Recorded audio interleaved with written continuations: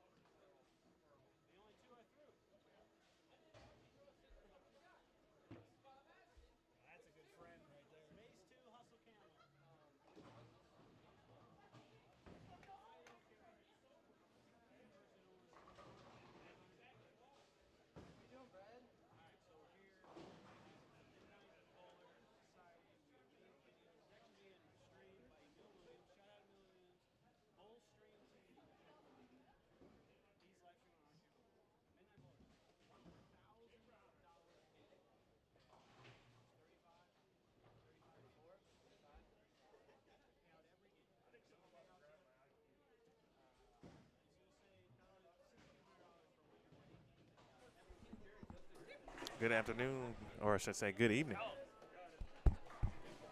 Good evening, ladies and gentlemen. Welcome into another edition, the 22 edition of the Midnight Bowler Society, live from St. Charles Lanes in St. Charles, Missouri. Practice is officially now complete. We'll move into game one here in just a second. There'll be a few announcements that'll need to take place. And then once those are handled by Danny Spink, shout out to Danny Spink and Billy Loche, we'll be off and running here on lanes 13 and 14, along with 11 and 12. Brad and Kyle right now. In fact, I'll give you a sneak peek, or Kyle just moved. As I say, you saw Kyle, you saw Brad. They are bowling. We are simulcasting here to Bowlstream TV and the Brad and Kyle channel, so we appreciate Brad and Kyle as well as Billy and Danny. And if you haven't already, if you're unfamiliar with Bowlstream TV, certainly would appreciate if you wouldn't mind to go subscribe over to Bowlstream TV.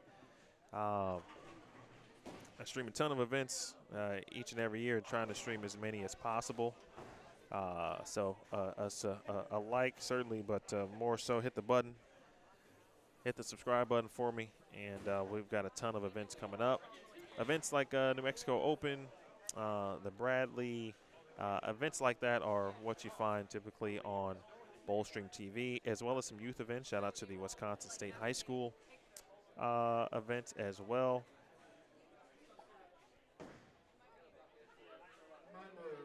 So there is again, a little small break only for announcements. The first ball will be, I'm guessing, in about somewhere between 5 to 7 minutes. So they got 30 minutes of practice. Then there's a small break. Final announcements are given. And then the players obviously go out and bowl. $1,000 buy-in.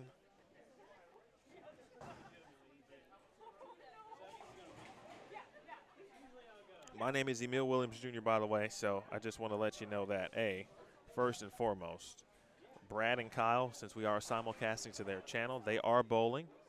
And so you'll see them peruse, obviously, the pairs in play tonight. I think Kyle made a killing here last year at the Midnight Bowler Society, and he or Brad will be looking to do the same.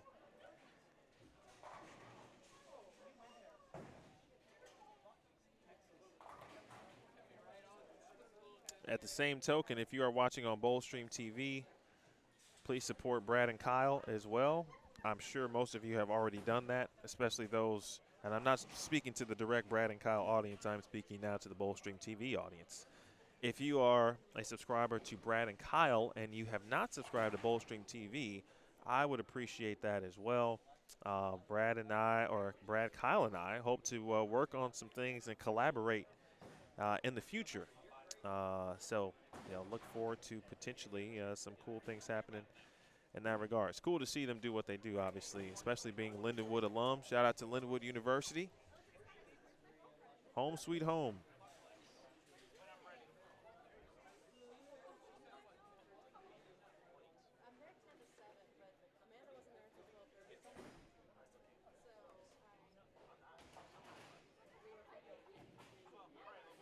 It's a rare situation for me to just kind of be able to kick back a little bit, relax, so to speak, and talk to you about what's going on here on the lane. So St. Charles Lanes.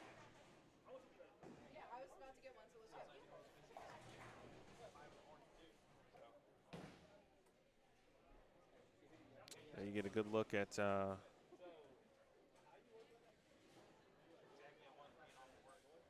the format. If you're curious or unfamiliar with what's going to happen tonight, there will be 8 games total.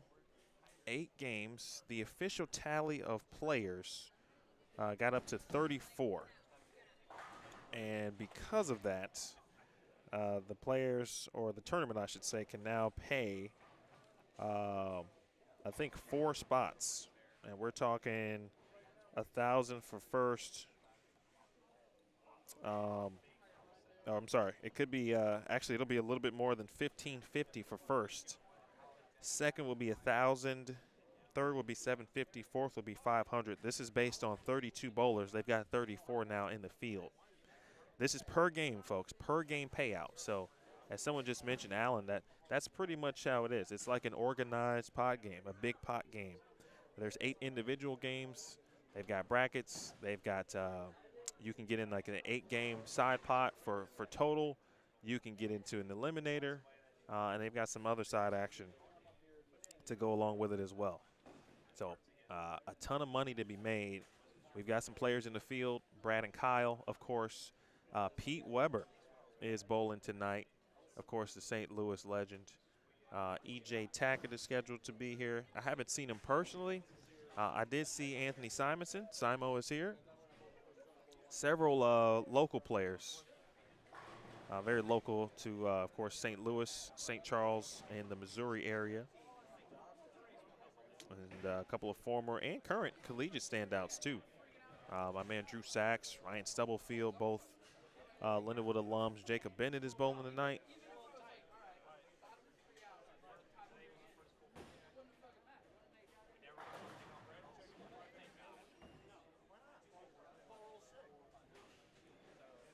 All right, we're just waiting for the final announcements to be over.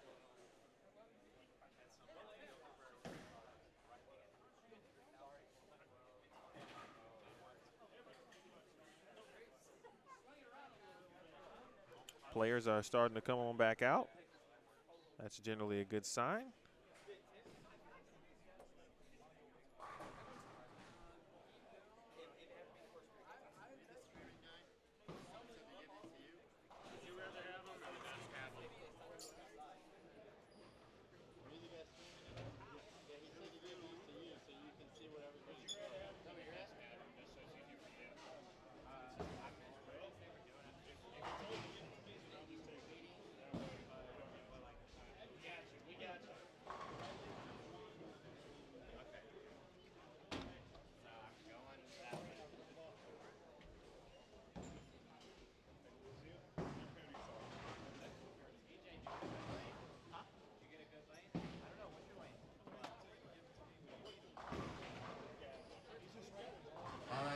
As you're making your way to your lanes, please get to the lane and then someone take it upon themselves to enter A, B, C, D into each lane. There are 2 lanes that will have an E on the right-hand lane. You'll figure that out pretty quick. Thanks, buddy.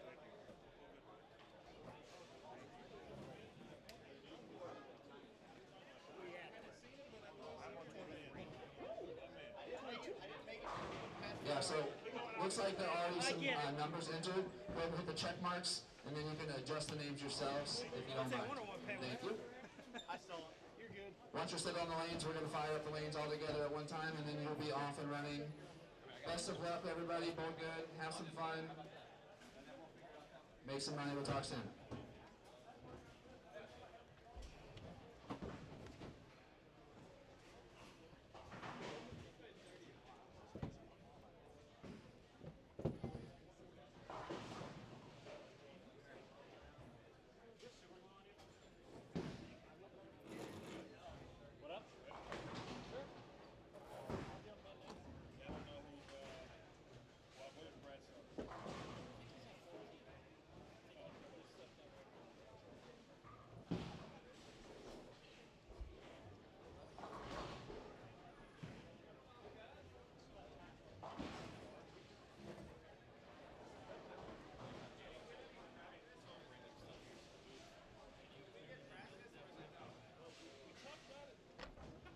Just got a couple good questions. So once the lights turn on, there is no practice. We're going straight into competition. As far as the surface adjustments, once your first ball is thrown during the game, you cannot make an adjustment to the surface until you've completed the final frame of your game. In between each game is free game to make any kind of surface adjustments you want, whether that is polishing, sanding it, whatever you need to do. Just don't rub it in Coca-Cola. All right.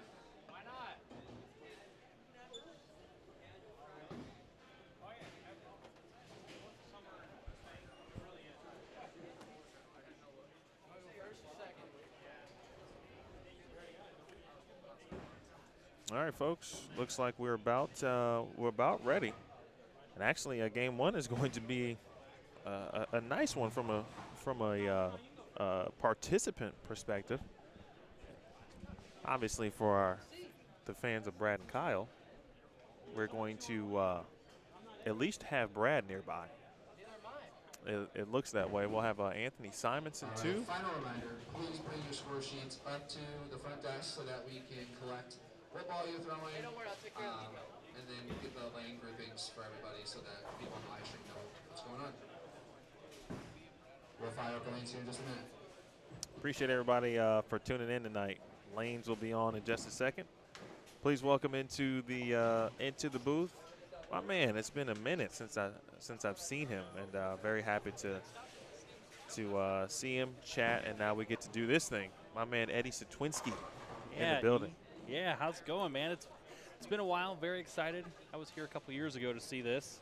I actually ran this when Danny asked me to, and then he brought in a real journalist like yourself. So I'm excited that you asked me to sit down and chat with you tonight, and I'm happy because I'm stalking Brad partially tonight. You know, he comes into town and he hasn't messaged me, so everybody on the Brad and Kyle channel can hear that he doesn't say hi to his friends when he's in town. But it's great, man. I'm excited to be here by you. I appreciate you. You've seen this thing a couple times now, and I saw it last year. It's pretty dope concept. Yeah. Come in, put your money up. Got a chance to make money every game. Obviously, brackets and some other side pots. Yep. On typically something that's obviously not completely easy as well. So this one's 39 feet and pretty flat, to say the least. Danny wants to see the best bowlers in the world struggle and cry. That's what he Is wants. that what the deal is? Yeah. So I'm excited to see how close we get there. Oh, we might get there pretty soon. I watched a little bit of practice, and they didn't look too bad to start.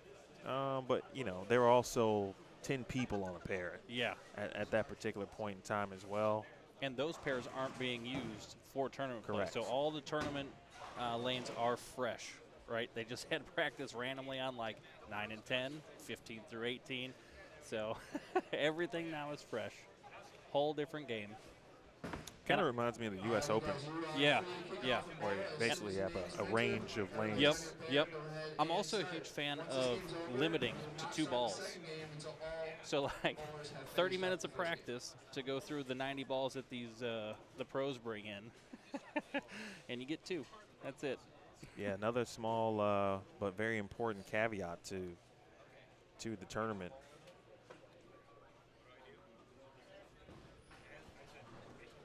I think it's about to go live. I think Brad's starting. He's going to be C on lane 14. Okay. So right lane moves right, left lane moves left. Correct. So every now and then we'll have a pair with 5 bowlers instead of just 4. And anytime somebody wants to start,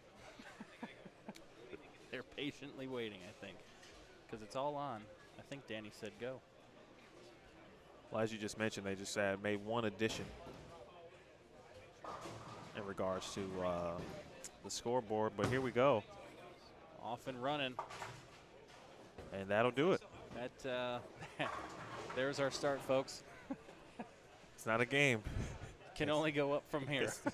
It's not a game, ladies and gentlemen. This is real. Brad Miller for 7 as well. Not the start he was looking for, but the start he got. Cool thing about this is it's so tough that, you bring a bunch of local guys, a bunch of good pros and everything like that, and everybody's got a chance. You just try to line up, try to find something. Every game's a new game. It's like 8 mini tournaments, since it's getting paid out every game. So Yeah, all you need is, you hate to say one game because you don't want to think that way. Yeah. One game. But if you're trying to make money, and obviously that everyone here is trying to do that. Yep. making a little cash, you got an opportunity to do so with at least one game, depending on what else you got in, side pots, et cetera, et cetera. Yeah. While you see and watch these bowling balls just kind of do all kinds of things, we've already seen kind of one off the right. We've seen obviously some Brooklyns. We'll watch Kyle's shot first on 14. Ooh. Oh, he gets a break. Look at that. That's a good break right off the top. Briefly take a quick look here at the pattern. Talk about 39 and just the pure Super flatness.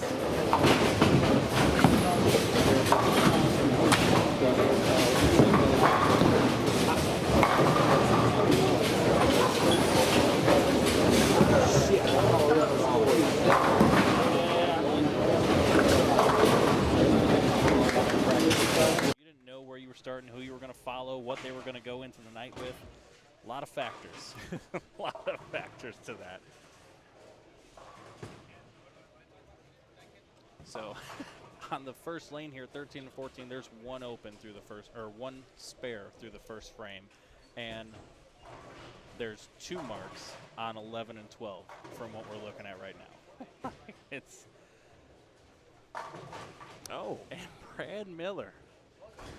All hand, 8-10. That ball hit as flat as the pattern. Wow. Sure, I know everybody looking at that right there.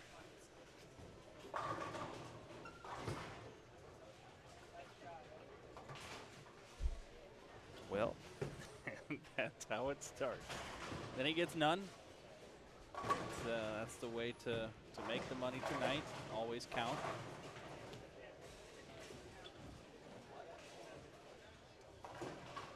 You know, during practice, I saw a lot of decent shots and a lot of very poor shots just because of the nature of the pattern. You bowled in college, I bowled in college. Flat patterns, not fun. Not fun at all. And I remember, like, at Lindenwood tryouts, you'd have relatively easier patterns, you know, leading up to the final day of the U.S. Open, and Randy liked to punish us. How was your last day of tryouts normally? that wasn't the punishment day. No, that wasn't your punishment day? No, Okay. the last day was kind of get pins day. Yeah. But there was a day that was like U.S. Open-ish type. Yeah. It was always that kind of day. Yeah. I've personally always struggled on short patterns. I mean, I'm left-handed. You know, I just stand in the middle, throw at the second arrow, and hope for the best. But short patterns are just, they're tough, period. You have to be very precise, and that's with everything, not just your mark on the lane, but everything down. So you'll really see who puts it together game by game here tonight.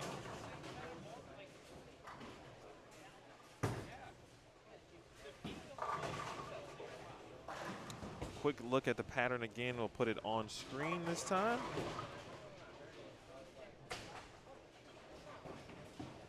Got it side by side with the bowlers.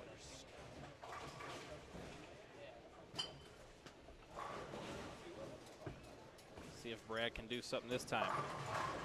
Nope, just goes high. Got Simonsen going to clean up his frame there on 11. Hooking at the double wood. Dangerous on a flat pattern.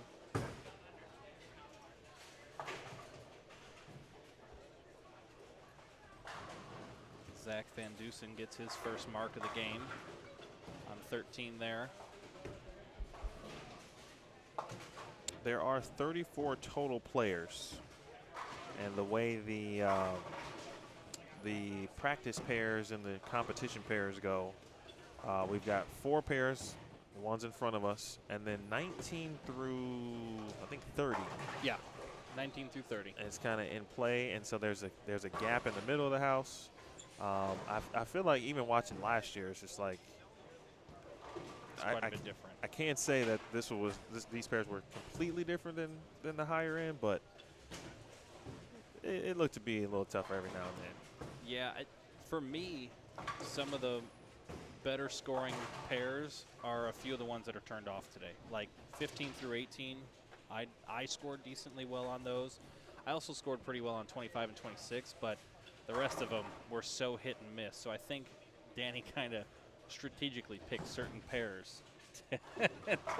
As Brad likes to show in his videos for Brad and Kyle, the topography is probably a little different on the ones that Danny picked for sure. And that's a missed 5-pin by party man Neil Cooley. I was going to say, and if you feel free to introduce us, to our viewers to some of the players that you may know. Not everyone is wearing a name shirt. There's no names on the scoreboard. So just to give a little bit of, not even insight, just their names, and I'll go down if necessary and grab some names as well. Yeah, absolutely. There's a few that I know, a few that I don't know. We'll start with who do you know? Who do I know? Oh, well, we know Brad Miller about to go up on 13 on his pair. Actually standing kind of right in front of the camera, right in front of Brad, is Neil Cooley, bald guy as well. And then going up is Zach Van Dusen on 14 as well. Caught his name off of the shirt. Brad makes a shot here. Oh, he struck. Look at him go. Listen, and that's a good shot tonight. Yeah. A couple Brooklyns will get you paid tonight. Yeah. No doubt. A couple of them sneak a good shot in there, right? You got yourself a little string that's going to be more than enough. And we also have Kyle Sherman on 13 and 14 here with Simonsen on 12.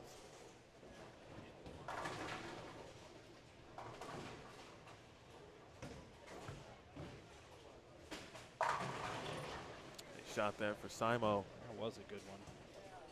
And at 4th and 5th there already. That's where he starts, man. He comes strapped to play in them spots. He doesn't waste time. I was No. talking to him a little bit before, and he said he had one really good game last year, and it was the first game. But he didn't pay a lot to attention to the pattern. He realized late how many mills were actually on the pattern. Yeah. Nice spare. Ooh. That's a Nicely done. 2.67. Look at that. What a pick by Van Dusen there.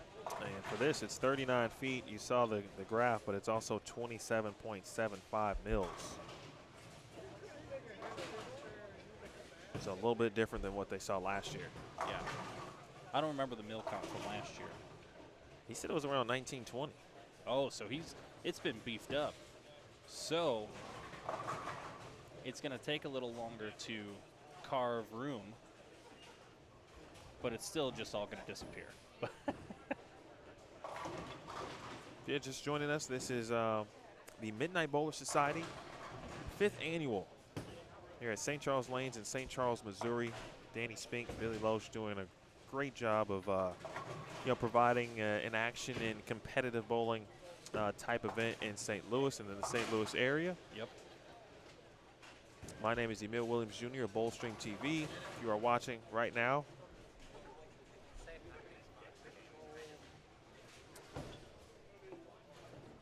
And I am Eddie Sitwinski, jumping in here, supporting the Brad and Kyle YouTube channel as well as Bowlstream TV alongside Emil tonight. Tonight we have 34 bowlers. Danny's goal is to get this up to 40. He actually has a self-imposed cap of 40 bowlers for this event. And we actually just had a question of how many spots get paid out. And I am pulling up the Facebook page right now because he put that on there. based on 32, it is minimum of 4 spots. Yeah. And I mentioned this before, but we got 34 players, as you just said. And it won't round up, so it'll be based on the 32 bowlers. So 4 spots tonight, 1st through 4th, each game. So every game there's going to be a payout. There will be a pause in bowling. Danny made an announcement earlier that he wanted everybody to finish. They could collect scores. He could tally everything up to pay out before we start the next game. So you're going to see a lot of brief pauses in between games. And honestly, that's going to give the bowlers some time to recuperate, think, watch, whatever they need to, see where they're going. Because, again, left pair moves left, right pair moves right. So it's a lot about who you're following and who you're crossing with is going to dictate, who can really open something up. People are going to match up. We got people in the field like Pete Weber, legend, GOAT himself. And then you have somebody like Simonsen, who won a couple big money tournaments this year. Brad and Kyle both made shows. Kyle won his first title this year. There's some names, some players, and then a lot of local guys that get it done in the St. Louis area. So we're going to see a lot of 220s for victories, but a lot of well-fought 220s for victories. So we see Kyle going up. Good shot. Wrap 10 action for him. So he's got 9 spare, strike 7-1, strike 9. With that crushed 10-pin that he left. And honestly, when he makes this, he's going to be high on the pair with 66 in the fourth. So not nobody's doing a lot.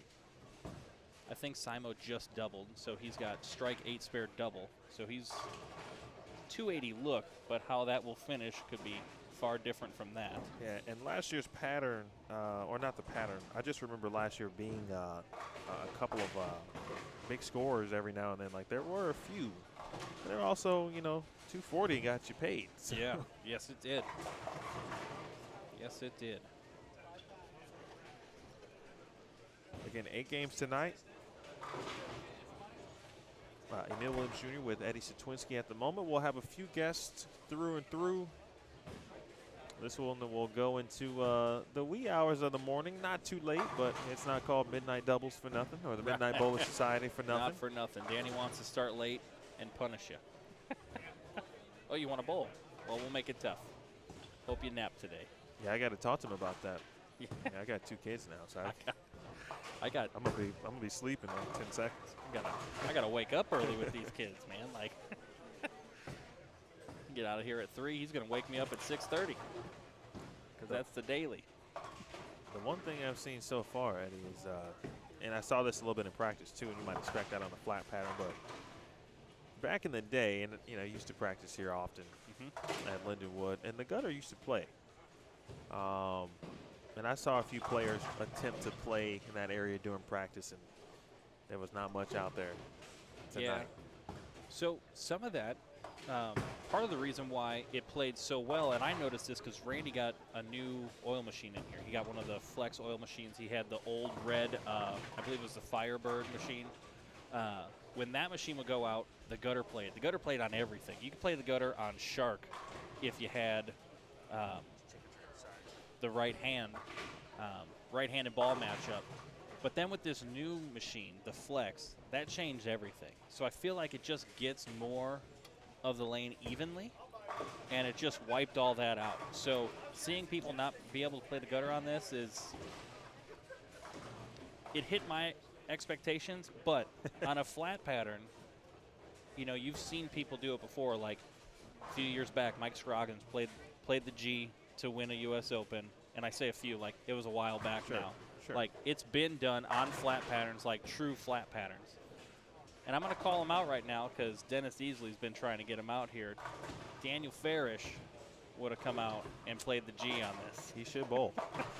We need him out here. If he's not watching, somebody text him and make him watch so he knows we're calling him out.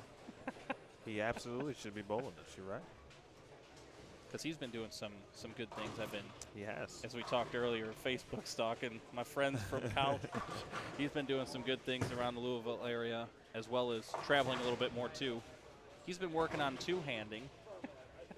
Yeah, he mastered, well, not mastered, but he's very good at it for someone who is not a regular two-handed player in that sense. Or a regular power player, like in general. Like Farish is very simple, precise, and ridiculously accurate. Like that man can get it done. Got a couple of informative items for you, the viewer here. Did you guys hear Danny announced the skip pattern? Was it left lane skip left or and right lane go right? Did you hear that? Is that what it was? Not skip, but just slide.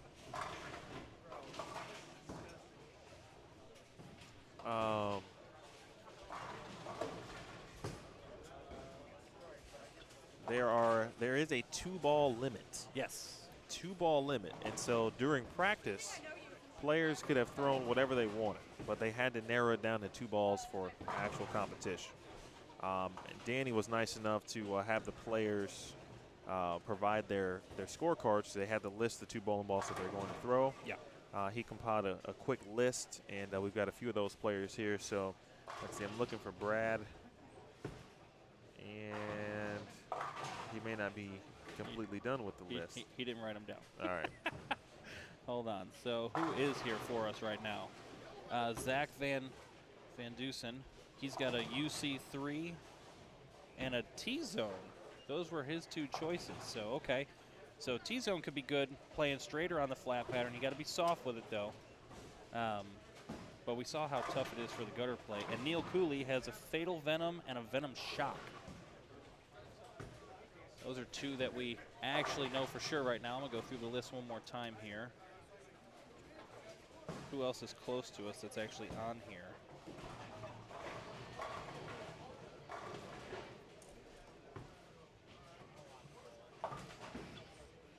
Oh, good. Thank you for giving us who we're seeing. And again, I don't know everybody's name. Not everybody has name shirts. I'm going to try to make sure we're a little more on top of that. I think actually Emil just walked down to get a few names for us so we can tell you who we're seeing here while we're just in the 6th and 7th frame. 6th frame on 11 and 12. 7th frame as Neil Cooley posts a shot so gracefully to get his spare. Got Kyle Sherman going up on 14. He's got one open, 7-1 in the 3rd, and then he's got strike, 9 spare strike going into the 7th right now. Kyle Sherman on 14 there just at the edge of your screen. Looks all right. Oh my God, it's a flat pattern, so it could look okay, but there is not as much margin for error as Simonsen goes up on 11, crushes it. So far, from what we're seeing sitting right here, Simonsen he's doing very well. Strike, 8 spare, 4 in a row. Brad going up on 13 now. Good shot by Brad. He's got 103 in the 7th with an open and then strike in the 8th there.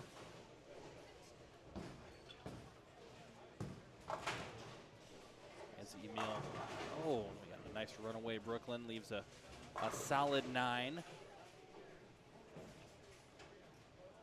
Oh, there's some more names on the back of the sheet. We didn't even turn it over, buddy, as Kyle picks up his spare.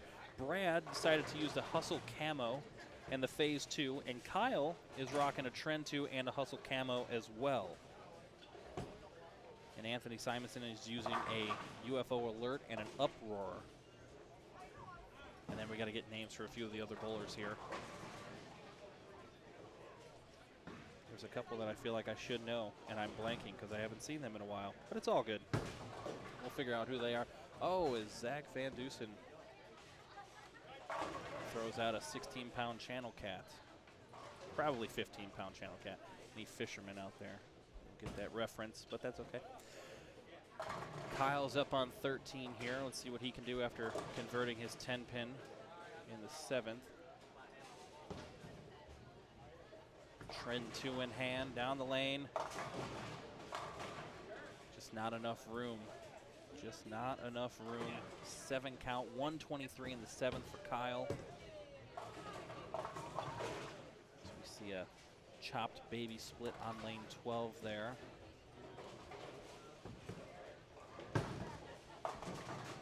Van Dusen is able to get 8 on his 2nd ball. So he did pick up a 6-count split and then went gutter 8 for 96 in the 8th now. As we see Kyle going up to convert. His 3-6-10 on 13, and he does it with no problem, using his Trend 2.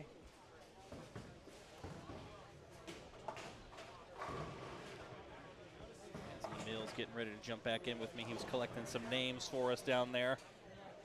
Who else is down there, buddy? All right, we got William Harris and Josh Hull. And then Blake Reiger as well. So Blake is letter B, Josh is A. Also Alex Nebrig is letter E.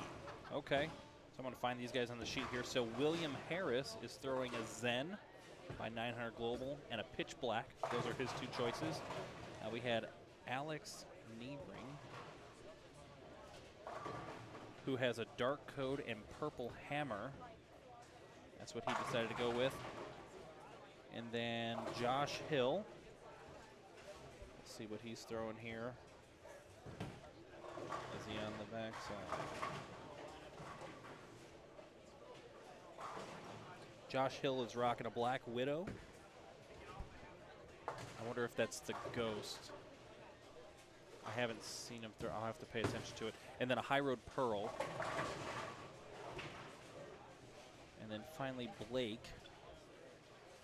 Is that Reiger? Yes. Blake Reiger. I remember a couple of these guys from last year. William Harris bowled last year. I think Alex bowled last year as well. Nice shot there for Brad Miller.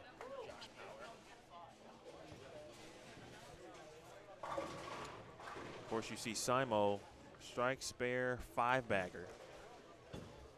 Again, they're going to play at least 4 spots.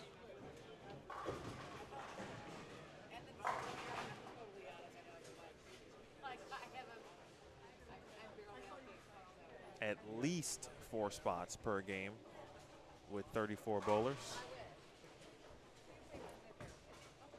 We got Danny over by us right now. We're trying to get a couple more answers from him. He's given us some more bowlers in the 2 balls that they have chosen, so we can have more on our little sheet here to fill you guys in as they're running by us now.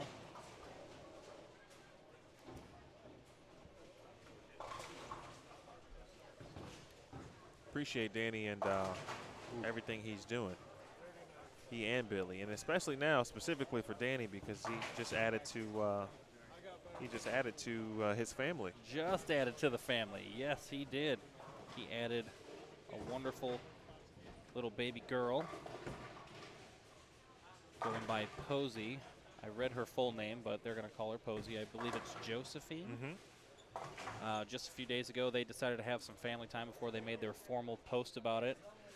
They even held on to the announcement. I found out in October. Danny just randomly told me, he was like, don't tell anybody yet. He was helping me move, and he was like, yeah, so we're having a third kid. Like, we're about to have a third kid, man.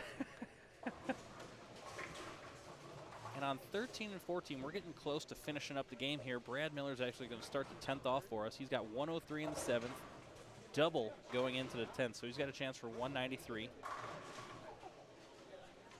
And I'm not sure what the scores are down there. Brad's got the Hustle Camo in phase 2. I think he's going with the Hustle Camo currently. That's been the ball of choice. Czmo, man. He's on fire. I saw his name. Simonsen? Yeah, someone asked about his equipment. I'm sure you already mentioned it. Yeah, here, I can find it again real quick. I've been through this list. Trip that 4. Simonsen has got the UFO alert and the uproar. I also think that whoever wrote Anthony Simonsen kind of forgot how to spell it all the way through, but that's the only Anthony that I've seen on the sheet. I'll give Danny benefit of the doubt there. Yeah. For even doing that. Yeah. Fill this in nice. Brad struck the first ball in the 10th, so 190 is still out there for him, 193. It's a tough pattern. So far, the only person that we see in our vision right now doing anything decent is Simonsen. So Brad's got a good chance to, from the 2 pairs we're seeing, sneak into 2nd place. And just a bit outside. Oh, solid 8-pin for Brad. Cleaning up the old 1-2 with some wood from the back. Good shot there for Josh Hall. It's, you know, you'd have to anticipate that not everyone is doing what Anthony Simonsen is doing down on the high end. If these cats get done, actually, depending on when they get done, we'll make a switch on over to 19 through 22. I do see a 220, looks like 226 and a 215 on 19 and 20. So there's a couple of scores as well. As William Harris misses by a little bit there for a 5 count. He's got 112 in the 8th. 5 pending in the 9th currently. Kyle Sherman is up on 13 with 140 in the 8th, spare in the 9th. trend to in hand. Oh, that was a really nice shot. Really nice shot. He's been super close, but again, flat pattern. Being close isn't enough. Like, you got to be there. You can throw a shot that may feel good and everything else, but if you're off by a board or two, they're not open enough yet for that.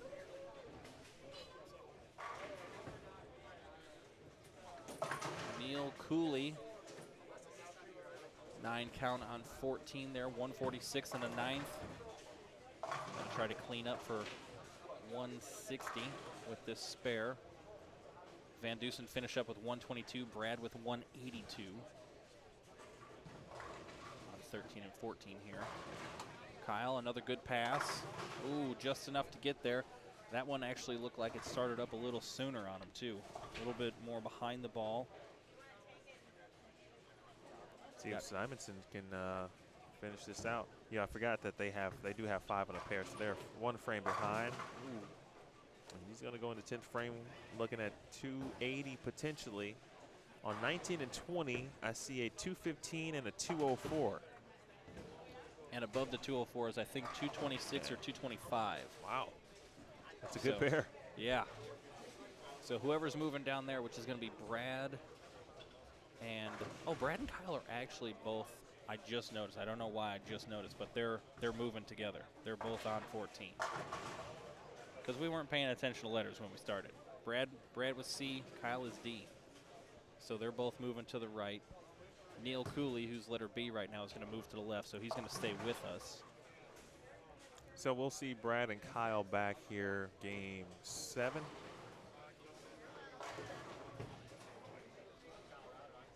Or 8, excuse me, game 8.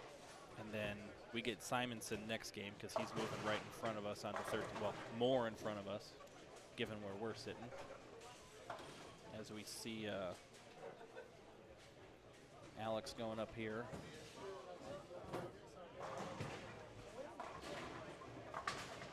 Cleans up his spare. So he'll have 139 in the 8th, spare in the 9th. William Harris needs a strike to close out his 140. And again, highlighting these scores so you guys can see that they're not very forgiving. Of the 3 pros that we have on our pair here, Simonsen's the only one really doing anything. Brad and Kyle shot 182, 189, respectively. I mentioned earlier, we were talking about the roster. E.J. Tackett is here. Yeah, he's, I didn't catch what pair he's starting on. I thought I heard 27. I could be wrong, though. And as I said earlier, too, in between each game, there's going to be a full stop. Full stop so everybody can finish, scores can get tallied, and then Danny's going to make an announcement of who cashes. Then they go collect their money. He was like, I'm not running around finding you this year. That took up too much of my time. I was in there for the announcements, and I heard him say that. So they'll make announcements. Everybody go collect their money, or whoever they're partnered with for Calcutta stuff, and go up and collect all the goods here. We got Czmo going up in the 10th. 280 running. Left of your screen.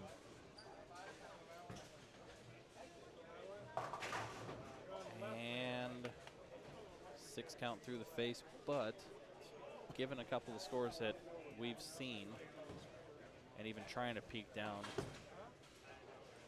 might still be enough. Now, if he converts, he's still got 250. If he misses, he's in the 240s. You got to think at worst he's getting a spot. Yeah. Nicely and he done. converts anyway. It's like, if I'm running it, I'm keeping it. That's Czmo right there, man. 250. I'll take that. See if he can close this one out with another strike. He's thrown so many this game. So many this game. Won't call it an anomaly yet, but I mean, you anticipate maybe once a game you might see a score like this, or not at all. Wasn't happy with that shot, but 253 to close it out. That's a pretty good number. yeah, you got to think that's certainly in play for top spot here, which would be, again, based on 32 bowlers paying 4 spots, 1550. 1550 would be first, 1,000 would be second.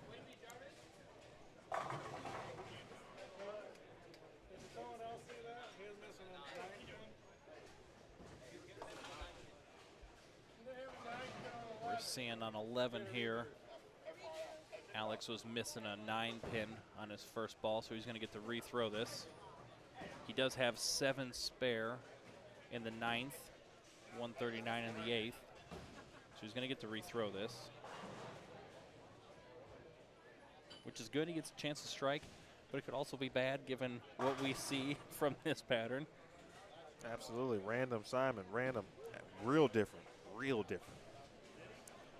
He is built all the way different. That after each game, the right lane will be moving right 1 pair, so you side 1 pair right. Again, the lane moves, right lane will move right, 1 pair, or excuse me, left lane will move to the left, 1 pair in each direction. So after this 10th frame, because it looks like, I thought everyone was complete. There's a couple of pairs that are going to have 5, just like 11 and 12. So we'll see that circling through randomly tonight, just because of the draws. And honestly, that's going to put a lot of random 5 pairs when Danny fills this up, because we've mentioned before his cap for this tournament is 40 bowlers. We're at 34 now.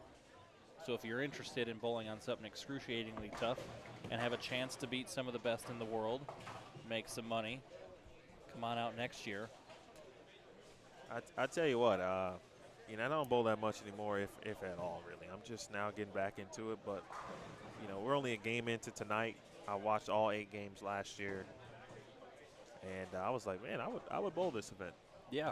I like where I'm at. Like, I like my role currently. Yeah. Behind the camera, so to speak, but, you know, this is a situation where, you know, get you a couple backers. If you don't have any, if you don't have just the dollars right there, you know, a couple people in the deal, all the folks that actually be like, hey, you know, you ever need somebody to, you know, to back you in some tournaments or whatever, let me know. And then, you know, they don't come through for you, that would be the time to be like, hey, I need you. You know, I need you to back me. And you've been offering, and there was never anything to bowl. So now here's something to bowl with some legit cash attached to it. All right. So we said E.J. Parks might be in the building at some point. He went out and got scores for us. He didn't have names. Appreciate you, E.J. Parks. But he saw a couple of numbers out there. So based on, he looked at everything. So it looks like Simonsen is going to win with 253. There's a 226, a 215, and a 204, which are going to be the top spots from what it looks like. 3 of those scores were on 1 pair. Yeah, 3 of them were on 1 pair. 19 and 20. 19 and 20. And that's where Brad and Kyle are going. So I'm not saying they could make money next game. But based on what we've seen, money's going to be made on 11 and 12 and 19 and 20. Again, small sample size.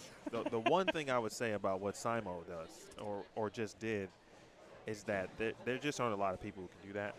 Right. Especially on the fresh. And that's what makes Czmo. Yeah. So if you know, you might see some people try to follow that blueprint, certainly. Mm-hmm. But you know, I'm sure the 19 to 20 blueprint might be in play as well. I don't know what it is.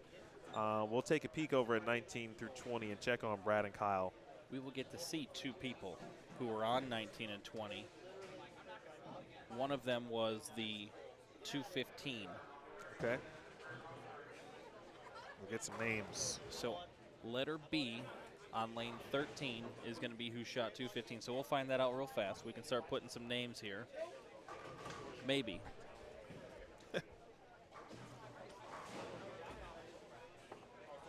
Again, we'll have to try to retrieve some.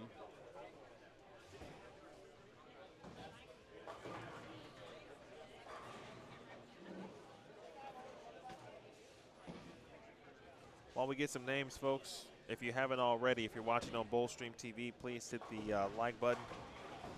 Hit the thumbs up, excuse me. And subscribe if you haven't already. Same thing if you're watching on the Brad and Kyle channel. We are simulcasting tonight. Shout out to Brad and Kyle, Danny, Billy, and of course myself, part of Boldstream TV. And if you are watching Brad and Kyle, I'd ask you to do me a solid and subscribe to Boldstream TV. We live stream bowling events, and that's what I'm here to do today. Appreciate again the good crew here. I got a good slate brewing and building from a schedule perspective for the rest of the year. As we see Steven Jarvis going up on lane 14 there. He was letter B on 19, so he had 215 last game. And Steven Jarvis has a phase 2 and a heat solid from track. So he's got storm and track in his hand. Czmo, we see the UFO alert throwing a softball in this event.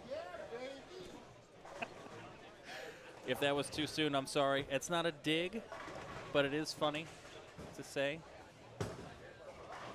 That's clearly why he struck more.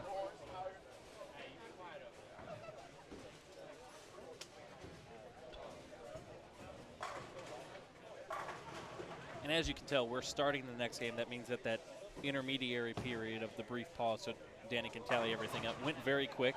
That's good. So I was expecting a little longer. Yeah, same. Especially for everybody to finish, and then move, and then tally and pay up. But when there's not many scores, it's probably pretty easy to know who's going to get money. Yeah, you're right. That's a really great point. You know, I like Neil's game, and I'm anticipating that he might put up a score. I'm not saying he's going to do it here, but I think he's a smart enough player to. He's going to get in where Czmo was on that pair, and that seems like the right idea right now. But I ain't gonna lie. No Neil. rack assist there. Neil. No rack assist there. Tallies. We need an official to change this score. No, he's going to do it himself. That was about a half an inch. Yeah, that was close. If that rack were any faster, if these were Bolero racks, that would not have been a strike, because those things come down immediately. How about that? The perks of older, slower pin setters. Live from St. Charles Lanes in St. Charles, Missouri. So we see Beau Peterson going up on 13 here. He's rocking a purple hammer, and it's looking good. Lefty also has a RST2 in his 2-ball bag for the evening. Again, you can only throw 2 balls. You had to check them in at the beginning of the night. Those are the only 2 you get. I have heard rumblings. I need to get confirmation. You can change surfaces between games. That is correct. But not during the game.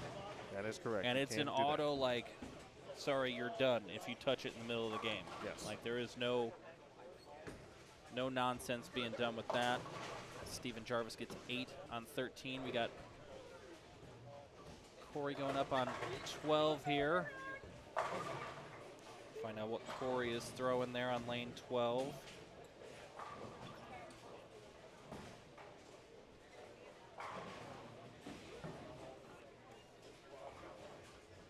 Find him on the sheet here. Got to look through Danny's chicken scratch. You know, for being in sales, he writes a lot like a doctor. So Cory Cowsert there is throwing oh my goodness, an incognito and a bonus. Boy, Neil is just, he just got one of the best breaks you'll see, and then almost got one of the worst breaks with just almost a debilitating 7-9, but the 9 was late to fall. Back up. Simonsen with the backup ball. Bold strategy with the flat pattern. Hooking it at anything. Again, well, we've seen it go both ways already. Yeah. We've seen some spares get missed from hooking at them. But I look at Czmo and says, okay, this is what he does daily. Like, this is how he trains for spares. That's what he does. Yeah, someone said it earlier. He's built different. He is. William Harris there.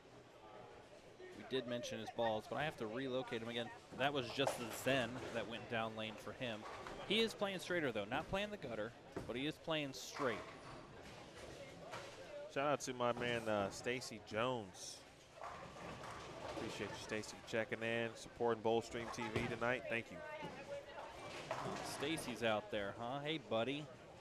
How you doing? Congrats to all of the successful events you've been running, too. I've been paying attention. Yes. One day I'll bowl. Yeah, you're getting back into it, so you'll come out. I've been bowling more. I kicked it up to 2 leagues. I'm really stretching myself thin this summer. 2 leagues. I just went with 1. And I don't think I even bowled half the season, but most of that was unintentional because of my work schedule. You work. That's most of the bowling events, except for the Midnight Bowling Society on weekends. Yep. This one's only on Friday, although there is a hangover event tomorrow. So if you are in the area and you still want to bowl some stuff, there is a hangover event. Yep, 1/10 to buy in, $100 to buy in. So it's at noon tomorrow, noon central, right here at St. Charles Lanes. 34 total bowlers tonight, as we are now into game 2. 11, 12, 13, and 14 are our lanes right now. Going to check in on 19, 20, 21, and 22 in a minute, and seeing some decent scores. So perhaps that the crew that came off that pair, we've got a couple here. Maybe this seems like an event where you kind of band together with who's on your pair. Good shot. Already the ball change for Czmo on this pair. You band together and say, okay, maybe we can try to make this pair decent for us, at least for one game, and try to get us all in the money. You probably wouldn't normally do that, and then when there's money on the line, especially this kind of money. But I think there's enough to go around to be like, all right, let's try to make this pair good. Yeah. And see what we can do with it. Yeah, definitely. Especially with how we've noticed William Harris is playing a little straighter. Everybody else on the pair a little farther in. You get a lot of crisscross action. It's going to make it weird down there. Righties already get to a point where it starts to blow open, but there is such a thing as transition. And when you got so much cross, transition comes early. And it can take a while to burn it out. And on a flat pattern, that can be even more devastating because you already have minimal margin for error. You see Van Dusen go up here. Closes out his frame with a gutter 8. He's trying to play one of those lines where it's like, get it out quick. Like right at the end of the pattern, let it snap back. Oh, and a nice cleanup on 13 there. Nicely done. By Alex Nebrig. And we see Beau Peterson coming up on lane 13 here. He has the first 3 strikes. Start the game. Rocking a purple hammer. Neil. And Neil. Neil is taking us on a ride here. This is one of those things that we mentioned. Grown men could cry. But not Neil. He just goes to the bar and numbs up. Beau Peterson makes a good shot with the purple hammer, man. I was just about to say.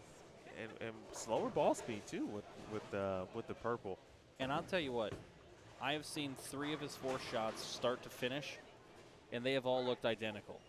So there's a couple things. 1, being lined up. 2, being zoned in. And Beau Peterson looks zoned in through 4.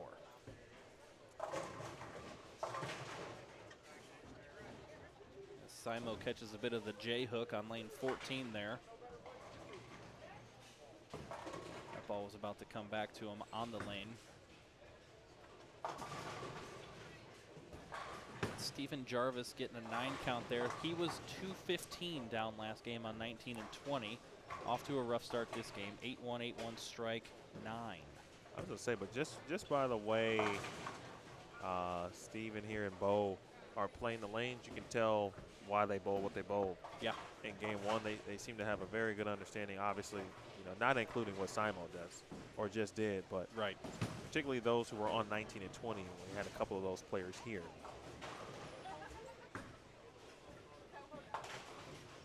It looks like very simple what they're doing.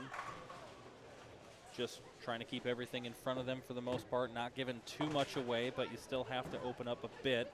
Stephen Jarvis has a phase 2 and a heat solid are his balls of choice tonight. As Alex Nebrig goes up on 14. And hopefully on lane 11, we get some luck for Neil Cooley. We started out with a great break. 9 spare, pocket 710. And almost another pocket 710. He left the 7-pin only. He's not upset. Don't let his demeanor fool you. Neil is seems like a good sport. Yeah. But he is taking us on a ride here in this game too. That Venom Shock is his ball of choice this game. During practice, the first 3 shots he threw were with the Fatal Venom. And he was like, yeah, this one's already in the bag. And he's not using that already in game 2. He used it game 1. Obviously, we know how that turned out for him. He wasn't in the top 4. One of the other 30 bowlers that were pretty much under 200. There were only 5 from what we saw. 5 bowlers over 200. So 29 bowlers sub 200. Well, right now, the next person looks like it's going to be Beau. I don't want to give him the jinx, the black cloud, because that's what I do no matter what live stream I'm on. But good shot again from Czmo. Beau looks to be pretty in tune with what's happening. Absolutely. Little 7-pin for him here. Looking for him to clean it up. Nice, easy flick of the wrist. Well, let's take a quick peek over on 19 and 20 and 21 and 22. And there's the legend, Pete Weber. Pete. Got a 10-pin to clean up there for him. Pete.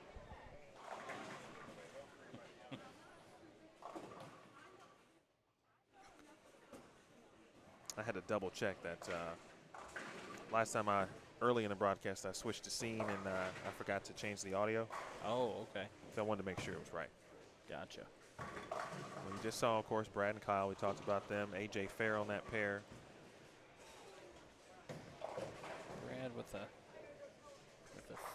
2-pin. I almost said 3-pin. I don't know why I'm left-handed. That's a 2-pin. It's always has been. Oh, and Beau. You might have black clouded him. Look what Beau just did. I told you. I mean, it transcends no matter what stream I'm on.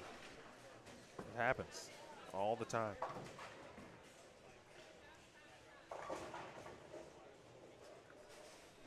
One and 8 pay ratio, top 4. Perfect. So we did get confirmation. So 1 and 8 pay ratio. So we're going to stick with the top 4 being paid out. So we didn't move it off of the estimates of 32 bowlers being 8 people being paid. So we have officially seen Anthony Simonsen at 253. Pete Weber pulled in second at 226. Stephen Jarvis, as I said, was 215 off of lanes 19 and 20. And Kamron Doyle was 204. There were only 2 other 200 games. Koty Aldrich with 202 and Cory Cowsert with 200 even. And then it's downhill from there. Getting 4th place for $600, we have Kamron Doyle shooting 204.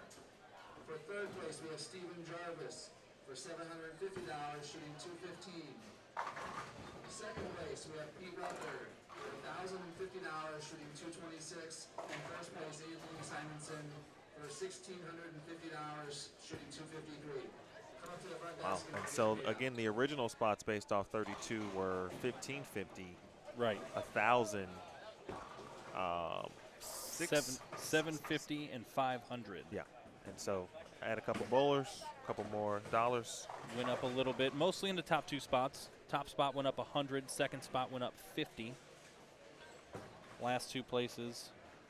Oh, actually, last place gained $100 as well. Fourth place was 500, now 600. You see Cory going up on 12, not happy with what he did. Got a strike in the fifth, 8 in the sixth now with 65 in the fourth. Simonsen going up here on 14, strike in the fifth, 68 in the fourth. And he's going to take a brief break. It'd be easier to stop his approach if he had a thumb in the ball, but a second hand helps a little bit too. And there's no charges for balks at this tournament. Watching little Pete. Still very poetry in motion like. He is, man. It's so much fun to watch him. He was a late ad too. Yes, he was a late ad. Earlier today, I was looking on the Facebook page for the Midnight Bowler Society, the event for this one, and there were 30 bowlers. And from that was posted yesterday into today, 1 bowler scratched and then 5 were added. So that's what we're looking at. Neil on 11 there. Go ahead and struck for himself. Finally back on the board. William Harris gets a runaway Brooklyn strike, the bread and butter kind on lane 13 here.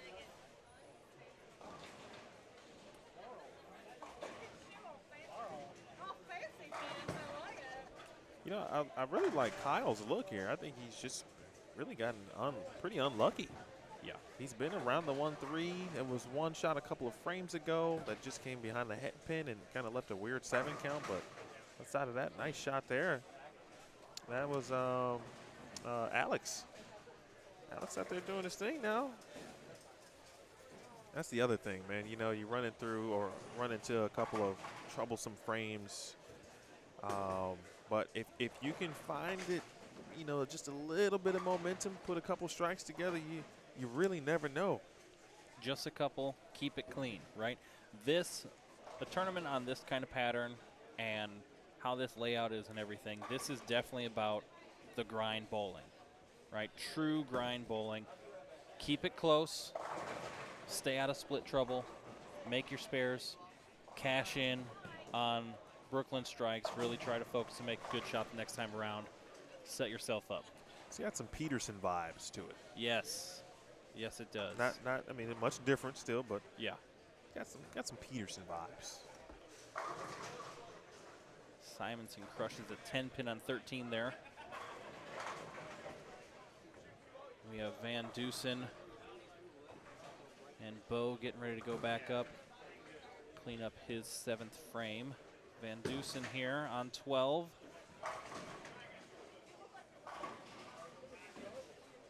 Little 5-pin action.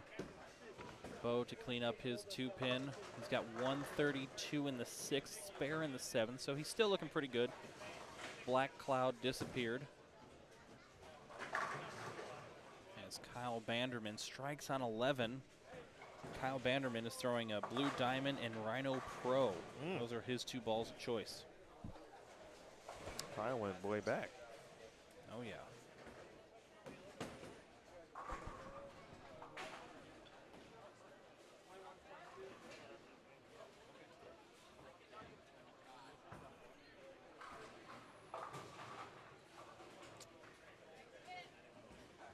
Storm B28, I see you. I don't know. I haven't really paid attention. Like, I know they're coming out, but I didn't really look. So it might have to be just a pass just based on that. I've been a bit more strategic with my sneaker purchases lately, especially when you get 2 kids. So, you know, I've actually bought more shoes for them than I have for myself in recent months. So, yeah. Nice shot. Neil with a nice shot there. 84 in the 5th, double through the 7th now for Neil. I've never been a real sneaker person. You're about to have somebody in the booth after this game who's a sneakerhead. Oh, yeah. So you guys can chat about that in a few minutes. My son has more shoes than I do. Well, he's supposed to. Probably more shoes so far than I might have had my He's whole supposed life. That means you're a good parent. Yeah. And you probably have very good very good grandparents too.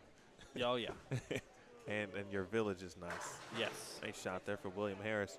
You know, it took about a game, right, Ed? But I think at this point, maybe not everybody, but from the players that we've had a chance to see, and some for 2 games now. Yeah. Took what they learned in game 1 have applied it.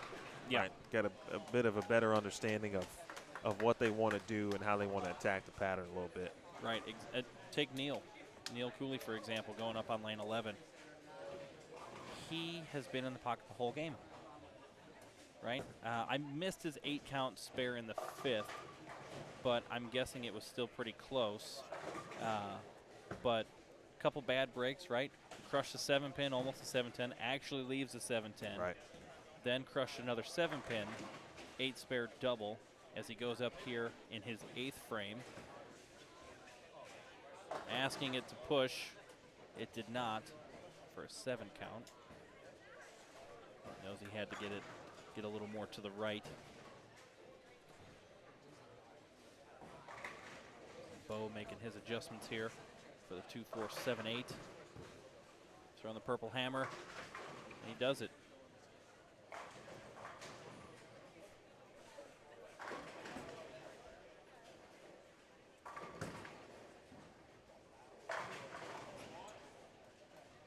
I don't know if I've ever called you Ed in my life until I just did it. Alan got a kick out of that. I see the good people in the chat, Alan specifically, talking about action in the Chicagoland area or in the city in general. Heard a lot of stories that Chicago was, and I know that I feel that the younger generation, players that are my age and a little younger have at least attempted to kind of bring action back a little bit. Not that it went away completely. I'm not saying it's ever going to be what it was, but there are more action opportunities, it seems like, now in Chicago as opposed to maybe a few years back. Yeah, it seems like it all kind of tucked away. They all had their, like, little corners. The action places were like black market kind of places, like only certain spots. Speaking about the Chicagoland area, I'm from there as well. And some revival history coming at you. Dalton Bowl was supposed to close. It was. Found out like a week later that had some new folks step in and purchase it, keep that place running. That place hosted a lot of action. It did. Sunday morning men's league was a big action league.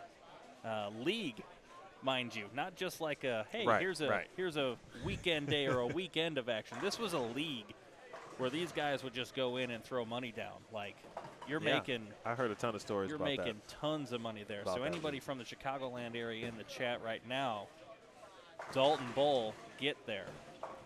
Keep that place running, because that place is a money haven.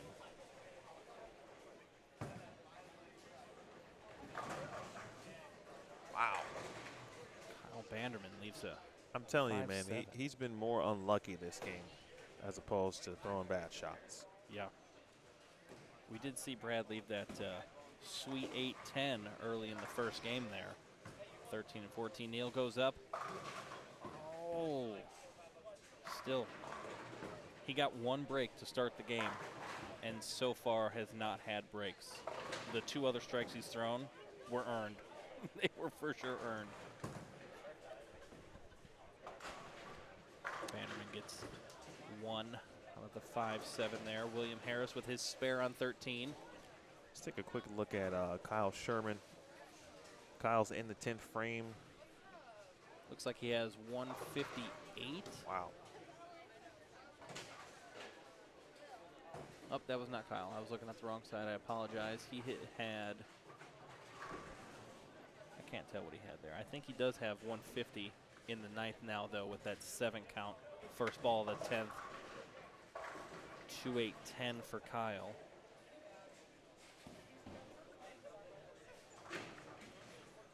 Hey, Mikey, appreciate you tuning in on Bowl Stream TV. Oh, hook a little. That's off, and it did. That's oh off my camera. God. As we watch Kyle here try to finish this 10 frame out. Cannot convert. Gets 2 for count, though. Off camera, Czmo just got away with one there. Made a shot. Miss right. Made a shot that he wasn't going to be happy with. Hands were on his head at the arrows, and he got it to peel back hard to have a nice little mix-up strike. And that's a double going into the 10th with 137 and 7 for him. So he still has 220 out there after what's essentially a bonus strike, right? A shot that you had no faith in getting it done for you. And Cory Cowsert there, 8 dash for 189. 11 and 12 there. We're starting to finish up here on 11 through 14, as well as 19 and 20. 19 and 20 is finished. As soon as game 2 is complete, I'll throw the pattern back up on screen, and then we'll go through it together. Haven't seen EJ come through, EJ Tackett, that is. We'll have another EJ in a second. He will grace us with his presence. Oh, yeah, sneaker talk coming here at you. Here on Bowl Stream TV, we'll talk sneakers and bowling and catch up with EJ.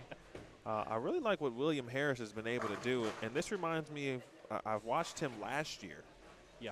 And I remember his game, straighter player. Yep.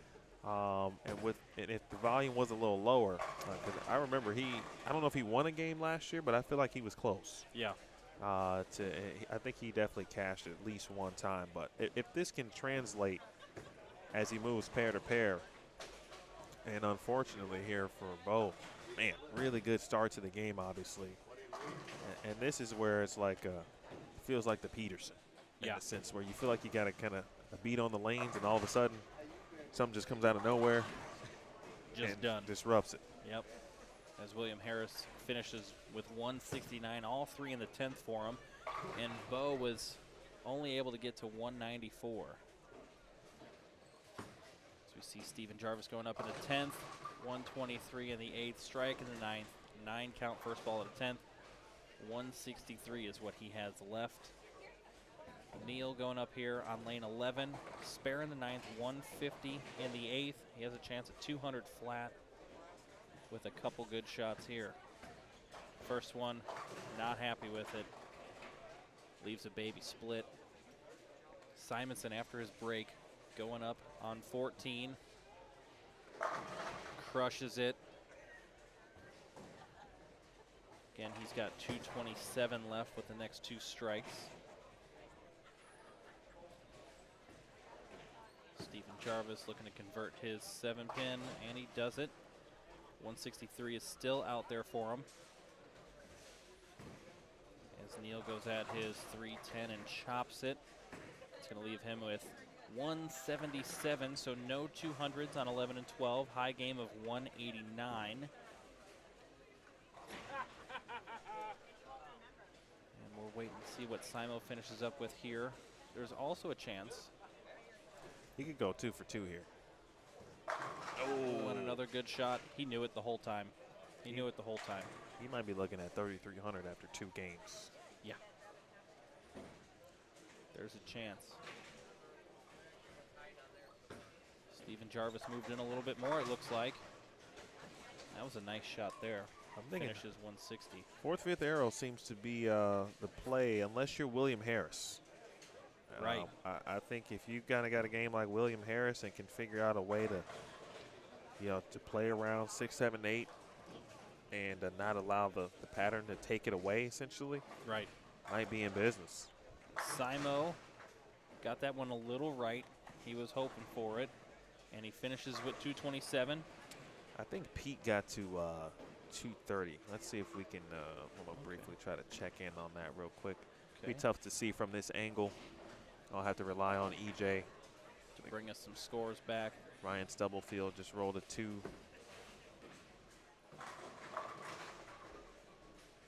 No love for Alex Nebrig there. I think Pete's in the 230s. I don't see, it looks like to me, front 3, spare, strike, spare, and maybe 3 or 4 on the end. That sounds like a 230. Yeah.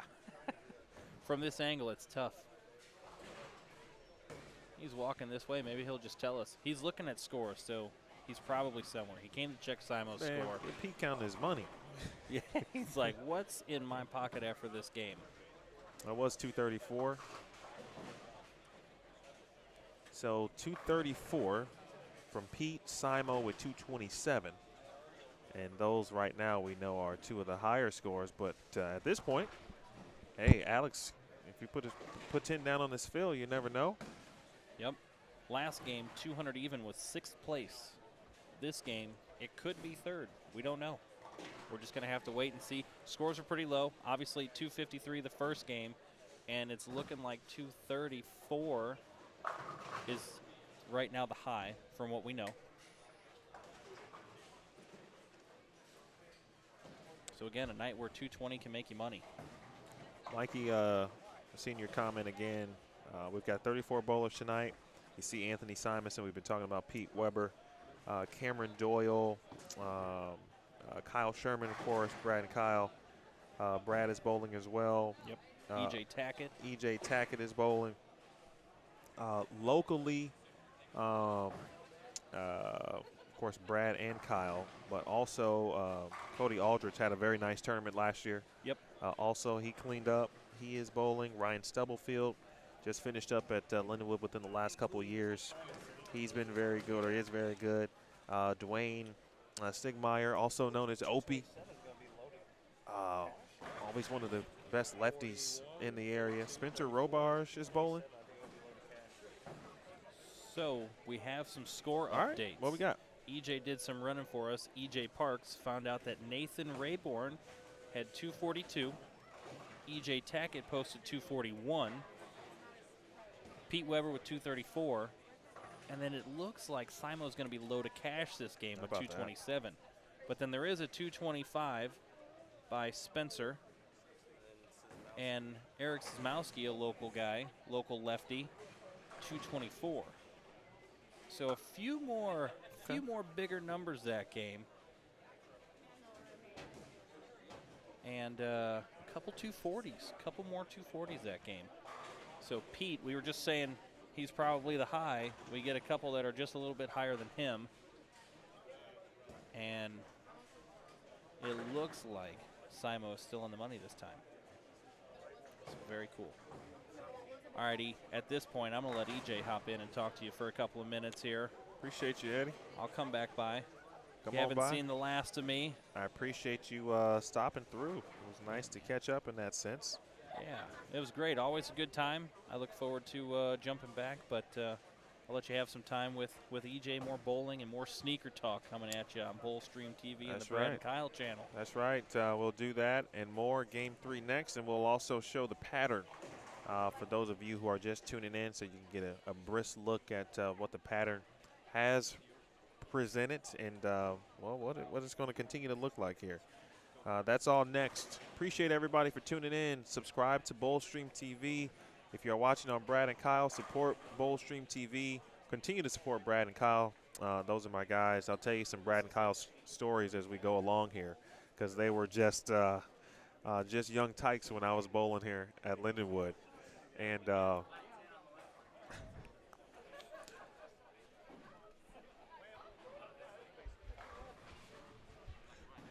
give me some thoughts on the pattern and what you're seeing and what's working for you. No. Ready? Okay. All right, Simo's gonna give me a few thoughts about the pattern. So after bowling here last year, we only bowled on like 20 mils, so that might have been one reason that it hooked. And I talked to a few people. This place just seems to curve a lot, so I brought a ball that I like when they're flat and they curve a little bit, and then just an old school one that way when they get really dry here in a few games. I don't feel like I'll have to work as hard to keep it on the right side of the lane. So EJ bowled really good last year, just kind of shoving it at the head pin or like right at the 3-pin. So kind of might be a little game plan with the uproar throughout the night. Do you keep moving left, you think? Yeah, to an extent. Like on this last pair, I was kind of concerned because of how hard it was coming off the spot. So I figured that spot hooked enough that I could just use my speed and kind of shim it in there instead of vice versa. Like the first game I was trying to use angle to shim it in there, and then that game I tried to use a little bit more speed as opposed to angle. Appreciate you, sir. No Thanks. problem.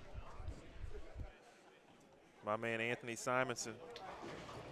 Appreciate him. Never misses an opportunity to stop through. I'll tell you, man, Simo, very early on in my live streaming career was just always eager to help in some fashion. We did a lot of stuff, obviously, with USBC, you know, and Bowl TV and whatnot, and anything we could ask him to do, or I would ask him to do, he always wanted to do it. Maybe it's because he was so good, he got a chance to just showcase his skills all the time. But we appreciate him. So it looks like he's going to be fourth, low to cash in that game, where we'll have the official tallies. I just dropped in the Bowl Stream TV chat, Mikey, the game 1 totals. We'll have the game 2s on the way. Kevin, good question, or good observation, excuse me. And this was mentioned, and just so everyone knows, you can adjust your surfaces in between games at this event. That is kind of similar to what you'd see at the international level, where you can adjust surfaces in between games. You can do that here. You cannot do it during the game. And if you are caught doing it during the game, you will be disqualified exponentially, or really expeditiously. EJ Parks. Hey, how you doing? What's going on, man? Nothing much, man. How are you? I don't know if this is the perfect right time for us to actually catch up on the air, because we could say things that we probably shouldn't say on the air. I will save it for another time. But what's going on, man? How you doing? Good. How about you? Doing all right, man. How's the family? Family's well. Good. Man, family's good. How about you? I'm here. My man. Well, listen, you just take it one day at a time, and being here is better than not. Absolutely. Any day above 6 feet is a good day. I appreciate you going and grabbing scores for us already. Yeah, no problem.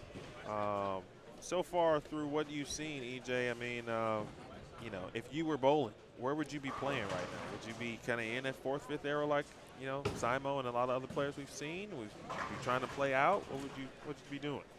So the scores I've seen so far have been in. So if it were up to me, I'd probably be 4th arrow, hoping that my ball hooked. But, I mean, it hooks in this place, so I've seen some people try to play straight. It looks like it's a little bit inconsistent, where if you miss right, it hangs. You tug it left, and you're going Brooklyn.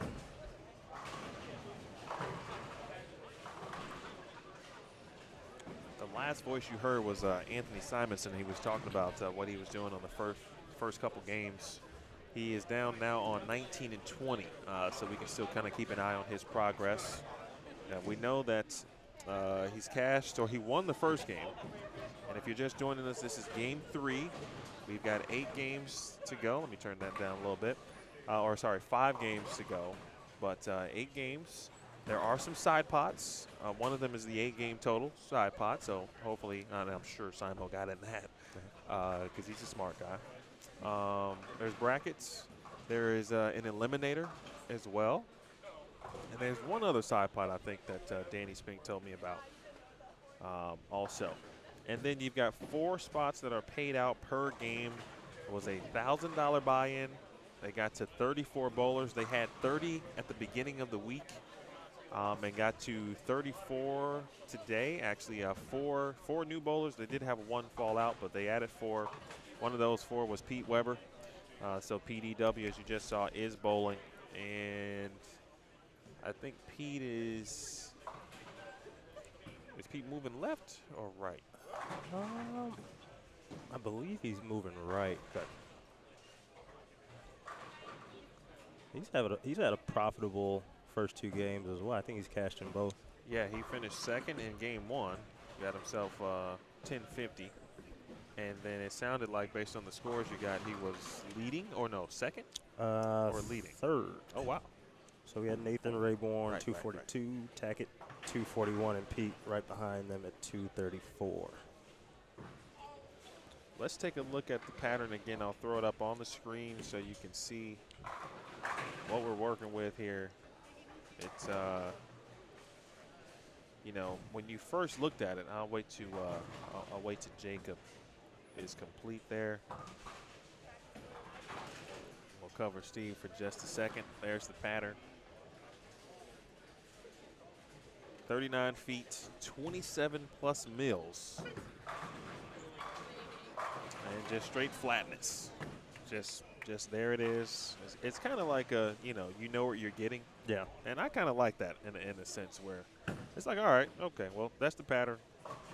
You know, if I'm quote unquote decent at that, I might feel a bit confident. I know for me, you know, someone who, even though I don't bowl anymore, so I still have to say I'm still a fairly straighter player.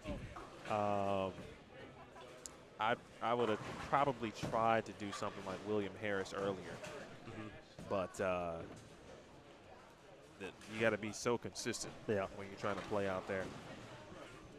I think Cory has a decent idea on 13 and 14. He's basically kind of taking the play that Czmo was talking about, throwing it really hard, trying to create that shim. Cory, I think, is probably around 20 miles an hour for his first ball, but he is trying to get that ball through the pattern and have the speed control it off the back. Yeah, I like this game. I like how he threw it. Do you know any more or any information? I bowled league with him. I believe he's from a little bit South County-ish, I think. I bowled league with him at Concord Lanes, a bowling center that's hosted some events in the past. Jacob Bennett, former Lindenwood Lion.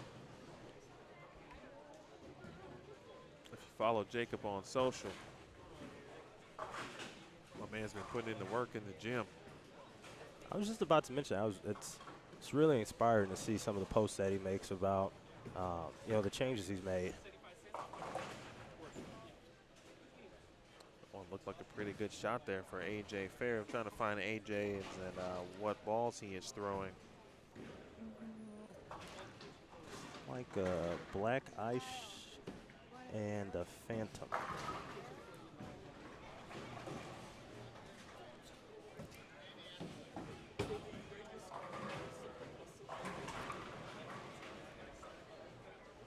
Black ice and a phantom.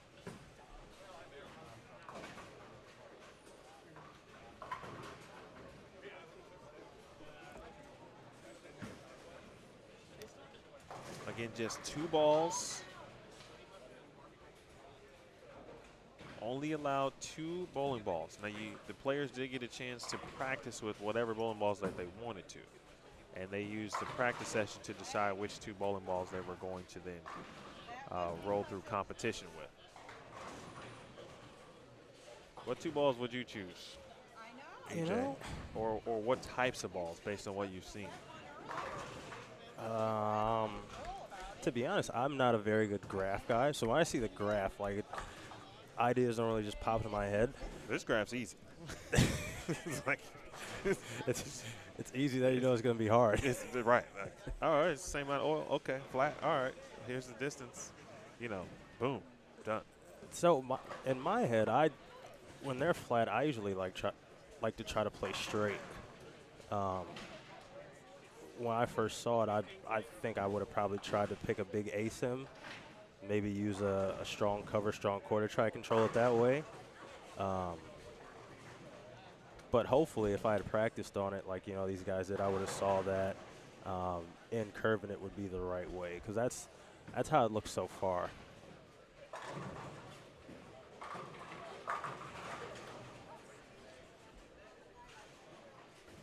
Peter, good question on Brad. Didn't see his Game 2 score, but Danny should be announcing the payouts for Game 2 here in a second. At worst, I don't think he's going to get paid in Game 2 based on some of the scores that we did see. But he looks to have a better idea of what's going on over on 21 and 22. We'll check that out here in just a second. I think EJ Tackett is slowly moving in this direction. So we may see EJ in the next couple of games as well here. Justin C. asks, OG Phantom or the remake? That's a good question. It doesn't say on our handwritten ball card choice, if you will, courtesy of Danny Spink, and I appreciate him taking the time to actually write this out for us.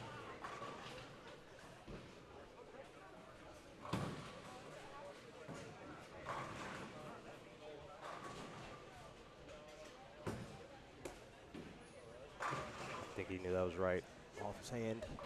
I still think Kyle, you know, especially that last game on 11 and 12, he didn't really throw it that bad. Yeah. He had a few shots that were right there. EJ, why you not bowling? $1,000 is a lot of money.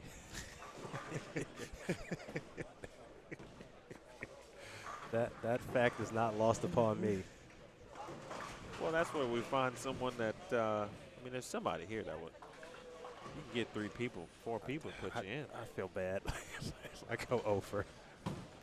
And at the same time, it's fun watching and, you know, commentating a little bit, taking in action. When you're out there bowling and you're trying to make these moves, it could be to the point where you want to pull your hair out at times. Oh, man.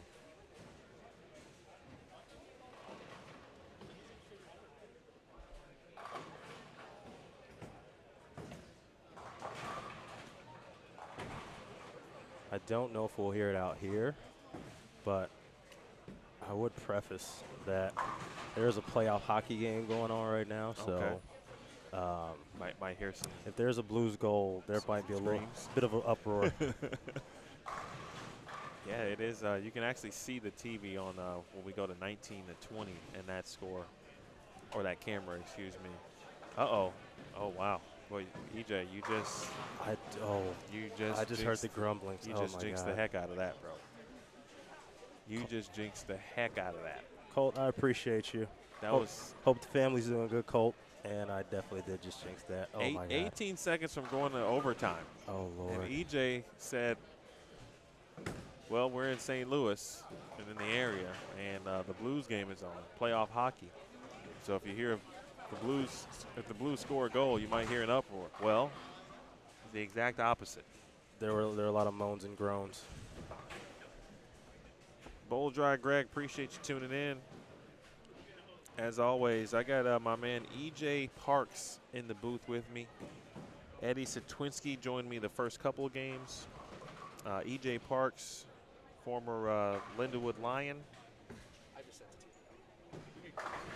We were teammates for a season. Yeah. Yeah. EJ was a freshman back in the day. Long time ago.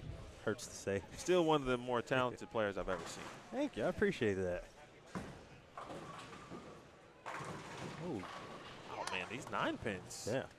Are the 9 pins a little slower to move these days in St. Charles? To be honest, my carry here, when I bowl league here, it's been kind of suspect from all the pins. It's not as easy as it used to be here. I watched that 9 pin kind of, they got pushed and it still didn't want to fall. Same thing happened on lane 12 with Neil Cooley earlier today. Nice shot there for Cory. Well, all of a sudden, this pair is starting to get a little nice. Yeah. All right, I do have game 2 scores and payouts. So it is confirmed. Nathan Rayburn with 242. Thanks, EJ, for that earlier note. EJ Tackett, 241. Pete Weber, 234. Anthony Simonsen, 227. Those are your game 4 payouts. Oh, I'm sorry, game 2 payouts. I beg your pardon. Somebody asked about the blue ball Kyle is using. I think that's a Blue Diamond by Legends. 242 Rayburn, right? Mm-hmm. EJ Tackett, 241. By the way, we're gonna get there, me and my guy Bowl Dry and Greg here. But if you need a fan, you need to keep your hand dry during bowling, you want to check out Bowl Dry. That's the best place to get to keep cool and to keep dry during competition. Check out my man Greg.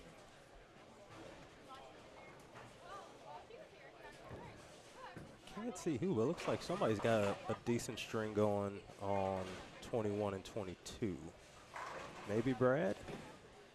I think it's Brad. I think Brad has, maybe, can't tell if he has a spare in the first frame, but looks like he's got the next 5 after that. All right, let's check in on that, on Mr. Miller there. That's what we got going on. Let's pop on over, and there it is.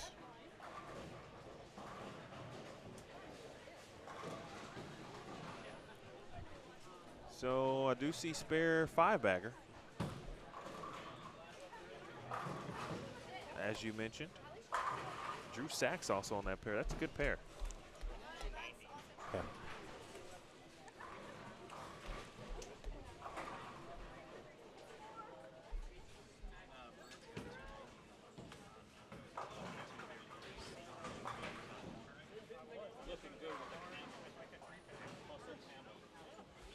Steven Jarvis breaks up a split on 12.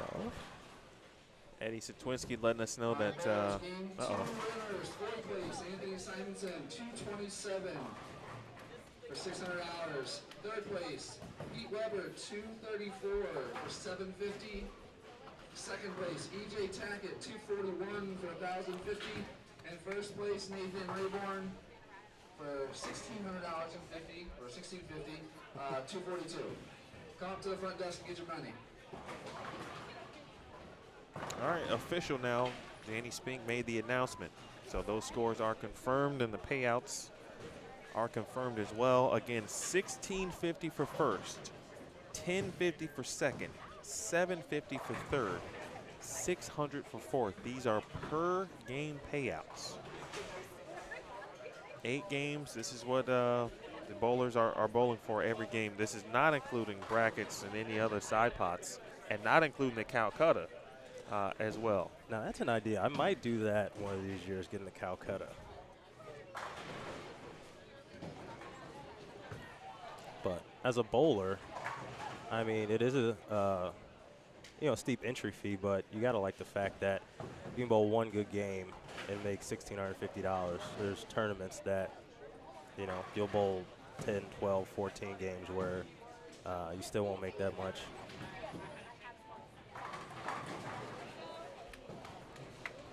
So it's, let me make sure I say it right.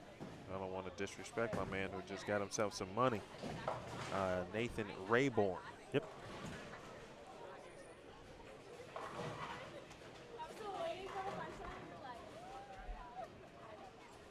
That's right, Bowl Dry, Greg. Put that one on my early tab.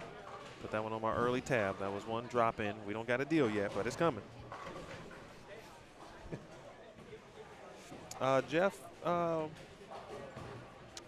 Calcutta is basically a bowler auction. As you see Kyle continue that, Brad continue his string. It's an auction for the those who are competing in the tournament. Basically are auctioned off, and they can be bought in the auction. For however high the price goes. Let's say it's $1,000 on Brad Miller, right? EJ buys Brad Miller for $1,000, so he's in for Brad at $1,000, and then it just keeps going. If there was an auctioneer, it'd be we have $1,000 here. Do we have $1,500?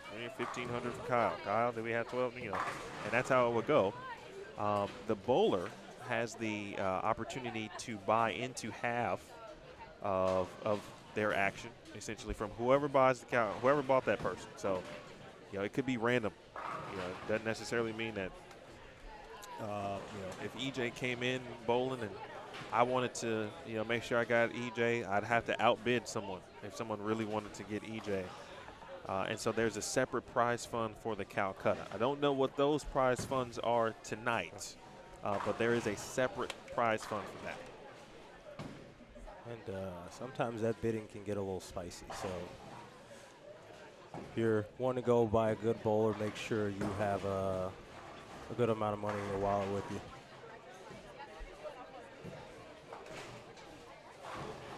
Now, here's a question for you. If you're watching Brad and you see he has spare next 6, at what point do you, if you have a decent game going, what point do you think, all right, my chances at first might be diminishing? Do I kind of try to play it safe? Am I aggressive? These are the things. These are some of the thoughts that I would possibly have in my mind, because I don't want to be overly aggressive. and then throw one out the window, and then now I'm fighting for possibly third or fourth. But, you know, at what point of the game do you maybe play it safe, play a little prevent defense? I don't know if you really can in this situation. Yeah, that's a good point. Because you can't really predict what everyone else is going to do. Like, I understand your point. Yeah. And I think it's a fair one to consider. But the moment, you know, and I think mentally, right? Yeah. They're used to, there's no such thing as prevent. Yeah. You know. Yeah. The occasional, like, all right, if you know you're in a particular spot in the standings at the U.S. Open, Yeah. right? Maybe it's late match play. You know you don't need to take any risks. Yeah. That's a little different than this where, you know, one miscue and, you know, you just cost yourself $1,600. Yeah. So. And the other thing about that, too, is the pairs in front of us, maybe they're looking down to their right, but it's a good chance they're so focused on their games that they're not even seeing what's going on to the right of them, especially on, like, the pairs close to the end of the house. So I think we can safely say at this point, though, 19, 20, 21, and 22 have been pretty solid pairs to start. I don't remember who started on 21 and 22 per se. I think Pete was there, but I think that was game 2. yeah, I think so. And so from that standpoint, I look at where like players like Brad, Kyle, Simo, Pete, kind of where they started. And I'm thinking about that, and you know they're used to breaking down and playing the lanes a certain type of way on tour, exactly. which could help them in this situation, and it could also help the rest of the field once they get to those pairs. Yeah, and that's something else. Like, you know, as a bowler for this event, you'd probably have to want to be really sharp on your first 2 to 3 shots to get a good read on the lane, because, you know, depending on who you're following, how they started on that pair, you know, pair could play a little bit tighter, pair could hook more than the previous pair you're just on. I'm going to watch Tim Gruendler's shot here, and then I'm going to go back briefly to 11, 12, 13, and 14. And make sure we give our folks on this pair their due. We'll get back to Simo and Brad in just a second, as Josh Powers trying to make it 4 in a row.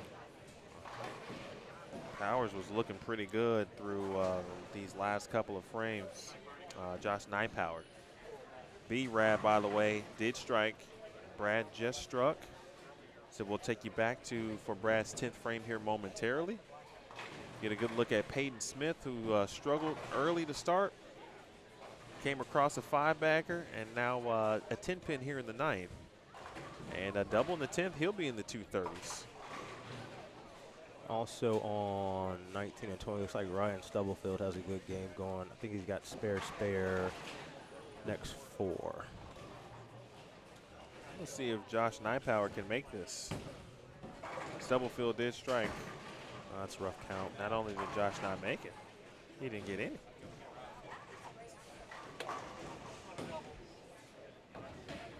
Kyle's already 3-stepping it out here. It's game 3. Kyle loves to get left. I think if you give the option to Kyle to get left, he'll take it every time. Sounds like a Lindenwood Bowl. Except me and Daniel Ferris. You guys are pretty good at Oh, nice. Cory off camera, but he just crumbled a bucket. Nice. Drew Sachs getting into the action. It's actually starting to, the atmosphere is lighter now because there's more strikes being thrown. Yeah.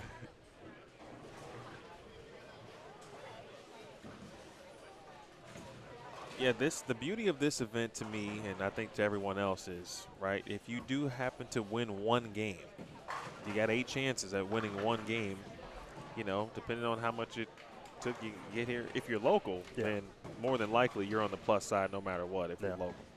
You know, if you had to make the trip, you know, Tackett, Simonsen, they're going to be good. They probably budgeted for those kind of things because this is what they do for a living, obviously. But, yeah, if you made the trip from somewhere, you win a game, you know, depending on how much, obviously, you're spending on brackets, et cetera. But you're going to be all right, and you get some experience, probably maybe bowling on something that you don't typically bowl on. Yeah. You get a chance to bowl with and against a couple of pros. And then if it was me, you know, watching what they do and how they do it on certain conditions as well, puts it over the top. Yeah. Yeah, Pete is very local.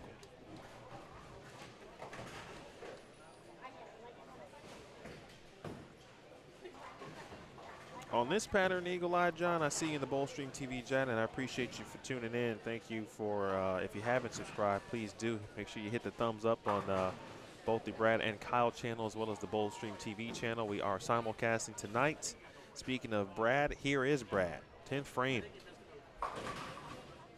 Bang. Brad out here putting in some work.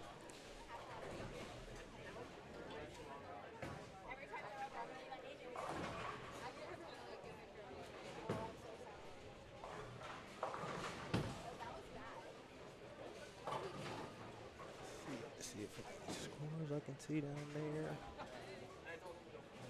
I don't want to wreck your mojo either, EJ, because you were helping us out doing with your score running situation there. So you feel free at any point to if you feel like you need to go check out a few scores. Should have asked Eddie to do that. I should do that. Get a text her.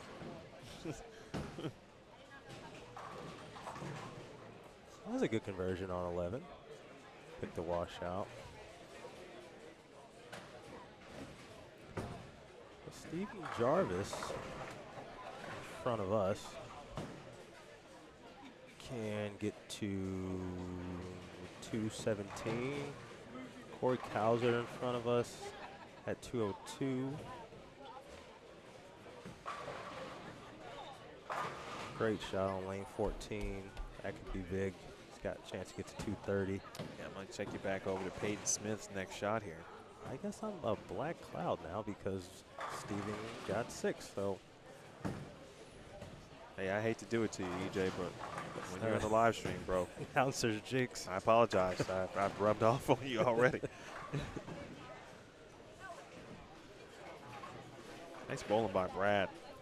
What did Brad get to? Can you see? He's got one shot left, I believe.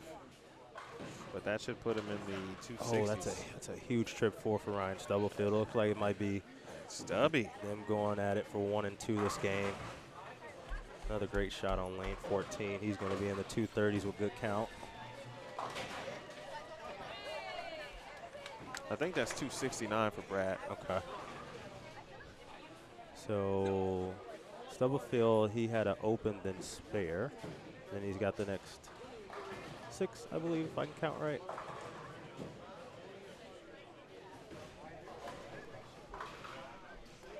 Eddie coming through with some scores. 2 confirmed, 269.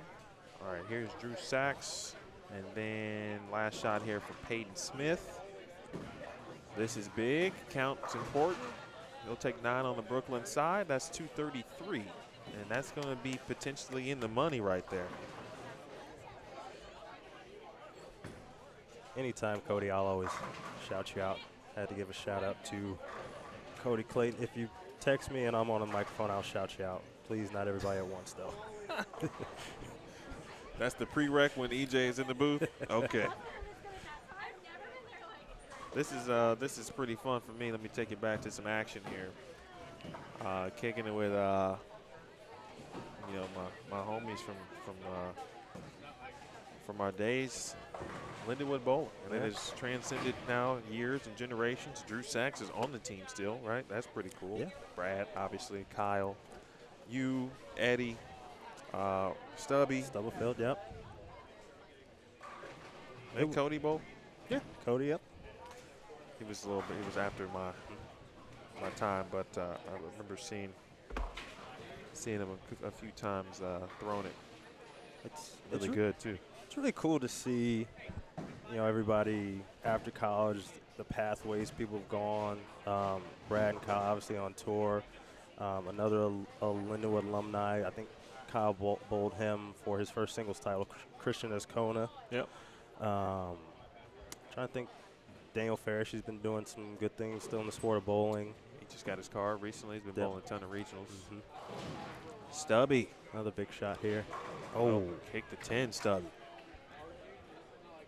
Okay, Stubby. I think Ryan, if I remember correctly, he just took a job as or maybe a part-time-ish job as a brand ambassador for Big Bowling. Who? Ryan Stubblefield. How about that? He, I think he spoke to maybe the owner of the company or one of the top reps when he was bowling at the U.S. Open and showed an interest in him. And he's been throwing a lot of their product and he's had nothing but good things to say about it so far. That's what's up. They actually do have, I mean, I would love to try the, now the names of their equipment are leaving me. I know they have the, I think they have the shim Wrecker, right? Yeah. Okay. Maybe a big shim too. Saw a couple videos for him in my going down a YouTube run poll. All right, Simo with the spare there, and from this angle, I'm thinking he can only get to 202. Let's see. Let me drop some scores in for Nathan here for game one. So this is game one, and for everyone else for that matter. Just to recap, Anthony Simonsen, game one, shot 253 to take the top prize payout in game number one. 253. And then Pete Weber got to 226. Steven Jarvis got to 215. And then Kamron Doyle got to 204. That's game one. Game two. Let me go to my trusty phone here.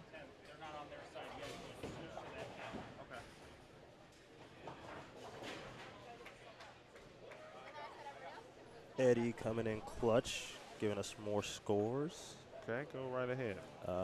Stubblefield can punch out for 269 to tie. Looks like Dwayne Stiegemeier, a.k.a. Opie. He had a chance at 259 going into the 10th. I think Eddie said he left single pin first ball in the 10th, so sparing a good count, he'll be in the 230 range. I believe he said around like 238. I know you've said his name a couple times. It keeps slipping me. B on lane 13. Peyton Smith. Peyton Smith. So he's got a good go at it too with 233.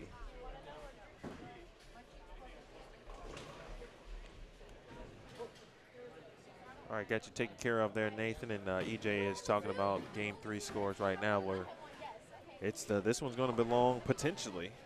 Well, the moment belongs to Stubby in the second. Yeah. Because he can tie Brad at 269. Run those off again, EJ, if you don't mind. So right now we got Brad in the clubhouse at 269. Stubblefield with another possible 269. Opie, I believe, will be in the high 230s. And then Peyton Smith right now, 233. And that is dependent on, what Opie did on his spare and fill shot. Appreciate everybody watching on both the Brad and Kyle channel tonight as well as Bowl Stream TV. My name is Emil Williams Jr. I got my man EJ Parks in the booth with me. I am a part of I'm happy to run Bowl Stream TV. Please subscribe if you haven't already. I'm trying to build this schedule, man, and do as many events as I can. Here's Stubblefield. The second oldest guy in the field, but I bought the oldest guy, Pete.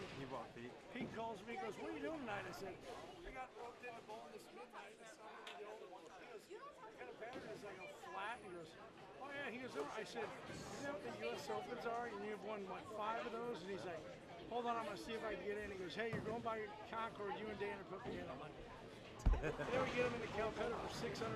Yeah. It's like a sword that you can't beat it. $600 a guy. Cash twice, yeah. Twice. He's already made us $2,800. Thanks, Pete. Yeah, that's a steal. Talking about a Calcutta. That's a steal. They got Pete at $600. Absolutely. Kyle, I think I will be here all night. I got nothing else better going on. Seeing some great bowling, hanging with my Lindenwood friends. So it looked like Stubby missed the first one, unfortunately, but He made the spare, so that puts him in the 240s? I believe so. 248? Flushes the second one. I believe that's 248. Yeah, should be 248, right? Yeah. Well, we know that game 4 looks like what, oh, I'm sorry, game 3 produced the highest scores, period, of anybody.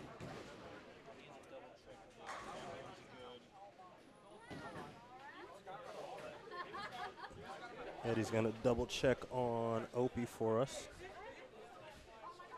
Zach, good question in the Bowl Stream TV chat. Is there a full roster anywhere? I don't know, but the first place to check would be the Midnight Bowler Society Facebook page. Yeah. I don't know if I was looking earlier. I don't know if Danny got a chance to update it with the last minute additions. Right. There was a roster. I should say this. There is a roster. He posted it a few days ago, but it does not include the or not the final roster that, of course, we got today. Oh, well, I'm looking in the description on Brad and Kyle's channel. Oh, you're right. I did add that. I made some edits to that, so you should check the description. I did add that to both channels. Opie finishes with 239. So it looks like the top 4, unless we miss somebody, will be Brad with 269, Ryan Stubblefield with 248, Dwayne Stiegemeier at 239, and Peyton Smith at 233.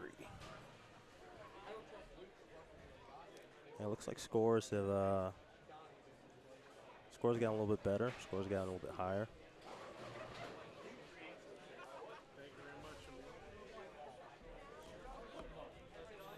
All right, so this is the time that we've got a little bit of a break as Danny and Billy and Miss Denise grab scores, make sure they're good before the players move lanes. And we're headed to what, game 4, right? Yeah, it's going by quick. It is going by quick. Quicker than I thought. I just looked to my left. I thought it was still light out. Thought the sun was still out for a minute, but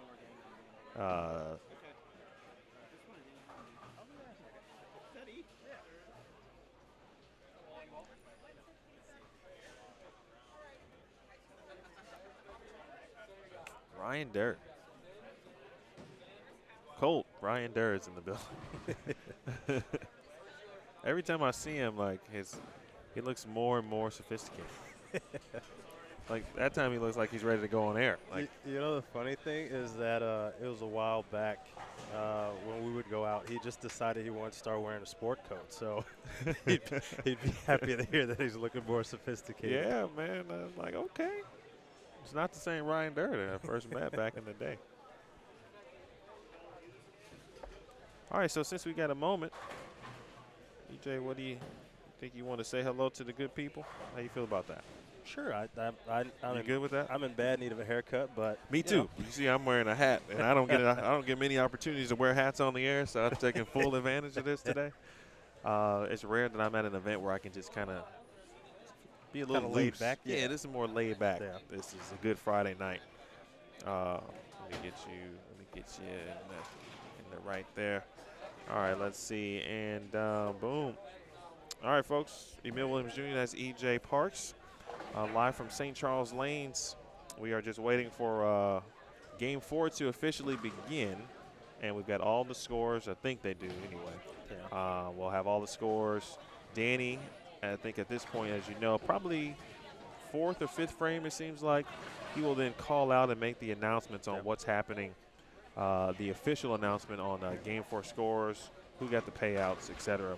It is 1 and 8 get paid, paying 4 spots per game, 34 bowlers, and $16.50 for first, $10.50 for second, $7.50 for third, and $600 for fourth. I think we should bowl next year. What you think? You want to do the Calcutta? It's a lot less work. EJ just completely dismissed the bowling part. He just wants to gamble, which seems like a good idea at this point. You know, it's not gambling bowling, but, you know, because it's skill. But sometimes I feel like on a pattern this hard, it could be a little, you need some lucky breaks. That's true. You're right. Well, I mean, if you get a good deal, like I don't know the gentleman you just talked to, but he looks very familiar. Dave Cummings. Dave Cummings. If you get Pete in at 600. Yeah. I mean, I've never heard more of a steal than I have in my life than what Dave and whoever else he was with got Pete for. I mean, how do you not go all in on Pete? I guess maybe they think the patterns he's bowling on the senior tour are kind of soft. I don't know. The explanation that he gave, I'm right? Doesn't it make total sense, though? I'm just trying to be devil's advocate. I'm in 100% agreement with you. Man, that's one of those. I'm just going to take it as people didn't know he was bowling. Yeah. And so, you know, it's like, all right, they had money allotted for other players, yeah. And it was like, oh, shoot, Pete's bowling. Yeah, but I've already got my crew, so to speak. I got my team for the night. That's what I'm saying. Those Calcuttas can get kind of spicy.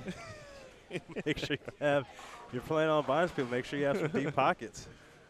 Oh, man. He's EJ Parks. I'm Emil Williams Jr. We got game 4 of 8 here at the Midnight Bowler Society.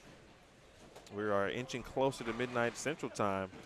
But we welcome in Ryan Stubblefield, who just shot 248, and that should get him paid, right? Did we determine that? Should get him second. Should get him $1,000. Should get him back to the plus side, minus side pots if he put money in there.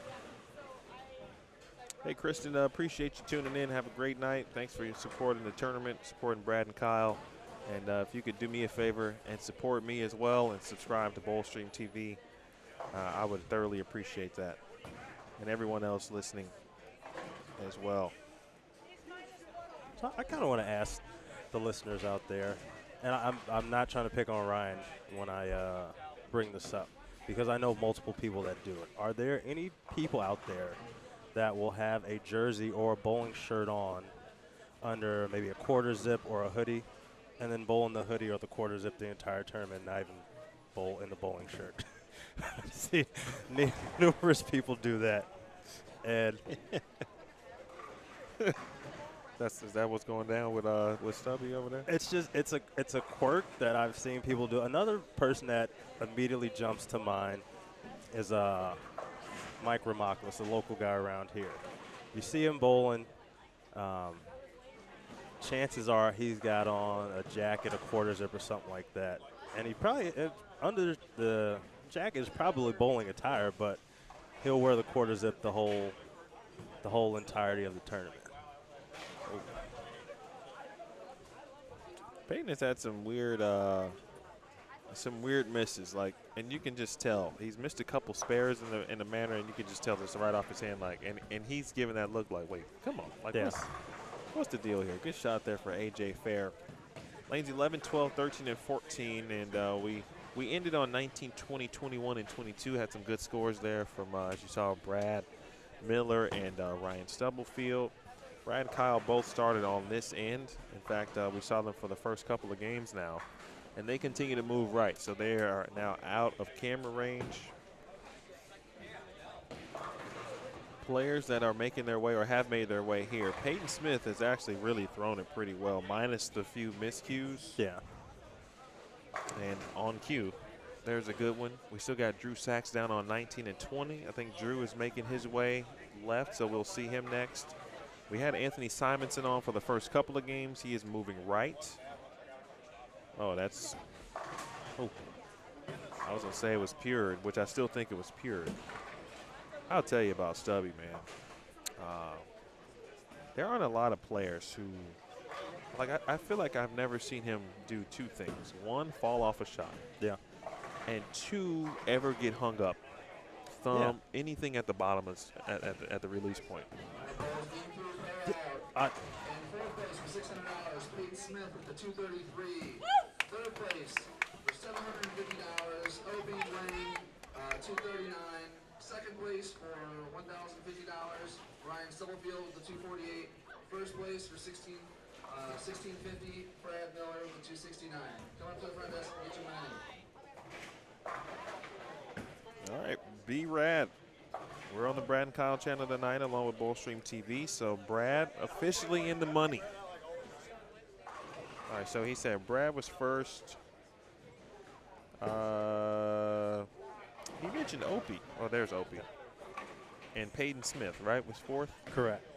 I'm going through my text messages, and Ryan Council, shout out to you. Congrats on getting married, my man. Very happy for you. Cody Clayton, I got you your shout out. Jeremy Zimmerly. What's up, buddy? I hope you and the dogs are doing well if you're at home. So EJ was, first of all, EJ was real serious about literally if you just text him, he's I mean, it's not that many people have my phone number, so. he's just going to give a shout out. We got to get this bit sponsored then next time you're on Bullstream TV. We figure this thing out. Yeah. Also, Devin Trice, another KC. Oh, snap. D. Trice. KC resident, former Lindenwood Bowling. Man, he was a freshman. Wow. Yeah. My guy. What's up, Devin?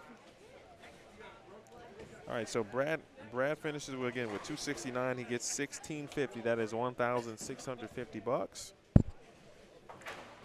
Stubby got to 248. He was second. I will get him $1,050. So, you know, in Stubblefield's case, right, we talked about, you know, if you just need one game to come out plus right now, and you're assuming that he's in some other things. But he's already made minimum $50 just based on his entry fee. By coming in second. He didn't even win. Third place was Opie, Dwayne Stiegemeier in third, and Peyton Smith, who we are watching on this pair again, 233. That gets $650. No, I'm sorry, 600. Beg your pardon. Okay. 600, 750 for third place, 1050 for second, 1650 for first. Hey, the other thing about that too is, you know, if you're finishing maybe like third or fourth or consistently like around the top half, and you got money in brackets, that you would think that you know, unless you catch a bad draw, that would advance you into some games. So there's a good amount of ways to make money here. Catch a good pair, maybe catch a couple breaks, you know. And from there, if you win a game, at least for me, my arm swing would be a lot looser. Right. Yeah, absolutely. Yeah, you can be a little bit free, or freer at least. Yeah.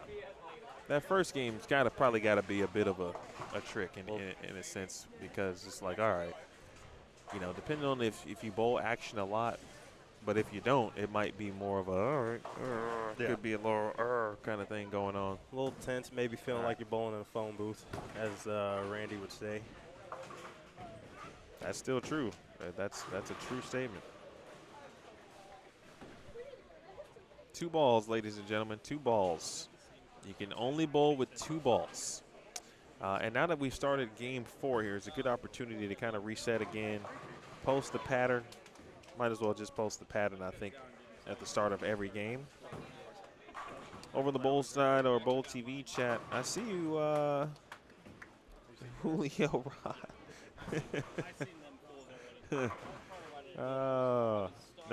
No giveaway tonight, at least not on this channel. But I'm sure my people at Bowl TV took care of business in the giveaway department earlier today and will tomorrow. But that might be something I'll add the more events that I do.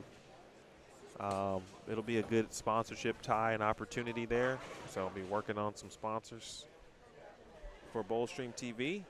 If you're interested, perhaps you know somebody that might be interested in sponsoring or being a part of Bullstream TV in that light, do a good number of events. There's no set number as the schedule just continues to change, but I have added some events and full looking schedule kind of towards the end of, I should say, late summer. It's a good stretch of New Mexico Open. Oh, I do want to bowl that. There's a new event in Sun City, Arizona. Shout out to Theo Duhit. Okay. I'll be working with them and with complete bowling events in September. And then I've got the National Youth Team Championship in September as well. Shout out to the Steen family. I'll be working at a youth event in October with the Steen family in Iowa. And then I'm just continuing to try to add stuff. So if you're curious about live streaming an event, there's something on the lane. Looks like maybe a grip. Give me a shout. And then certainly if you are interested in some sponsorship opportunities as well. And I hope to be working with Brad and Kyle in some capacity in the future, too. We had a nice little talk before we started. I feel like they have a lot of good ideas on not only streaming and content, but just pushing the sport forward. They do. Those are good folks to work with, obviously. I know Brad was on, I think he was the Players Club president for the PBA for a couple of years, so. Brad is deeply invested in the sport of bowling, the growth of bowling, and all that good stuff, which is a game we all love, so got to support that. A shot there for Jacob Bennett. Let's see if Peyton Smith can continue to try to light it up here. Colt, I saw what you text me, but I can't throw him under the rug. Uh-oh. Nothing but positive vibes. That sounds bad. Shout out to Mike Dole. How you doing, Dole?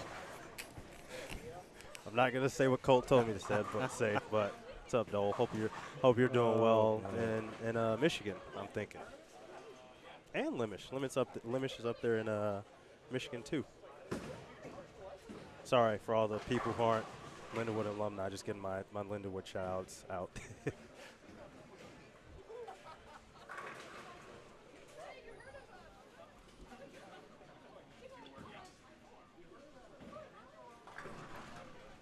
Shout out to Father John checking in, watching on the Brad and Kyle channel.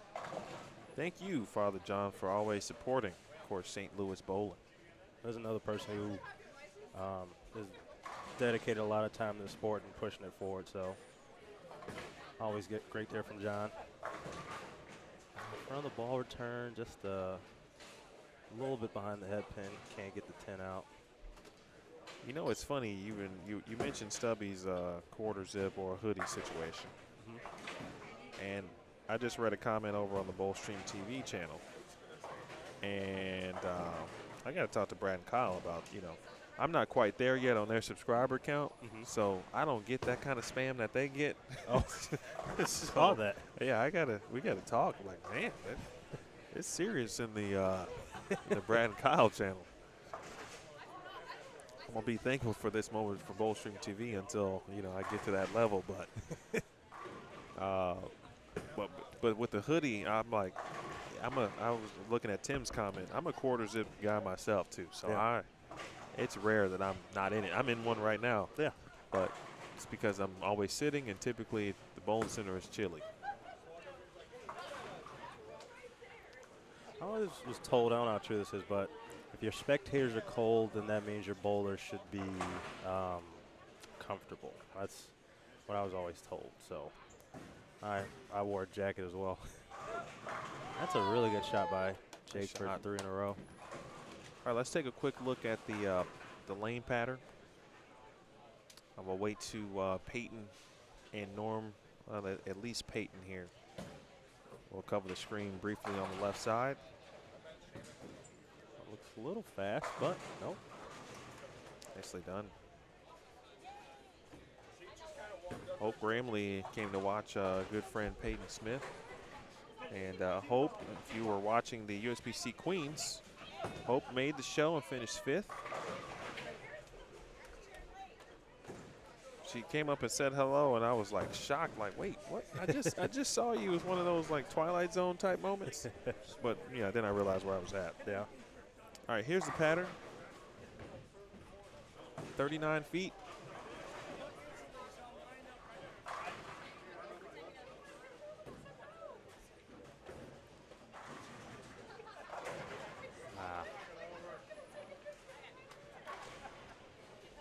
And looking at that, this is watching Ryan's ball reaction. He's close, but this is one of those times where that stipulation of only having 2 balls comes into play, because normal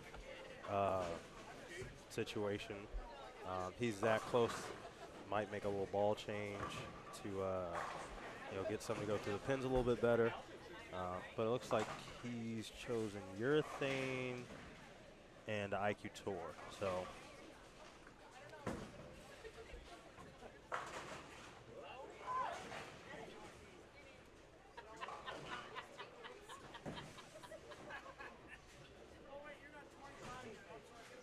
Good questions on Czmo, and I got a Koty question.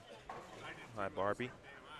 I saw Koty last game, but I'm assuming he was going right. I think so. I think he's been going right the whole time. Because I had a pretty good eye on him, like in game 2, and now he is kind of outside of my my viewing range.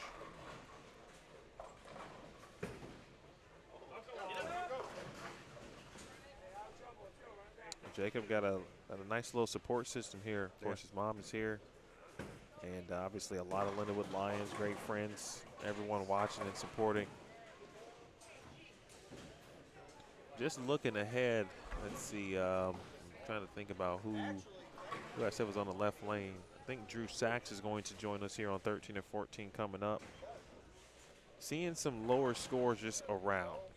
Doesn't even feel like there's a lot of strikes happening right now. Just about to mention it. I wonder if the lanes are going through more transition right now. It looks like they were in a bit of a groove games 2 and 3, and this game looks just kind of in my peripheral vision. Scores don't look at. I don't see as many strikes. Whew. Good spare. That was a close one. Yeah. It is Hope's birthday today. It is the 27th. She had herself a very good birthday. Or early birthday, that is. Subby didn't like that one. Well, I would say from these two pairs here, there might be one person with a legit chance perhaps at cashing, but you don't really know. Yeah. But the scoring pace for the last couple of games has actually been pretty high. Yeah.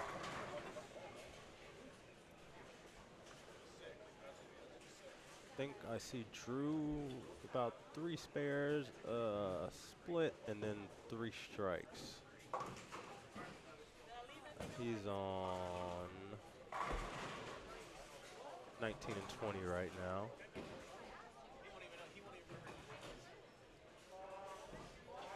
And Simonsen, I think he's still in the uproar now. That struck down on, I believe, 22.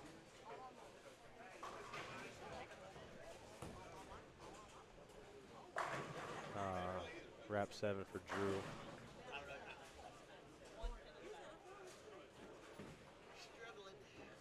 I want to give a shout out to Firefly Dreams in the Bowl TV chat, or Bowl Stream TV chat, excuse me. I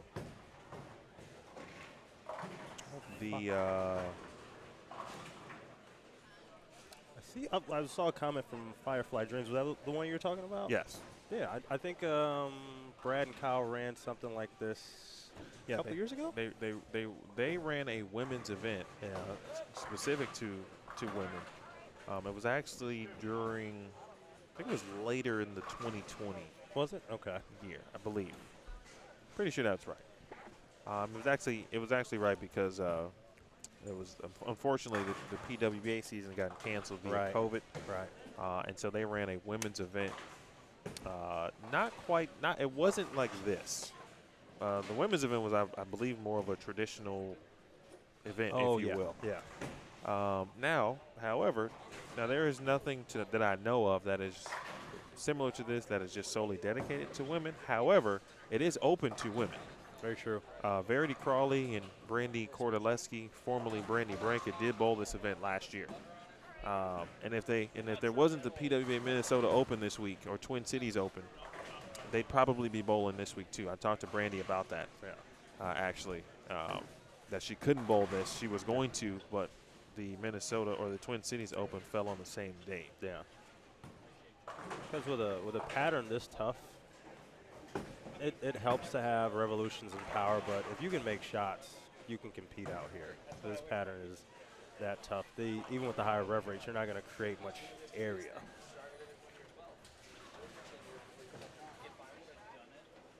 I'm gonna ask our guy Eddie Satwinski to take a look at what's happening on the high end.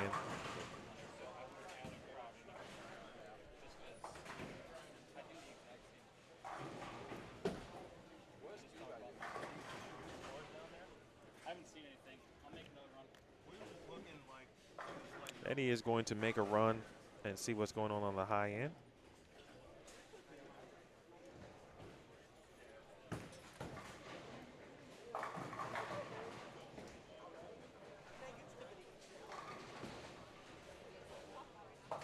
Firefly. So that leads me to believe that you would like to bowl something like this.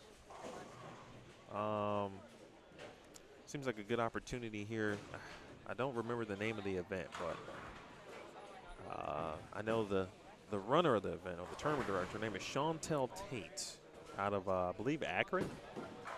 There is a women's 7K event. I think it's happened twice, actually, maybe 3 times at this point. That is a women's event, and I'm hoping at some point maybe to get in contact with them. Hey Jeremy, I saw you. Ooh. And we'll reach out. Let's reach out via social, and we can definitely figure that out.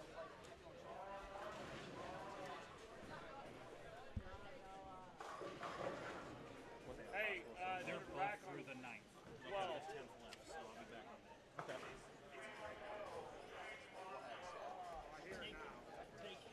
Well, we got some updates. Eddie just informed me it looks like Brad has 248 left through 9 frames. Also, Kyle Banderman has, I believe, 258 through 9 frames. So those are what looks like to be the high scores right now. Definitely depending on what they do in a 10 frame, though. Remind me to mention that there is at least one player, one woman, and I'm sure there'd be more if there was a women's only type event like this. Yeah. I'm going to mention it to them, and you never know. You Yeah. never know what could come out. Or someone else could get in that running. I was talking to them early, and it sounds like there's a lot of interest in this concept around the country. And maybe some folks are, may give it a run, kind of give it a try, and Yeah. see what it's like. I get it too, especially like right now. Travel costs could be pretty high.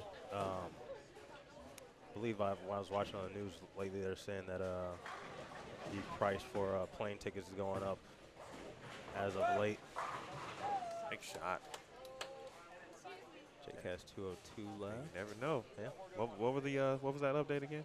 Brad had 248 off the sheet, and Kyle Banderman had 258 left off the sheet, both through 9. Oh, it's about time Kyle started striking. And I'm only saying that because the 2 games he was down here, Yeah. I don't think he bowled bad. He just got some tough breaks. Yeah.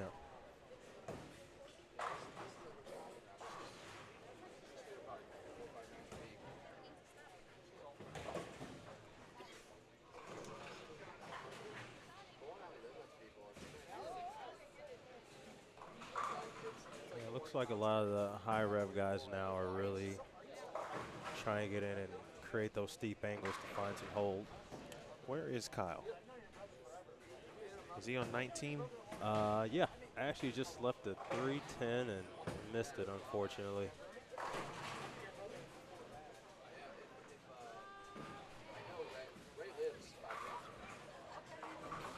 That was my bad. I didn't know he was on 19 and 20. So that means he's on 21 and 22 next. Yeah. All right, so I'll make sure to keep Kyle Banderman in mind. Actually, is EJ Tackett down there?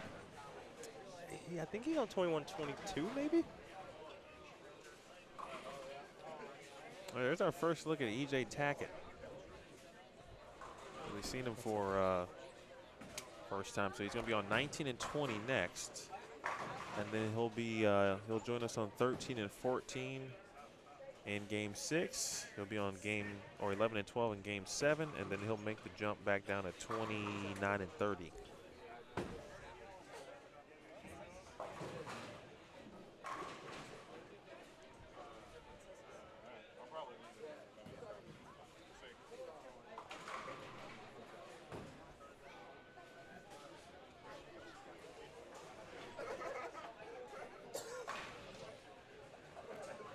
Eric Siksmowski. Oh, a little loft. Okay.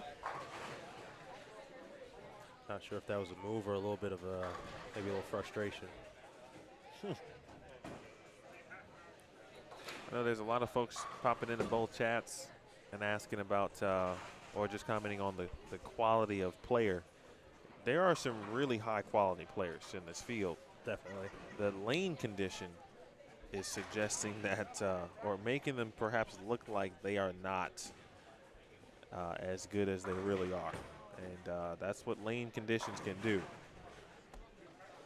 And on this 39-foot flat 1-to-1, it's, you know, it can make anybody look a little rough, look a little pedestrian. A wise man once told me you can't out-bowl bad ball reaction. That's correct.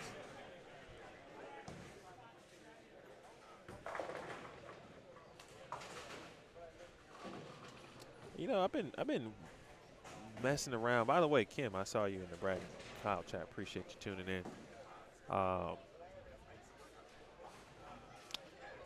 Small, I mean, very small. It's like to the minutia idea of running a tournament. Nice shot.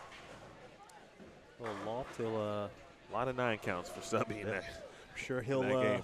store that in his mental Rolodex about the loft, and would not be surprised to see him lofting in 11 and 12.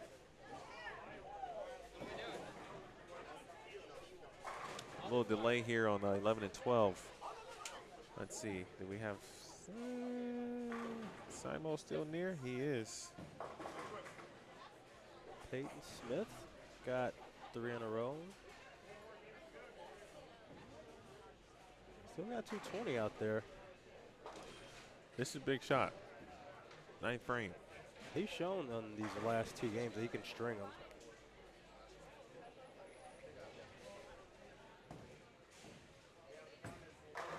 That's pretty. Oh, I thought that was close. Maybe got a little bit touchy with the fingers.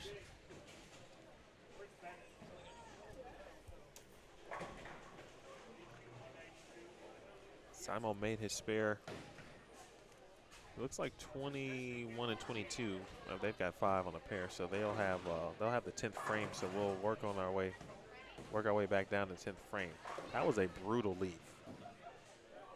Kind of that weird, like when you hit high flush and the 7 or the 4 or 7 generally kind of fall late, but only the 7 fell, which was ridiculous. Good to see you too.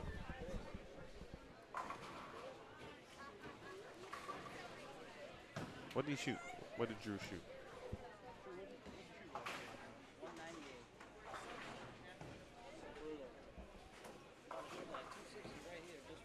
Okay. Yeah. Yeah. What's up, Feel free to ask him the questions. Can you hear us? Yeah. I Okay. So from the left side of things, can. Right. and I think we've only seen a handful of lefts at this point. What are you seeing on the left side? This is Drew Sachs, by the way, ladies and gentlemen. You know, they're definitely playable.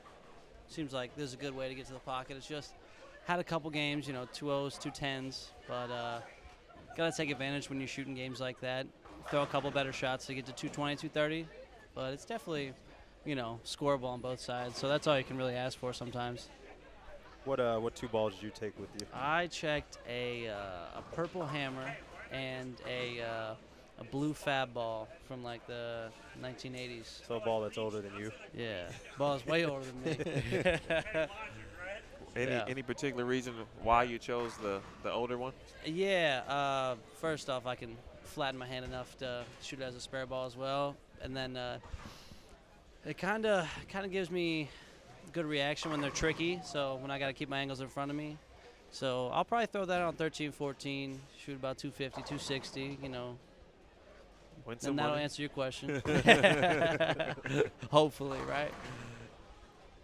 So you go to 13, 14, and 11 and 12, and then you make the Yes, walk sir. back. Okay.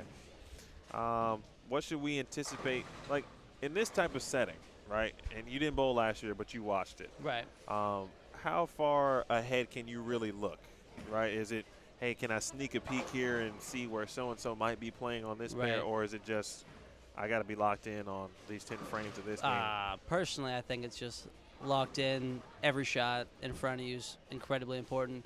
Even those gimme spares, like with how much they're hooking, and since no one's really checking plastic balls, like you got to be perfect on every shot, it feels like. So just staying focused on that. All right, my man, do your thing. Of course. Appreciate it, man. All right, that is Drew Sachs. We'll see him on 13 and 14 coming up next.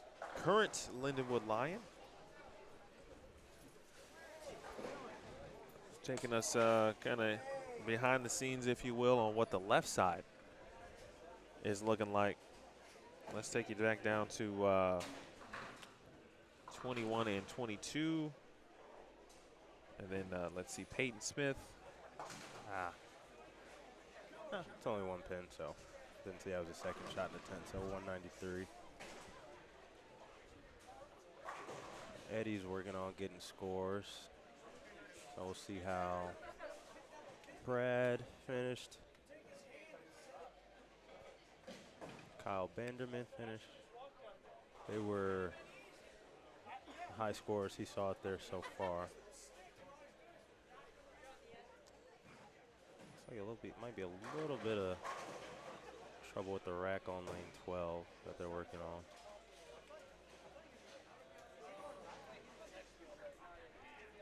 Well, we'll keep our eyes on that. What we know now is that he's just moved over his equipment. We're going to wait for, well, we have no choice but to wait for 11 and 12 to finish. Right now, there's no 9-pin. Here comes Eddie with more scores.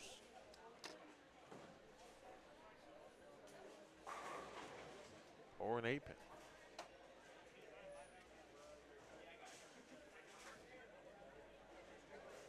So unofficially, looks like Steven Jarvis shot 2.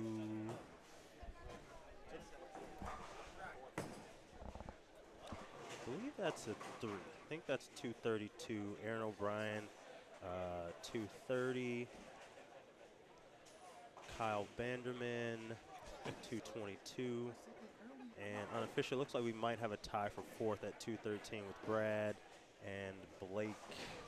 Can't really pronounce his last name. I've seen it before, but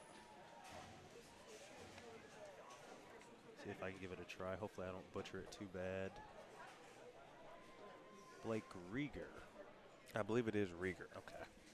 So it looks like him and Brad were. Did he pop in there? Looks like right now he's tied for Nice. 4th at 213. Nice. We have another a overseas alum sitting next to me. He can't hear me right now, but shout out to Jake Daggett. So if he rewatches this, and Ben Paladdy. Sorry guys, gotta get my Lindenwood shout outs in. But I'm a little concerned about the rack on 12. yeah. Drop the head pin there. That headpin's a doozy.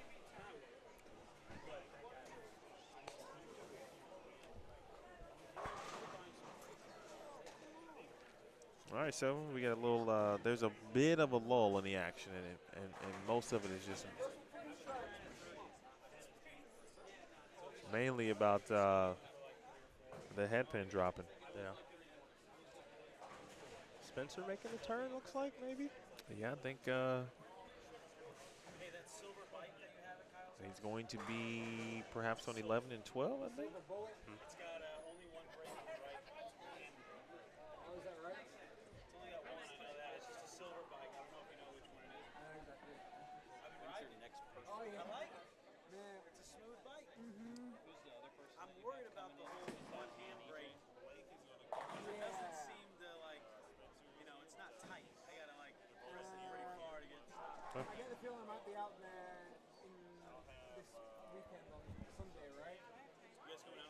maybe we bring that bike to Kyle's parents' house. Okay.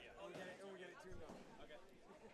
Kyle was telling me you were thinking about building a bike and riding it out to the city, selling it to me. Okay. So that was a funny Looks like Dave Cummings is going to finish with 173 on 11 and 12. What's your town? I'll be around. My town is Lee Summit. Lee Summit. Enter Lee Summit. Really? Yeah, the Cape Trail enter Lee Summit. Or you bike or No, I've never ridden all the way out.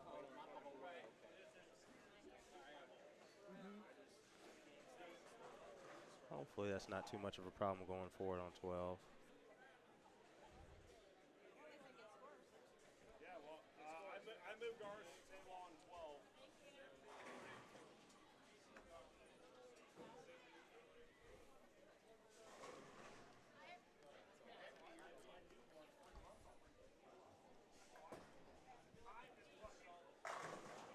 So we got, looks like they're starting on 19 and 20. Everybody watching out there who is not subscribed, please subscribe to Boldstream TV. If you haven't already, please subscribe to the Brad and Kyle channel. There's a lot of good bowling YouTube content out there. Darren Tang has a channel that's really good. The House has a channel too. I think Packy Hanrahan runs that account now. So there's a lot of good bowling content out there for your viewing pleasure. Make sure to check them all out because they all have great content out there. Now. That's how you start a winner. Tim Gruendler, another Lindenwood alumni bowler. The strike on lane 13 to start off game 5. So we are past the halfway point into the night.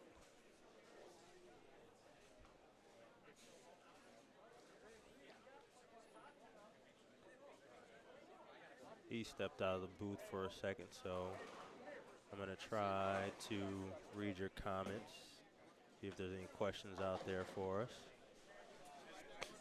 Oh yeah, when the flashing wrenches across it.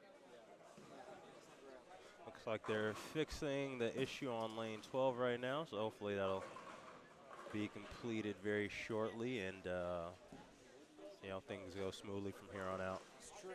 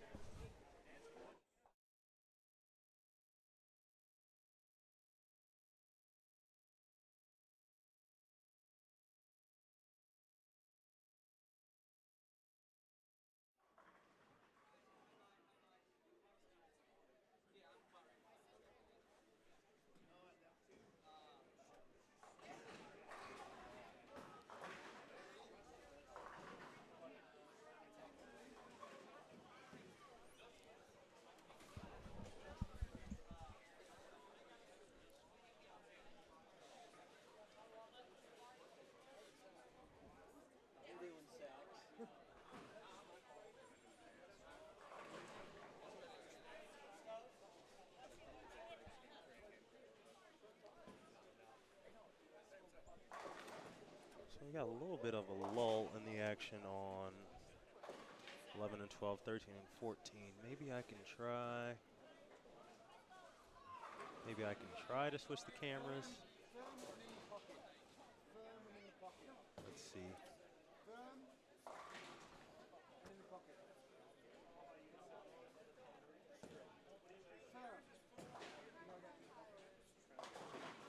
All right, so there's Drew stepping up. I was going to try to change the camera for you guys, but I don't want to mess anything up. So That's it. instead, we will watch Drew throw a strike on lane 13.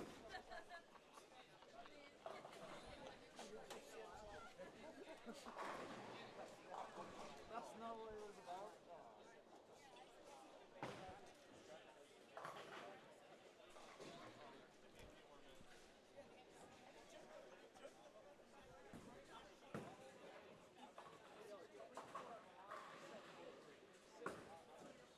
This lap. Shot on 14, pretty good shot. Just a pinch high for a 4-pin.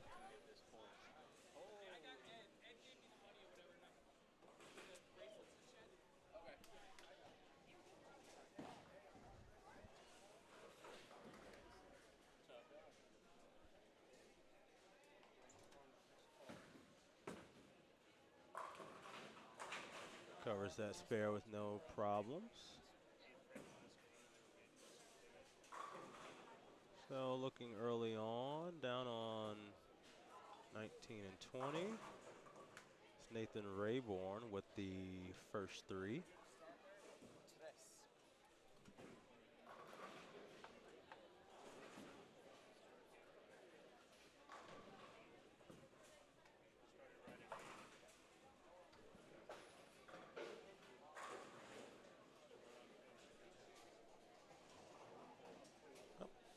There it is.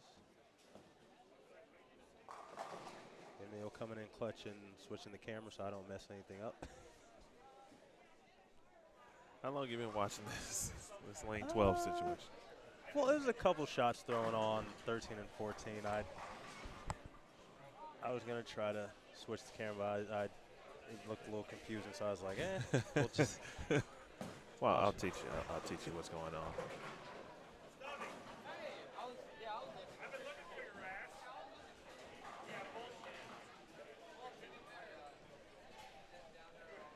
Do you know the gentleman wearing the Motive shirt, the red shirt? Motive shirt? I do not. Okay. I do not. I did watch him in practice, though, and did not get a chance to see his name. This looks like he throws it wide. Just another guy that I hadn't seen before. This is game 5, right? Yep, we are past the halfway point. Well, everybody except for lanes 11 and 12, they're still halfway there. Well, I mean, they're not terribly far behind, so if this is one of those quick fixes, which hopefully it is. Yeah. And that looks like it was just the head pin that needed some assistance. But appreciate everybody tuning in. If you haven't already, make sure you hit the thumbs up. If you're watching on Brad and Kyle, Brad and Kyle are bowling. They are not commentating. Back here, my name is Emil Williams Jr. of Bowlstream TV. Please like, subscribe on that channel as well. I certainly appreciate it. I got my man EJ Parks in the booth with me. We've had Eddie Satwinski in the booth. And then for Game 6, we will be joined by Blake DeMoore, who is the brother of Spencer Robarge. So we'll get a chance to catch up with Blake, talk a little bit about maybe what Spencer's been doing at this event specifically. So look forward to that. And every game, did I miss the call out of game whatever that is? I don't think so. I don't think Danny said it yet.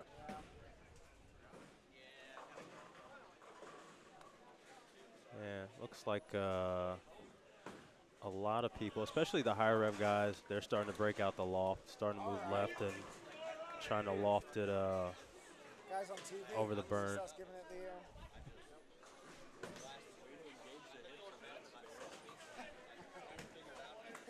As you can see, Jacob Bennett in front of the ball return.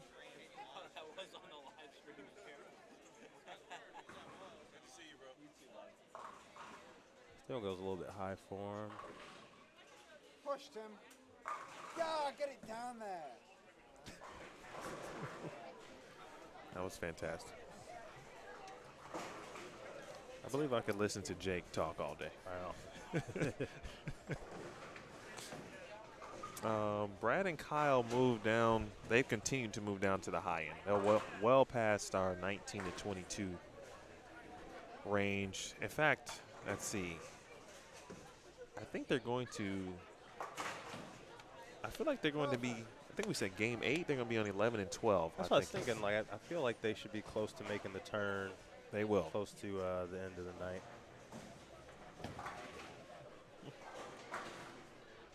Throw it as hard as you can, mate. Come on.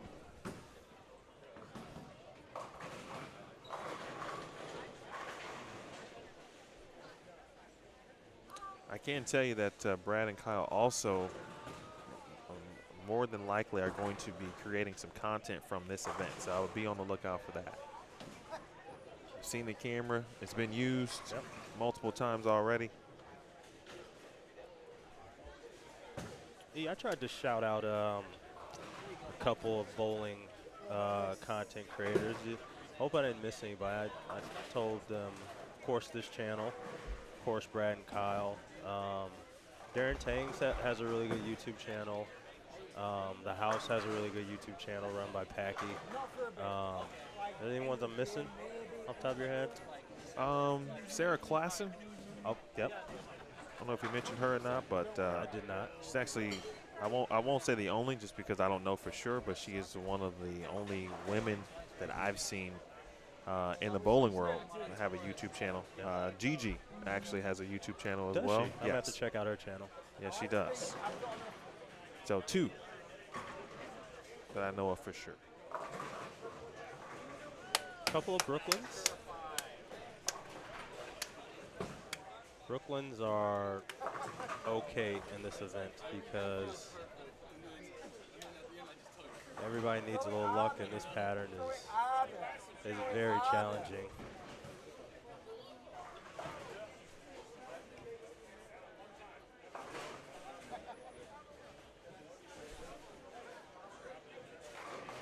Ten-pin life from John. I have just seen some of his videos too. He does really good work as well. He does. He was just at the. He came to the Rockford Open, PWA Rockford Open, and got some content there. So check out his channel too. How was the PWBA like treating you? Great so far. Good. I do miss him this weekend, but wanted to be here and be able to support. 8 strikes, man. I mean, you don't have to worry about it. And then I'm doing 2 things at once in a sense. I've got a business that I want to make sure I run and be present and visible for, and then I also, me personally, kind of the business as a talent, right, and providing what I do to others as well. So, but it sounds like I've already had a couple of players or some people, watching PWA tonight, making their way over to Bowlstream TV and checking this out. I appreciate it. I did see that. It was a comment, I think, on your channel saying that it was mentioned in the PWBA chat. I appreciate that. So I don't know who did it, but I feel like Mike Flanagan might have dropped that in. I appreciate him. Mike is filling in for me actually. Okay, nice. On tour this weekend. I feel like people are going to be tired of hearing me say this, but that's another Lindenwood alum. Well, so far we've got good news on lane 12. Yeah, looks like we're watch EJ Tackett back up and running. The head pin is up on lane 12. They have yet to begin game 5 on 11 and 12, so keep that in mind.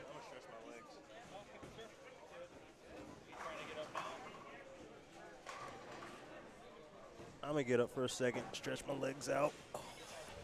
What does that mean, EJ?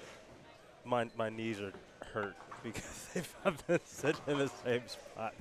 That's what that means. Welcome to my life. I'm going to get up and walk. All right, man. Stretch these out. Eddie's going to jump back in. I appreciate you. Yeah, no problem. It's fun. I really do mean that. Thanks so much, Tori. Dean Richards, my man. Results. I'm going to double check the Midnight Bowlers Facebook page, but I don't believe. Well, I'm sorry, I shouldn't say that. If there are results, that's where they are located. I'm going to double check that for you right now. 11 and 12 is about to get underway here.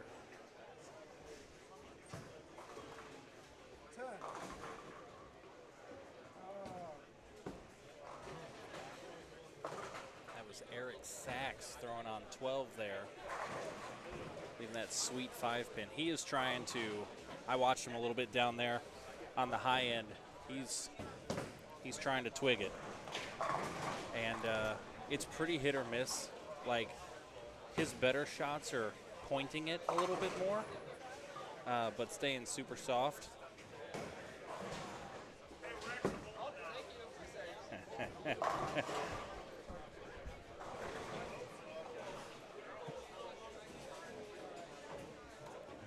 Going for his 5-pin.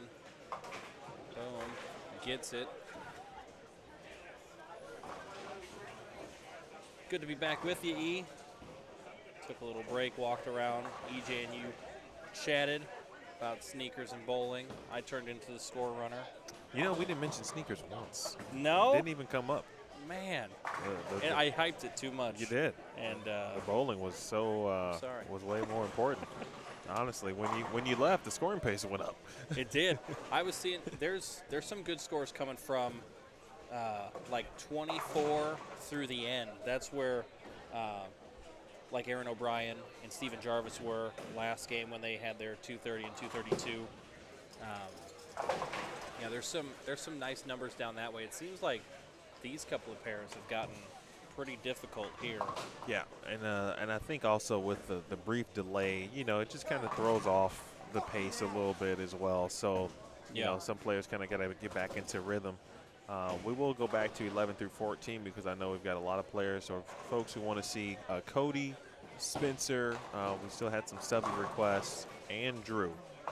So we'll watch a couple more shots here of EJ Tackett. And he's got the loft going. Yeah, it looks like EJ can get to 228 this game as well.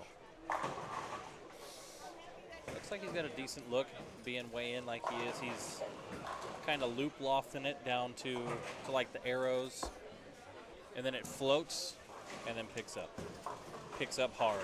Like he has a lot less margin because of like lofting the ball. The more you loft it, it kind of digs into the oil pattern, so it starts to read earlier. And then if you miss in on a flat short pattern, it's going to hook and hook a lot. So he's got a steep angle that he's working with. Jacob Barrett going up on Jacob Garrett, I'm sorry. On 20 there.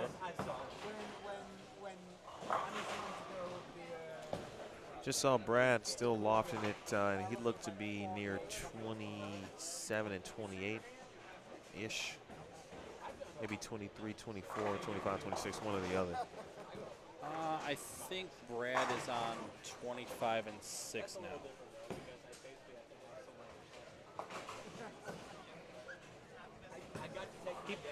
He ended up sneaking out. I don't know if it became final or not, but Brad had 213 last game and tied with Blake Reiger for 4th place from what I saw. Okay. Haven't heard the official announcement from Danny yet.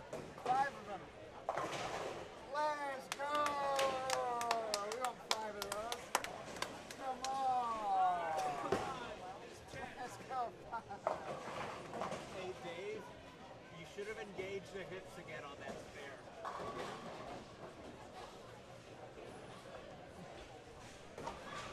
EJ Tackett going up again here.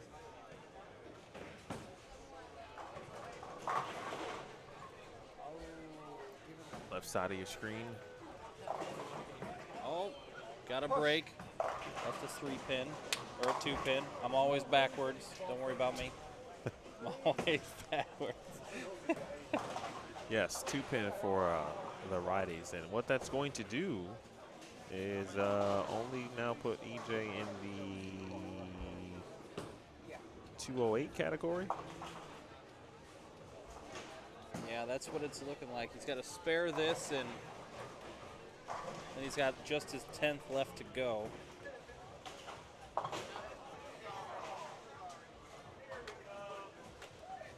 And he's got a Venom Shock and Ripcord. I think he's actually throwing the Ripcord. That's his ball of choice this game.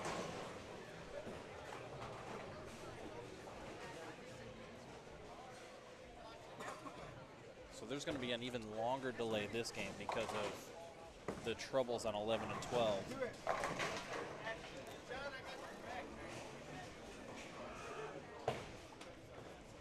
Barrett through the face for a 3-9.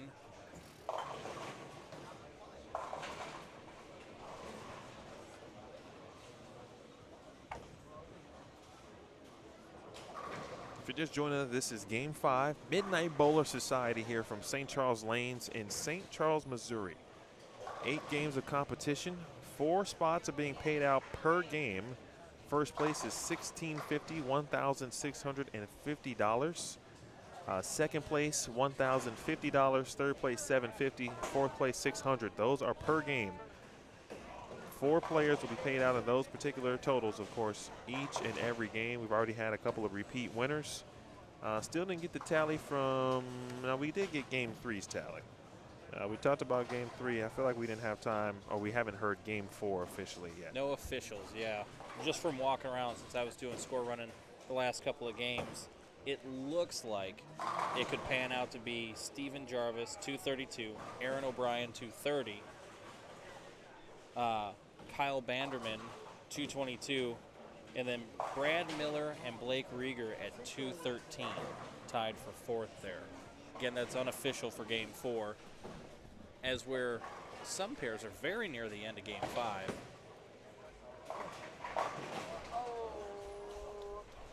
Wow. AJ's going to be in the 190s. All right, let's take a look at 11 through 14 here.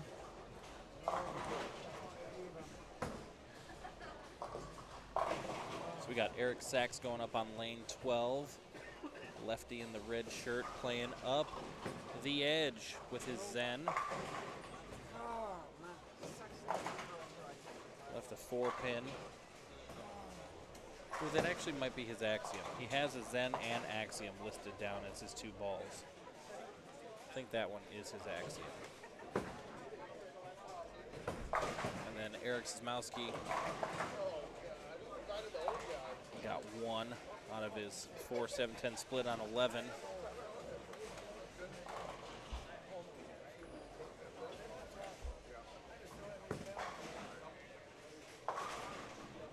Eric Sachs with the graceful spare attempt. Tim Gruendler, local guy, doing some regionals and some tour action as of late. Been featured on the Brad and Kyle vlog. If you guys tune in regularly, you would have seen his face. Brad even commented about how much better he believes Tim's gotten. Got a little update here that it looks like Kamron Doyle on lane 28's got the front 7 right now. Uh-oh, okay. In Game 5. So we have a number to watch out for. EJ brought that back to me. There's a Game 4 payout. Little delay here, sorry about that. In 4th place, we have a tie. Brad Miller and Blake Reiger for 213, each getting $300. 4th place for $750, Kyle Banderman with a 222. 2nd place, Aaron O'Brien for $1,050, shooting a 230. And 1st place for $1,650, Steven Jarvis with a 232. Stop up front and grab your money. Nice. Just got confirmed the scores that I was talking about. Brad and Kyle. Brad and Blake. There is a Kyle involved in the top 4 mix. Brad Miller and Blake Reiger tied for 213 for 4th place. We did have Kyle Banderman, not Kyle Sherman. Don't confuse it. Brad and Kyle fans, there are more Kyles out here tonight. Kyle Banderman in 3rd with 222. Aaron O'Brien finished 2nd, local guy, with 230. And then Steven Jarvis took top spot last game with 232. So that is your Game 4 totals as we're closing in on most of the house, closing in on the end of Game 5. 11 through 14 is, they're taking their time. There's been some issues on lane 12. The head pin is not being properly set and keeps falling. There's been somebody there consistently working on it.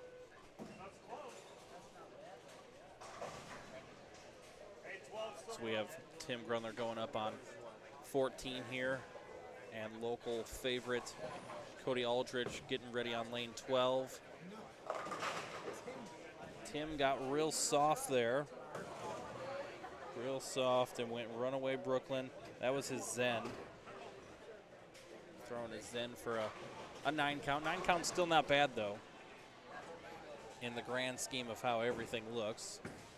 As Koty Aldrich gets up there, makes a pretty good shot, leaves a 10 pin. I like Koty a lot. I watched him. I feel like he won a couple of games last year in this event. He won a couple games the year that I was also here in the booth. He's a local guy, man. He gets it done. He bowls everything around here. He's familiar. He's solid. You just watch him. He posts every shot, makes good pitches. He's always setting himself up for success. As we say that when he does that. But no, but you know, I mean, the facts are the facts, though. He's a really good player. He even bowls some other stuff too. There were a couple teams from this area that came up to bowl a team challenge. Yep. Indio and I can't remember, last August maybe, something like that. But Koty was there bowling with Shay and Ian and another. It was a 10-player. I think they had 2 or 3 teams, at least 2. Yeah, there's been a little bit of a group of people here. Obviously, Shay, Bittenbender, Tim Barron, Eddie Bird is part of that group as well. They've been to. Yeah, he was just here. He just left too. Go ahead. Sorry. Yes, they've been traveling. You know, they take a group, 2 or 3 teams, maybe 4 teams, get a couple of pairs, and you know, just doing some Midwest action, hunting, and everything like that. And Koty Aldrich has caught the eye of a lot of them, you know, being younger than that group and everything like that. And tonight he's throwing his IQ Emerald and the Rubicon UC3, a couple of Storm and Roto Grip balls, and he has a pretty decent look. I saw him down on the higher pairs, and it's just nice and simple. What I've noticed, and this even goes to Brad Miller, who won a couple games back, and finished 4th just recently. His ball hooks and stops and like sets into the pocket. And if you can find something that it makes the corner and then stops, you're getting pretty successful. And I see that's what Koty has going, what it looks like he has. I think that's the Rubicon in his hand right now. Looks like it's got a nice hook stop motion so it doesn't overhook on him. Looks like a UC3. But that one's the UC3? This is just me just eyeballing it just from the color scheme. But I don't see his name. Where is he at? Yeah, I'm thinking that's a UC3. He missed by a little bit that time. We have Ryan Stubblefield just finished up his frame, and Eric Sachs coming up behind him on lane 12. As we see Tim Gruendler leave a 4-7-10. Tim's got a little cheering section. There's a couple people around here that are cheering on Eric Sachs here on lane 12 and Tim Gruendler. Sachs just threw his Zen, made a ball change there, and it's paid off for him. So there's Drew and Eric, by the way. Yes. Bowling here in the featured pairs at the moment. Drew is bowling on 13 and 14, the two-handed lefty. Eric, as you just saw on 11 and 12, the one-handed lefty. Have I just been calling him Sachs the whole time? Because that's all I call him. I think so. Because, which makes sense because people kept asking, who is Sachs? Eric Sachs is the lefty in red. Drew Sachs, lefty two-hander in the gray going up on 13 right now. Then I'm thinking that, people are just being funny, because of a last name. But perhaps they just really needed to know which was which. Yep. Or who was who. Yep, they're both here. They're both, they both go by Sachs. Not confusing at all. One has long flowing hair, the other little shorter hair.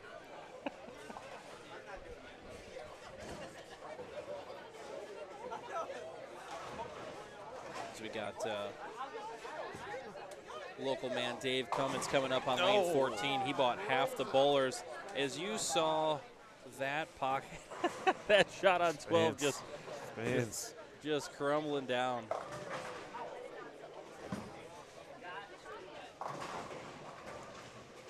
That was a face full of bowling ball there.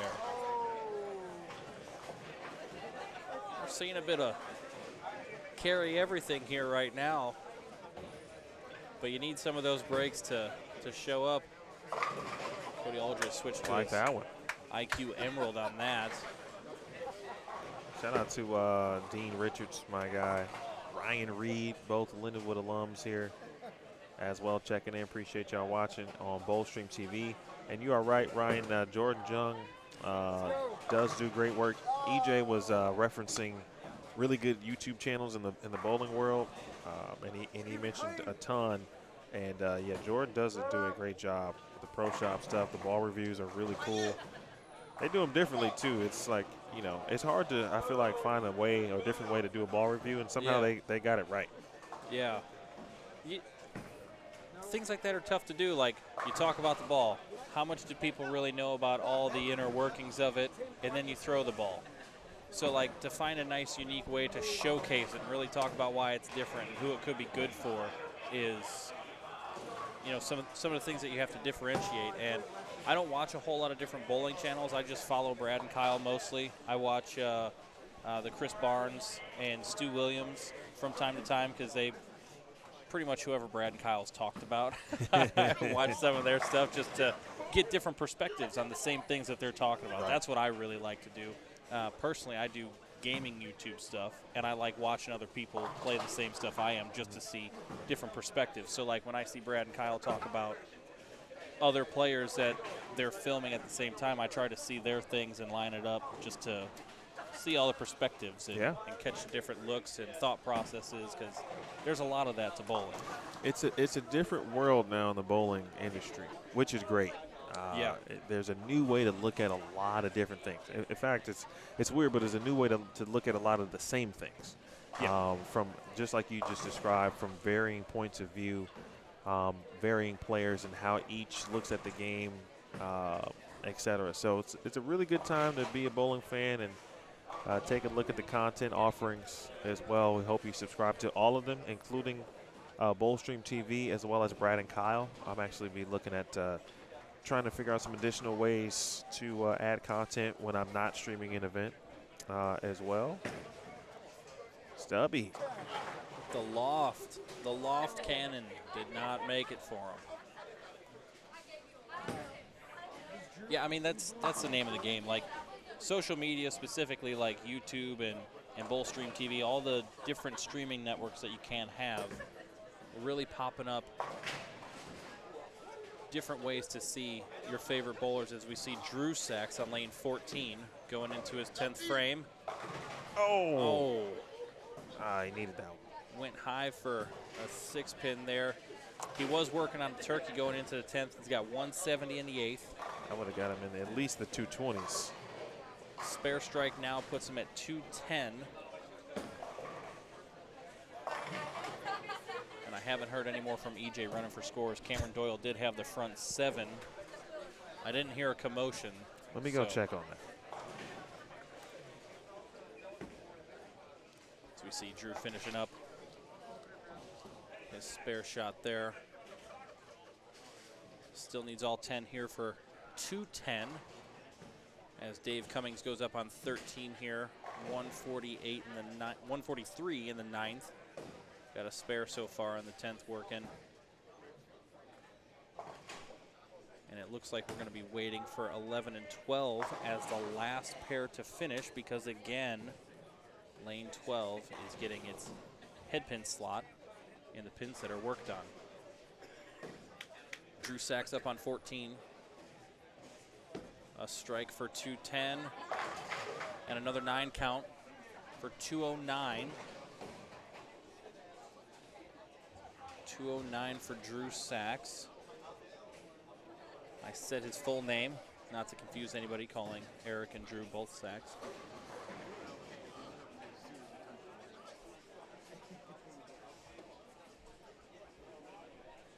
Got a moment to pause. I'm gonna slide over here. Emil's got the computer close to him here, so I can see who's talking in the chat here.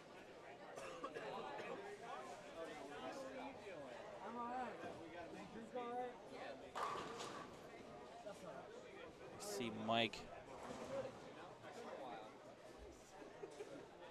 Baird in here saying, what other sport can you compete against some of the best bowlers in the world? Exactly. And especially in a place like this, right? So we do have some of the best bowlers in the world here right now. We have obviously EJ Tackett, Anthony Simonsen, Brad Miller, Kyle Sherman actively on tour, right? and they're here bowling, and there's a lot of local guys and local bowlers in general just intermix, and everybody has a chance because bowling has the ability to make it tough on everybody, right? Shot making is something we see the pros do constantly, and then you come out on something on a demanding pattern like this that's flat, 39 feet flat, a little bit higher mills than it was last year. We've mentioned that before. And it's difficult. It's very difficult even for the best in the world. And speaking of best in the world, we do have some updates on scores. Kamron Doyle had the front 7. He finished off with 279. We also have Brad Miller, looks like, finished up with 243. And Cory Cowsert had 227 so far. So a couple of scores, all coming from the higher end of the house. Brad is getting closer and closer to making the turn to come back here. I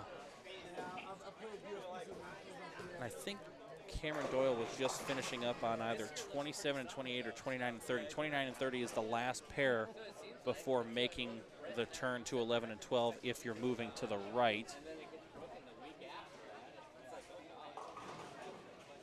And we are finishing up game 5 here with the exception of 11 and 12. 11 and 12, we've had some delays. The head pin slot and the pin setter, it's been dropping a lot of pins here, so it's been slowing everything down. They didn't even start their game until most of the house was halfway through.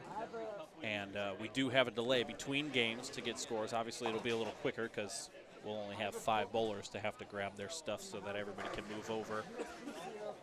Waiting for more scores to come back. Emil was down trying to fill some things in score-wise.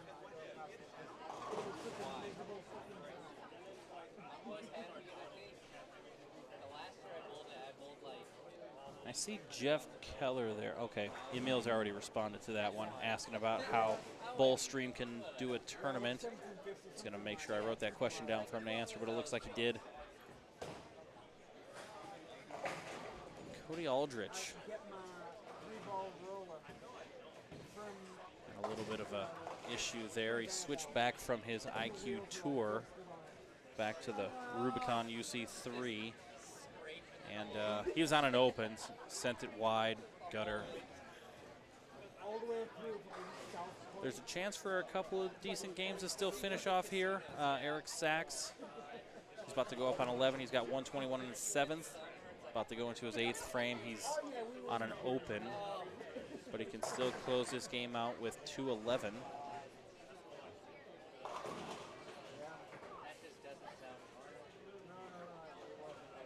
I do see in the chat, like, one of the big things is, besides the pattern being flat, 1-to-1 ratio, 39 feet, 20, I believe it's 27 roughly mils. I don't have it pulled up right now.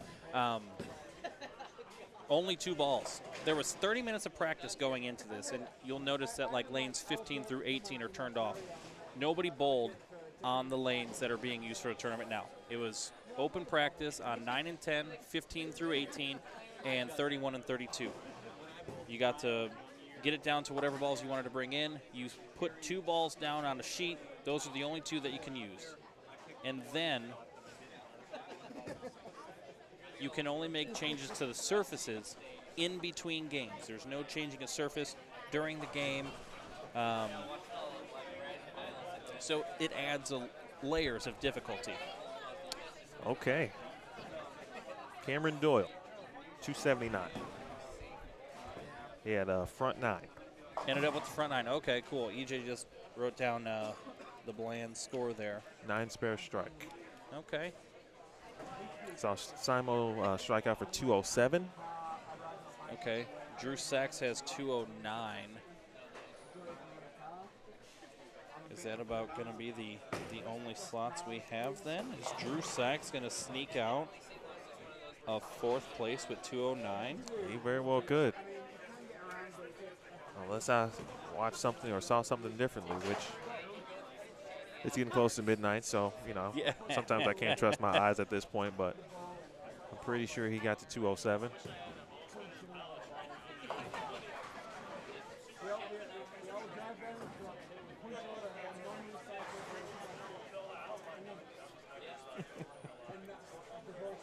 I've been trying to answer some of the things that the chat's been talking about. I saw that you answered a question about how Bowl Stream comes out to do a tournament.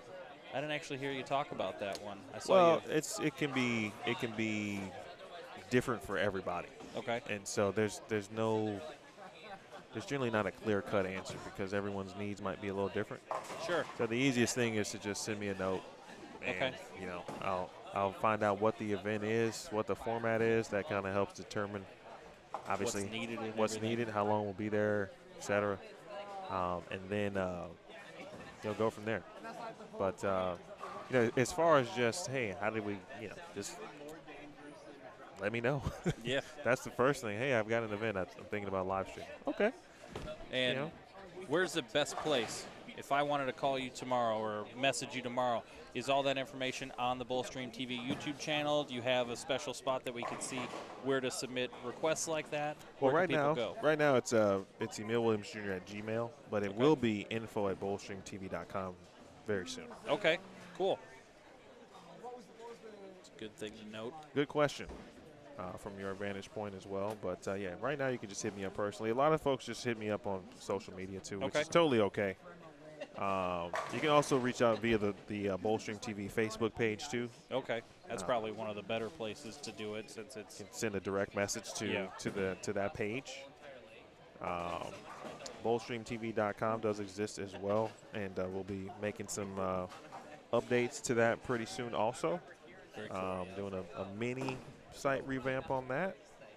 And then, you know, just kind of keep the train moving. Always improving, as man. best as we can. Well, that's the thing, too. I mean, I have some standards and some goals, and, you know, I'd like to be at the tip top, if you will, from the technological perspective. Yeah. Talk about the high hard one there. Koty. There it was.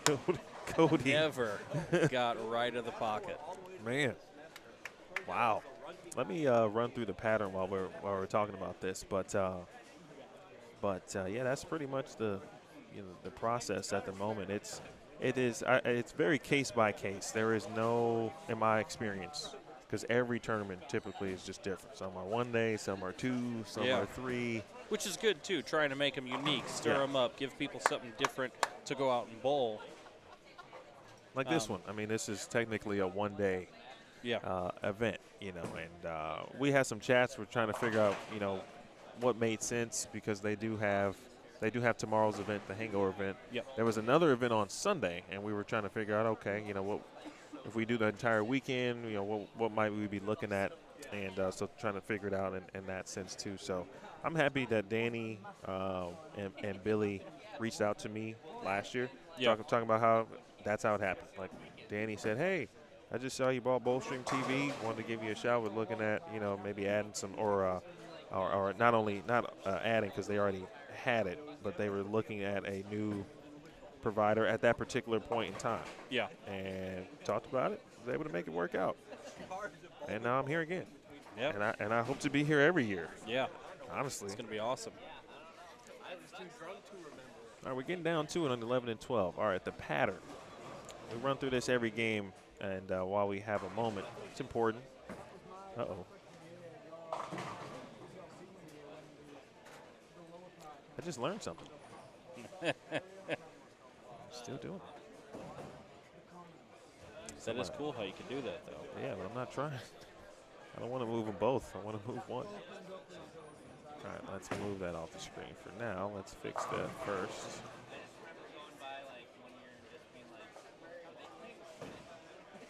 Trying to put graphics up for you, and the graphic system wants to move things that we don't want to move right now. Eventually, we'll show you the pattern. We'll talk a little bit more about the mills and how flat it is and how demanding it's starting to get on these pairs specifically. Obviously, it seems like it's opening up nicely on the higher end, the far higher end specifically, where the biggest of scores are happening. Okay, here we go. There it is.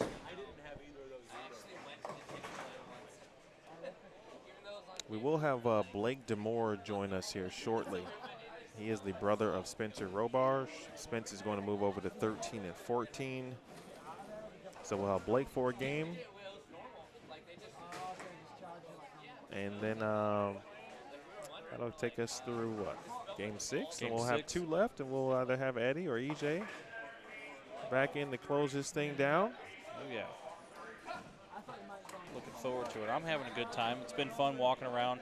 I didn't really go and bother people, but when I wasn't in the booth, I was down by the bowlers, standing there with like the clipboard, just looking at scores and stuff, and casually talking, sparking things up, just watching too, like taking in everything that people are doing. And it still seems that there's a lot of differences. Like it hasn't become like a uniform thing. Like you see on tour that eventually everything's just way left for the righties and making big, long, loopy throws and bending the whole lane. It hasn't really done that for everybody. Some people are doing it. We saw EJ Tackett's doing it down there. Stubblefield is doing it right down here on 11 and 12, about to be on 13 and 14. Brad started giving Brad doesn't always go to the full loft. He'll square up just a little bit and loft more of the heads instead of going in and lofting caps and everything like that, which is something that he started doing in regular league bowling here on some of the wood houses around St. Louis. And like just having different dynamics to how you can do certain things and make it work is interesting. It's so cool to still have wood lanes. I was just talking to the Browns. I saw them at the Queens from Missouri. And one of their the wood center that they did bowl in just got new synthetics. Okay. And it's like, man, it's just nice to still hear wood lanes in the building. Right. It's definitely unique. I don't know if they're coming out with like new versions of wood. I feel like everything's just going to synthetic. Like if you still have wood, you're like really old school. And I doubt there's going to be more new versions of wood or however they decide to do that. It'd be interesting if they did, like not just synthetic anymore, have that different variation, because it definitely plays different. Right. There's a difference to bowling in a house with synthetic versus wood. A lot of the track breaks down the same on wood, which can be a good or a bad thing. And so, I don't know. It could be interesting to me. All right, folks, so it looks like Game 5 is officially now in the books. So there'll be a small break, just a small one. I'm actually going to go down and make sure I retrieve my brief snack. And then I'm going to enlist the help. They've been great so far tonight. Eddie and EJ to just continue to take a look at scores down there. I know a lot of folks, obviously, especially watching on Brad and Kyle's channel, want to know how they're doing each game. So if we make a special effort to get Brad and Kyle scores, I think you'll be loved by the Brad and Kyle channel.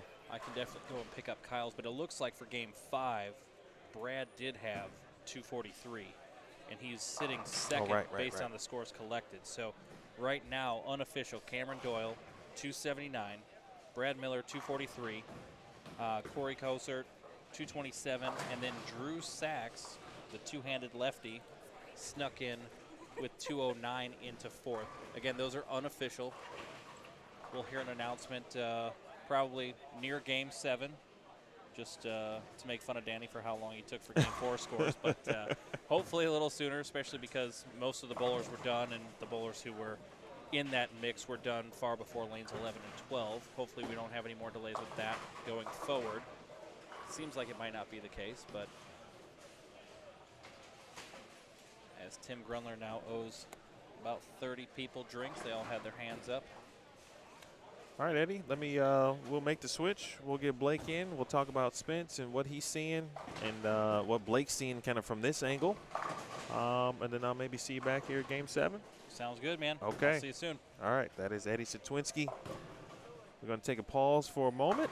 We'll have Blake Demore into the booth here shortly. Back in a second here on Bowlstream TV and the Brad and Kyle YouTube channel.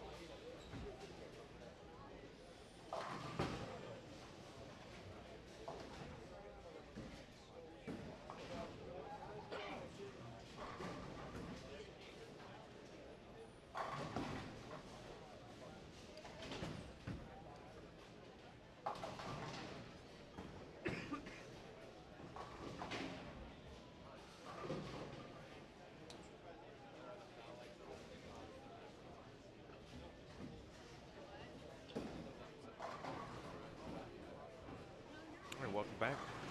Blake DeMore now in the booth, as we mentioned, here for game number 6, as he is watching Spencer Robarge. Blake, first of all, how you doing? I'm doing good. Just watching some pretty tough bowling out here right now.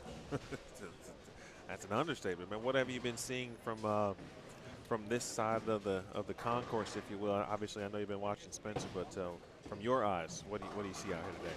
A lot of friction up front. They're definitely moving in. With this older surface, you really have to get it through the front.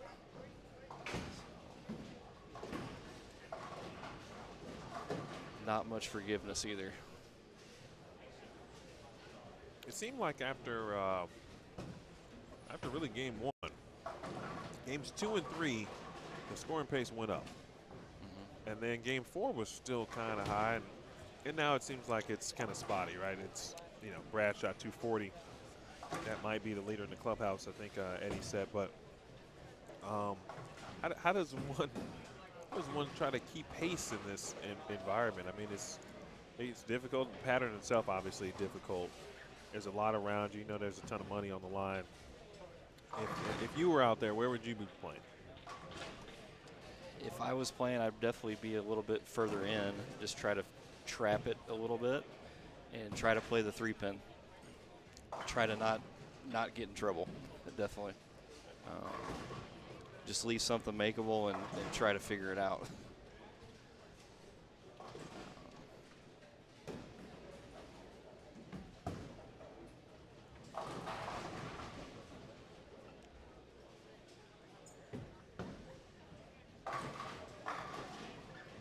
All right, I got scores for you for Brad and Kyle, because we can't see them every game. Kyle 189, 167, 195, 206, 186. And after the slow start from Brad, 182, 184, he goes 269, 213, 243. And all 3 of those are, well, we assumed that 243 will be a payout, but definitely 269 was a payout. That was first. And the 213 was a tie for 4th place in game 4.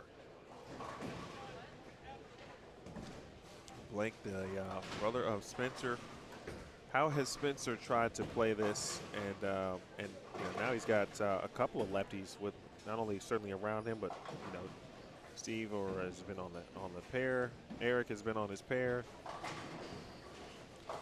He tried urethane the first game and it didn't look the best, and then he went to an IQ tour and moved in a little bit and kind of slow wheeling it a little bit, but throwing it hard still at the same time. And he shot 225 the second game, and unfortunately that didn't cash. But and then he shot a 203, and his ball reaction's not terrible, at least for that last game. They're definitely hooking more, but he feels kind of trapped right now is what he told me. He overthrows it, it doesn't hook enough. He underthrows it, it hooks too much in the front. So it's a really good learning experience, and then I'm just not sure how many times Spence has seen this type of flat. We watch EJ Tackett.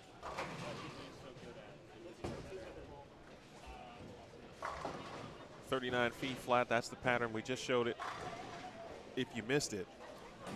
But Spence, I mean, a pretty, obviously, especially for someone his age, one of the more experienced youth players in the country. He's definitely had a lot of TV experience for sure.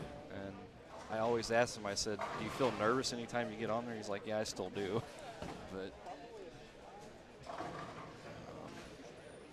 But just, it's a learning process.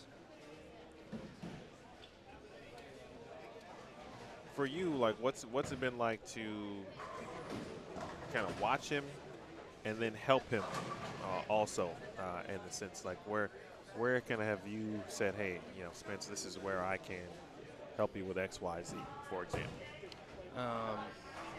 Mainly it's just you can't really see the first 15 foot of the lane whenever you're bowling yourself, because you can't really see the ball hook too early up front unless you're actually back here watching and maybe making a suggestion here or there that says, hey, this is something that has helped me in the past. It might help you, and just whenever we're like practicing, like during the week or wherever, it's just learning like little tricks to make the ball do something else a little bit different.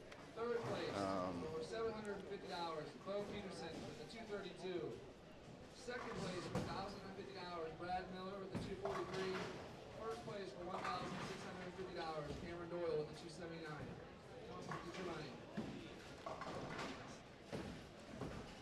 I missed every score there, but Cameron's 279 was first. Someone shot 252, it sounded like. Brad shot 243, and that was third. And then I think it was 232, Wow. 230 for fourth. Oh my! That was probably the highest scoring game as a whole. Speaking of the top four and just the payout spots.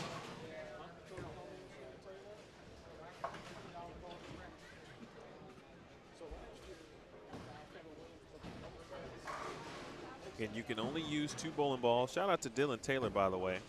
Dylan, if you're still watching, appreciate you tuning in and saying hello. The reigning New Mexico Open champion, and I hope he'll be back to try to defend his title. By the way, shameless plug, but shout out to Steve Mackey. If you've never bowled the New Mexico Open, I would highly suggest you do. If you like tough patterns, you'll be challenged in Rio Rancho as well. But there is $11,000 on top. So August 19th through the 21st, I believe are the years or the dates this year. But yeah, visit Steve and Rio Rancho, 10 pins and more.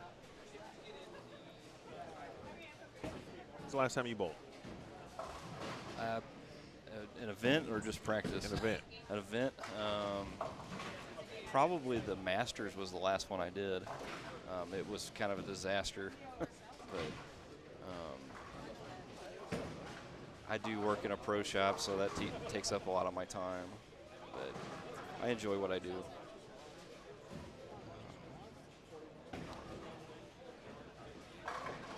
Well, expand on that a little bit. What all? Give us a few details. Pro shop wise? Yeah. Where is your pro shop? What do you I work down in Nixon, Missouri, which is a little 20-lane family-owned center. I've been there for about almost 3 years now. But pro shop-wise, I've been doing it since 2006, so I've been doing it about half my life. And it's just something I kind of did just to pay for bowling equipment, and then it was something I became very passionate about, and I'm still doing it today. Just like enjoy helping people improve on their games, fit-wise. Just I enjoy like when people come up to me and say, "Hey, this really helped me out with expanding on the what you told me and everything," and it just makes me feel really good when I can help people. So.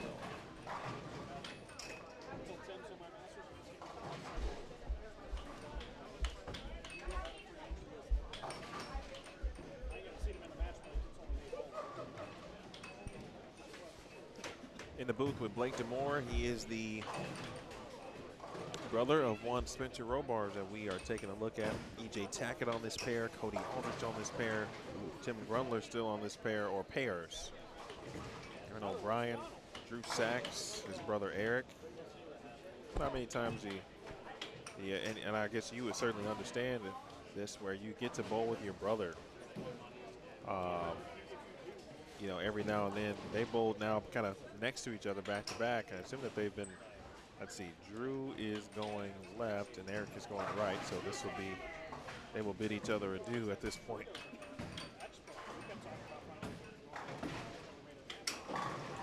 What's that like, though, when you get a chance to bowl with a little family in certain situations? It's always fun. We got the chance to bowl the Longview doubles this last year, and nice. It was kind of a last-minute thing.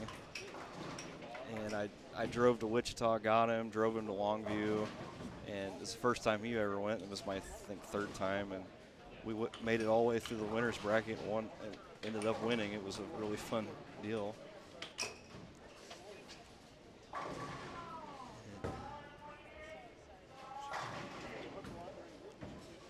it's always good having an extra set of eyes that you know really well to let you know what's going on, even if he throws on the other side of the lane. Nathan Rayburn also on this pair, and Nathan Rayburn. Which game was it? Maybe game 2, I think he led.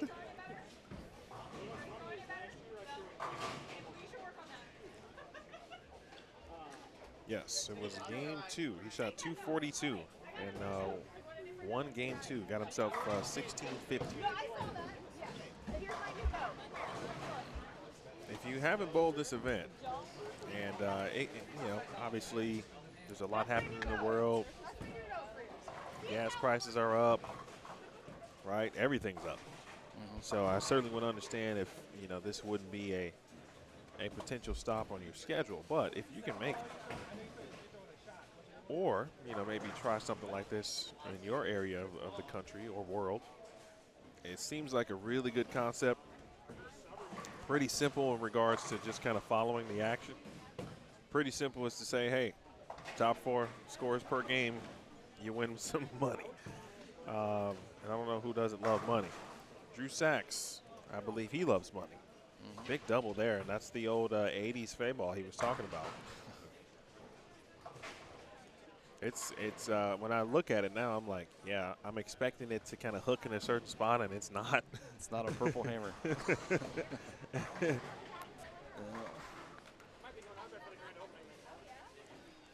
But it's a good opportunity to, you know, get out, test your skills. Now, we talk about testing our skills a lot, right? But there is a high price point to test your skills in this event. But there is a reward at the end of it. If you're one of the 4 players, you know, you get essentially 32 chances, right? Yeah, 4 times each game. Essentially, so you got 32 opportunities basically. But even if you bowl bad 7 games, you bowl 1 good one, you can still make some money. So if you're curious or have some questions about it, reach out to Danny Spink, Billy Loche. They do and have done and will continue to do a wonderful job at this event. This is the 5th annual event. You get 2 bowling balls.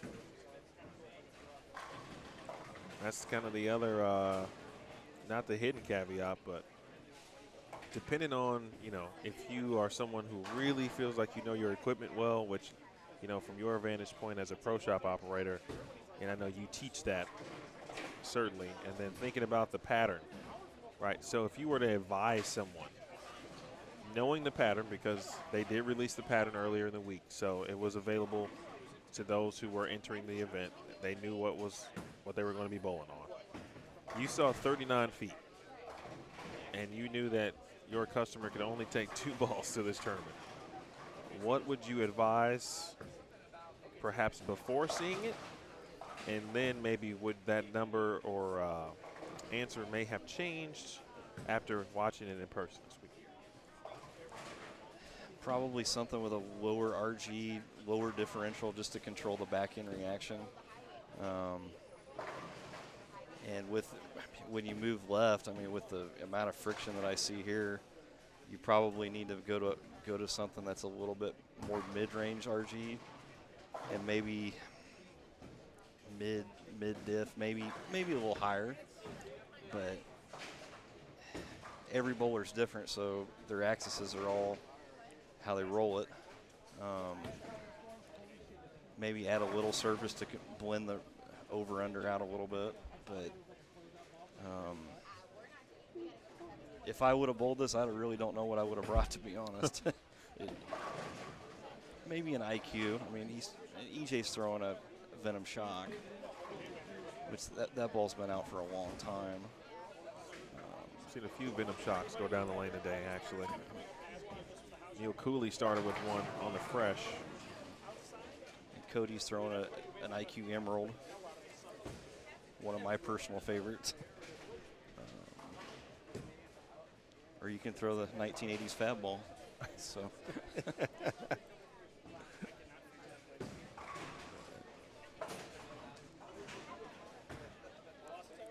EJ a few frames away potentially from making something happen here, but so is Opie.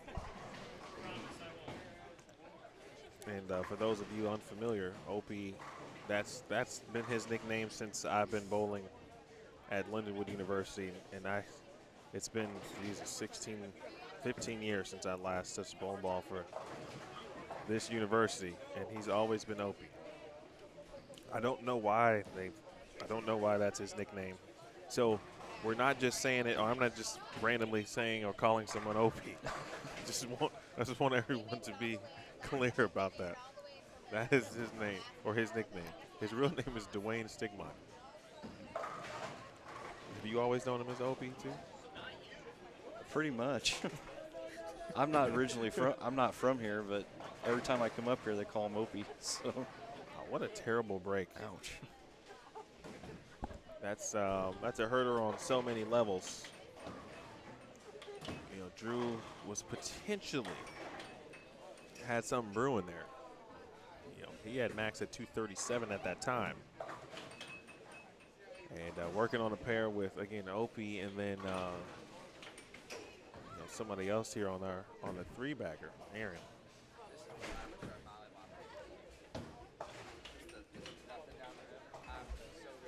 It's EJ Tackett right now.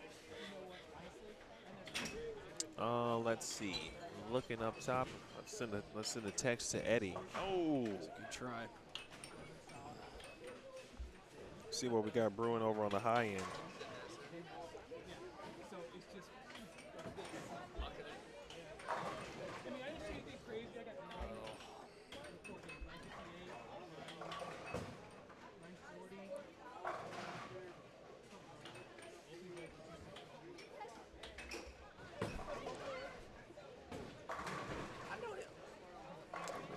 That's 4 in a row. You never know what 220 gets you. I think there was a game we thought 2-0 got somebody a fourth place. So it just depends on what game. Definitely on this, what pair you catch, it sounds like. Eddie made a good point, maybe who you follow too. That really does make a difference too, because if they started 5 boards further in, they may not have as much hold as the last pair. But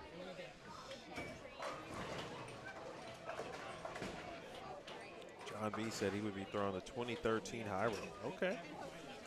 He was very specific about that too. Yes, this is Opie, left side of your screen.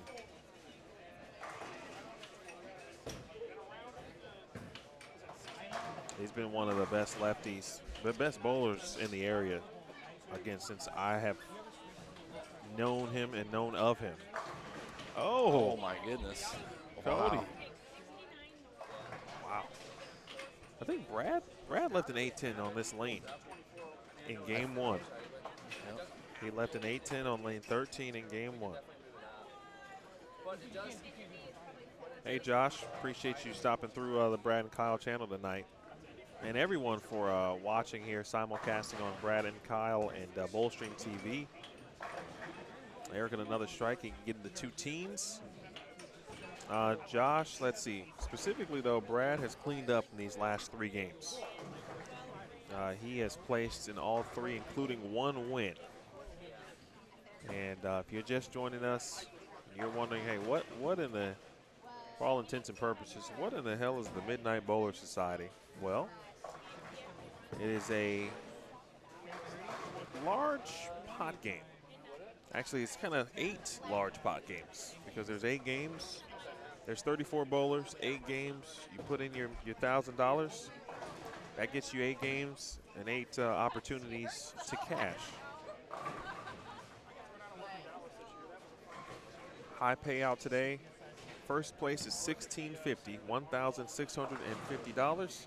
Second is $1,050, $1,050. Third is $750, and fourth is $600. That is per game. That is not including brackets. There is an 8-game total side pot that's available. There's also an eliminator that's happening as well. So there is plenty of action. There's also a Calcutta, which happened before the event. and that is when bowlers are essentially auctioned off and can be bid on by other bowlers, spectators, fans. If you got a little money and you're not bowling, you typically find yourself at the Calcutta. So you got a chance to make some money and you've done nothing. That's my play next year. I'm coming to the stream and I'm gonna put a few extra bucks in my pocket. Exactly. Oh, good shot there, and another. Might be just this left lane. Might be 13 with some weirdness to it.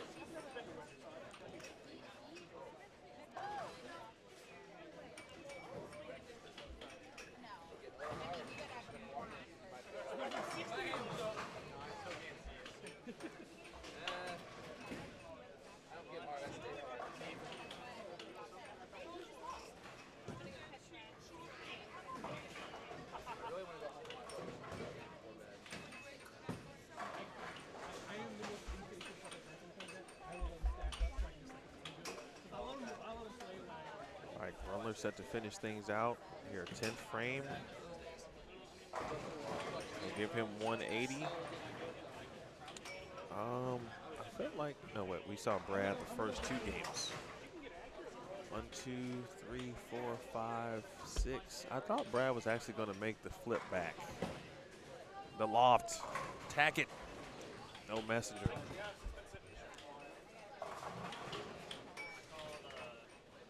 I don't think Brad's going to make the turn again. We don't have a rover regarding cameras. Oh man, nicely done. Good shot, really good shot there. Well, we've seen Anthony Simonsen be successful from in that zone. That was way back in game 1. But I think ball choice so key right there. It just kind of laid off.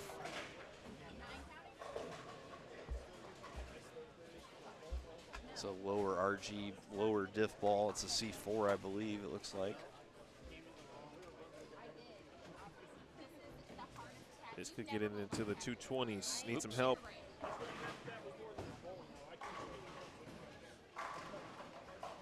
Well, 211 still might do it. From what I see, it looks pretty good besides EJ's game here.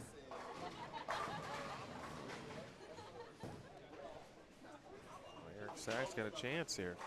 Boy, this could come down to a double here for Eric Sachs just to move around Aaron. Oh, messenger. Rayburn sending him.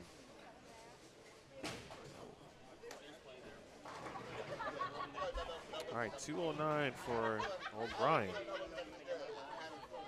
At worst, Eric Sachs can certainly edge him. Here is Robarge still looking for his first strike here. And there it is. What are you seeing from Spence this game? He's definitely moved further left and just kind of piping it down the track, it looks like. Good shot by EJ. I think he switched to a ripcord, it looks like.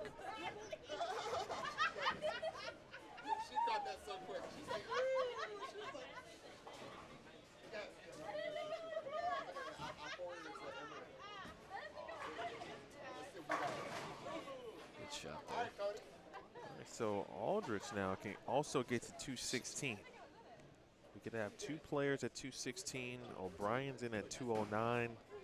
And obviously, you see what EJ Tackett has left. He can get to 247 with 19 through 22 already done.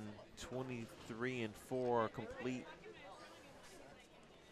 before we get to game 7. That's got to push.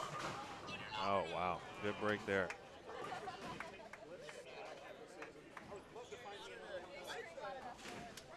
One that shot might have just dropped him out of the cash.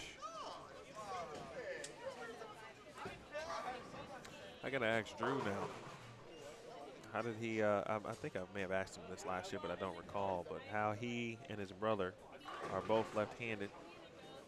And of course, Drew went to, depending on who you're asking, he went to the dark side. And went to the 2-handed version. When did you notice like Spencer was either going to experiment with that style, or like how did that happen? Two-handed lefty style. He actually threw a backup ball to start out and just kind of galloped to the line a long time ago. And then he was kind of more dominant with his left hand, so we're like, well, let's just try left-handed. And then we were like, you know, two-handed is more common thing now. It's just more power, more revolutions. And he adapted very well to it and still is trying to perfect it. Good shot by EJ. That puts him in the 230s. Venom shock on the left, ripcord on the right. Final few shots here. 10th frame for Spencer.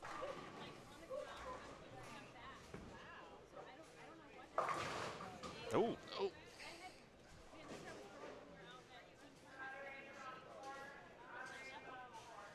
Oh, Mark, and I just saw that, Mark. Thanks for the info. Nice shot.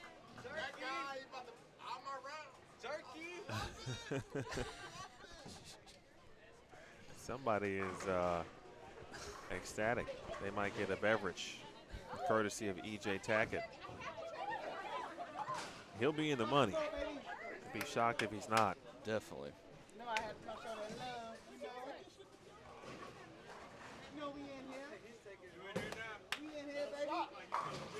Oh, don't take that. EJ is a quiet showman. Like he definitely is. Very, very subtle when he does it. Good stuff there from Mark Deering about the Opie nickname for Dwayne Stiegemeier. The late, great Kevin Bruin was an excellent individual. Had a lot of fun, many conversations talking to him at St. Charles Lanes.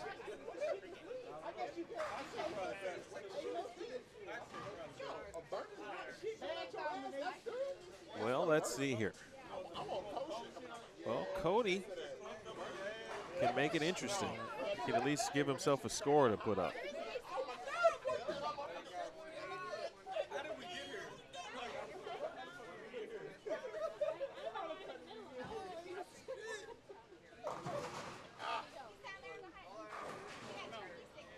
E2 is going to be in the 190s. Should be a very interesting game 6, top 4, with anticipated EJ Tackett to be leading that spot.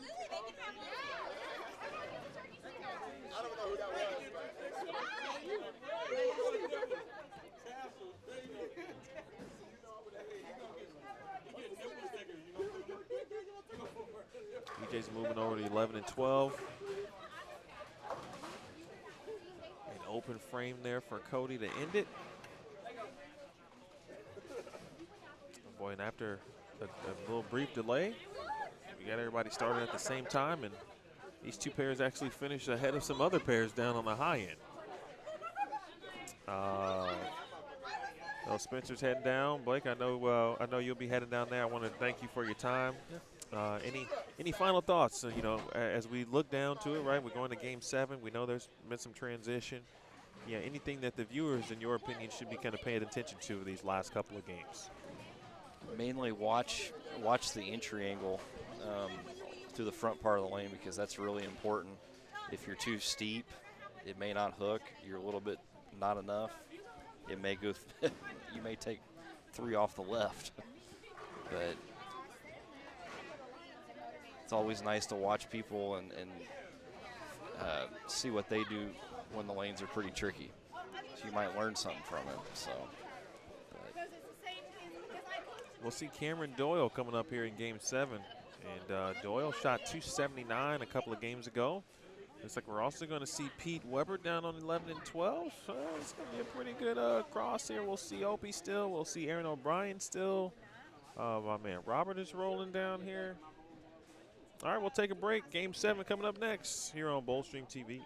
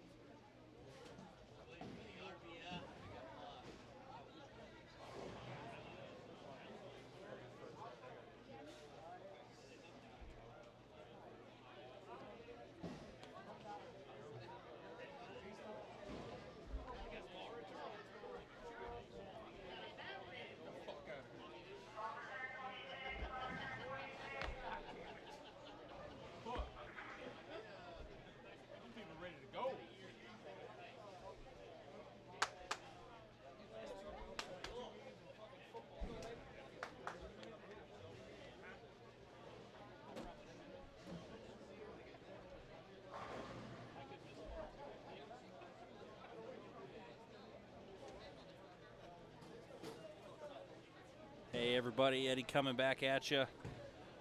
Finishing up, getting the tally from Game 6 as we start to see Game 7 started on 11 and 12 here. Unofficial results: E.J. Tackett, 247. The legend, Pete Weber, 234. I don't know how Danny's going to do this because currently there is a two-way tie for third and fourth, unless he just splits it up between the two that are tied for third. A.J. Fair and Beau Peterson at 221.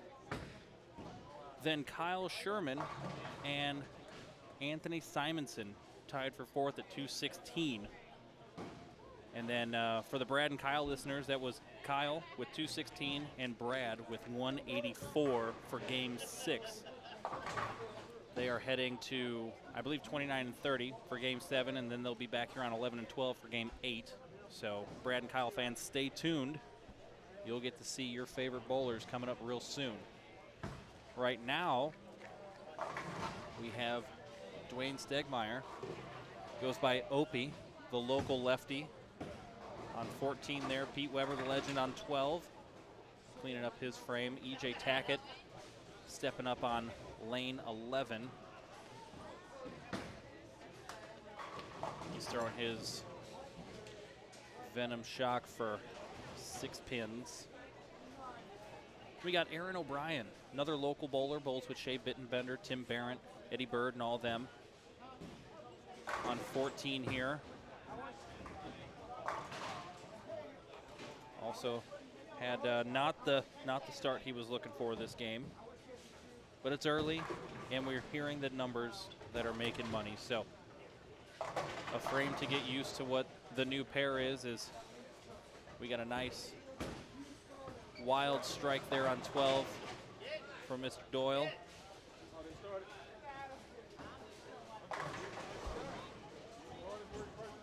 Aaron O'Brien trying to clean up his 5 count, gets 2. We have Nathan Rayburn coming up on lane 12.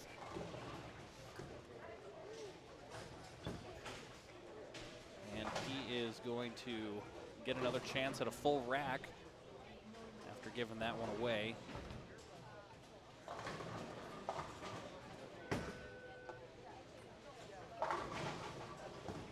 Looking for the bowling balls that he is throwing right now, Nathan Rayburn. Aaron O'Brien, who just threw a shot a couple seconds ago on 14, has an Ordnance C4 and an Axiom Pearl. Nathan Rayburn, once I find him on the sheet, we'll all know what he's throwing.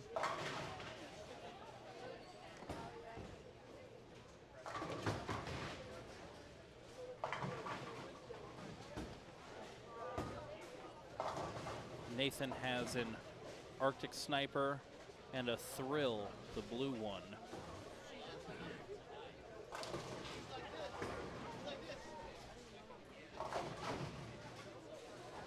We got E.J. Tackett coming up again on 12.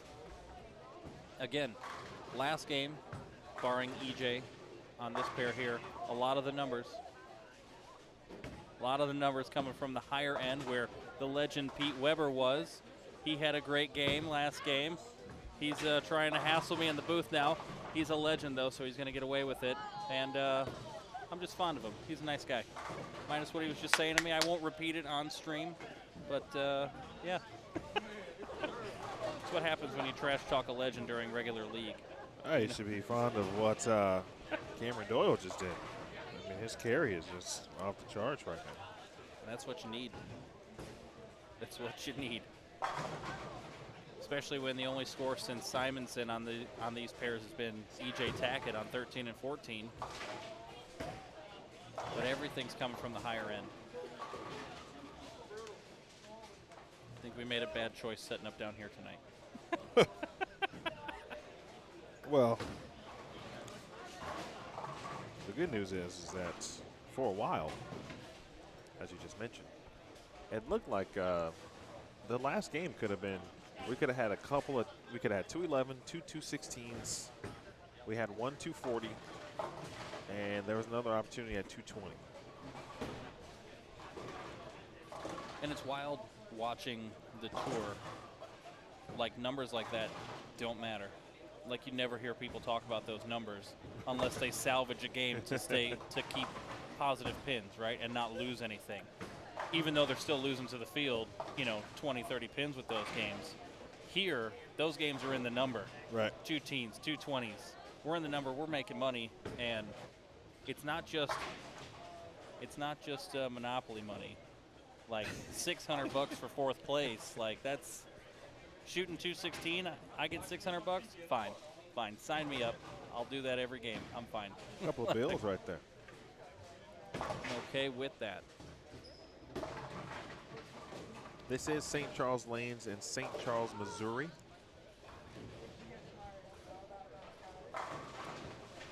We had to go down the history books and talk to Randy and Neil and folks obviously who spent a lot of time over the years in this center. But I've heard a few stories. OT Hill's squad used to hold the national record for high team game for 5 players. And a big loft. Yep. Until buckets on deck. Former Lindenwood alums, of course, at the time, beat that record. There's one of them next to you. And I was one of them too, Emil. Were you on that team? Yeah. Were you really? Yeah. I was like, oh, are you setting me up to be like, how did it feel to do that? And you're like, hey, one of them's sitting right next to you. Like, oh, all right, man. Hey, I'll take. That's an fine. all-time moment right there. So it was you, EJ, Ryan? Ryan Council, Brad Miller, and Connor Drum from New York. Now, do you guys still hold that record? Or did I see that it was broken? That was recently It broken. was, right? Okay. Greg Getzlow. Oh. And a few of his guys. I don't remember all the people on the team, and I feel terrible because I think I know 3 of them for sure. But yeah, they 14:57 after we had 14:34. Like, as you see, Opie, Dwayne Stiegemeier throw an awesome shot on 14 there. And Kamron Doyle keeps crunching them down. But yeah, it was just done. Like, not this past season, the season before, so they've had it for about 1.5 years now, and it's crazy. The first thing Greg did, he came and found where I was bowling and came in and talked to me about it. He was like, have you had all these people saying these things after you shot the record? I was like, yeah, let it go, man. Like, just ride it, enjoy what you did. Don't let the haters get to you. Like, enjoy it, man. It was a lot of fun to do. It's crazy that the last 3 record scores are all from the St. Louis area here. I don't know if that says it's easy down here or what. Oh my goodness. Nathan swatting down the 9-10 there to just leave a 4-pin. Yeah, he's left a couple of weird obstacles these last couple of games. He just left some stuff over on 13 and 14. Mike Bear with some good stuff in the Brad and Kyle chat. Nice shot there. Got to get his name. Do we have his name yet? We do not.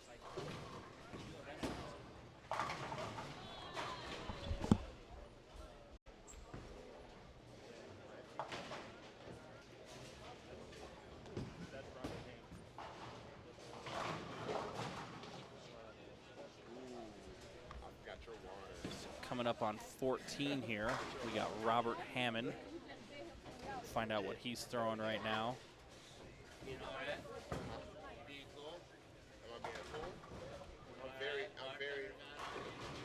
Both Mark and Chase with some good stuff in the chat. Or in respective chats, I should say, as Kamron Doyle. First non-strike. We got Robert Hammond coming up on 14 here. He's got a UC3 and a High Road Nano in his arsenal for tonight. Remember, only 2 balls are allowed on the flat 39-foot pattern.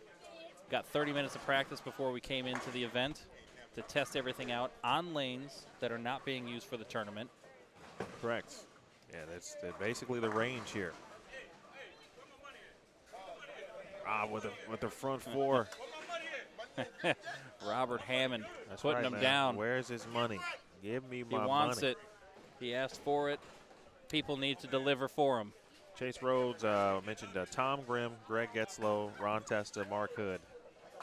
And he is not remembering the fifth, or she is not remembering the fifth, but 4 of the 5 with the new national team 5-player record.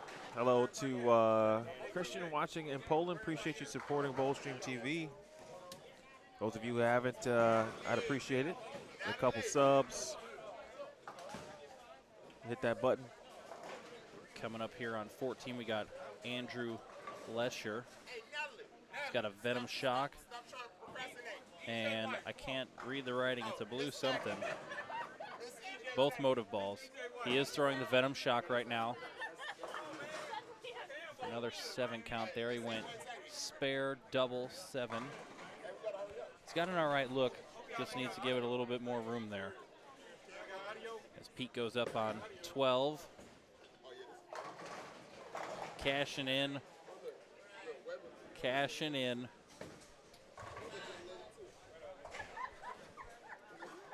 Pete will take that. Yeah, I saw the, I can now comment on the playful exchange between you two at the beginning of this game.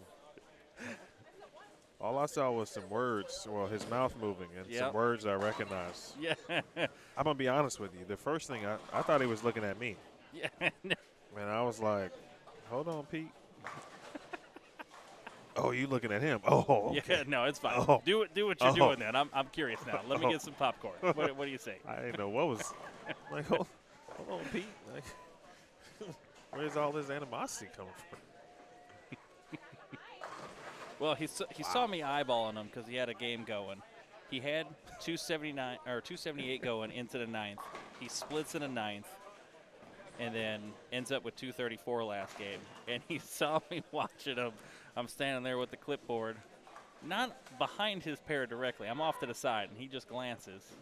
So I'm assuming he's throwing that that disdain at me for that one. Pete and I always have some fun back and forth banter whenever I see him at the lanes. He's a really fun guy just in general. Like, for those of you who don't know him personally or haven't bowled around him, what you see on TV isn't the whole package for Pete. Pete's fiery because he's passionate and he's good. And at home, he's a little more quiet. Like opposites entirely. That's the best 5 in a row I've seen in a while. Shout out to my man Robert. Robert Hammond. I think that is the UC3 that he's throwing. Yes, the Rubicon UC3. We've seen a few of those. A few people are throwing them. It looks like it's matching up real nice. That's that little bit of urethane that's in it. I don't know the percentage, but I think that's why certainly it's popular here on this. Yeah, not enough to be too soft. Oh, hook just a lot. Enough to hook a lot. Oh, there we go. He'll want that one back. But I mean, if he picks it up, stays clean, still not a terrible game going, right? He still has 252 out there with the pick. Random number, but you know. Hook a lot. We'll see Pete. Cameron's had himself a nice night. Oh, yeah. He's had his name called at least twice, at least. And that includes one first place. With a 279 front 9, 279. 9 spare 9 in the 10th. Oh, and he picked the 2-pin off of that. That might go on the highlight reel the opposite. Yeah. Was it Shacked and a Fool?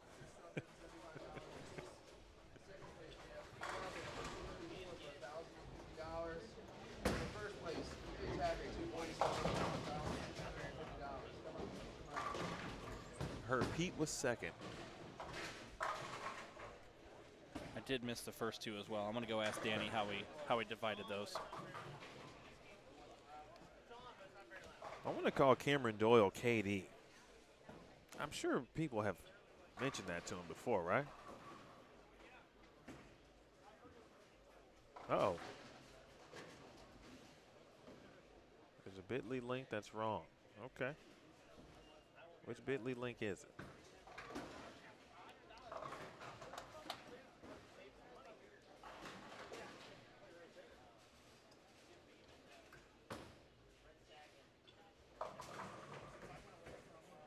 find out. Thanks, Larry. So I do have official word that there were 2 ties for the third and fourth high game. So they split third and fourth place money between A.J. Fair with 221 and Beau Peterson with 221. Okay. So that means that Kyle Sherman at 216 and Anthony Simonsen at 216 did not qualify for money that game. Wow. That's tough. That is, yeah, that's. They have 2 ties right there for spots, but E.J. Tackett throwing wood around, sending the 7-10 down last. Gives himself a 98 in the 5th. Got a chance at 248 with that strike there in the 6th. He's got a chance. He's got a good look. Just got to get it done. Ryan, my man Ryan G has known me for way too long and has been. I just said I want to call Kamron Doyle KD. Okay. I don't know if anyone's ever called him that. I'd have to imagine someone has. At some point. Not to mention he's like 6'4". He's not a short individual at all. I feel like that would be appropriate if we called him KD. We can start it here. We can start it right now if it's not already out there. We're going to find out. I'm going to ask him. By the way, Larry, that whoa. That was way out there. That link has changed. Thank you. Appreciate it. Thanks for scrolling all the way through the description, too. You might be one of the rare people that get to the bottom.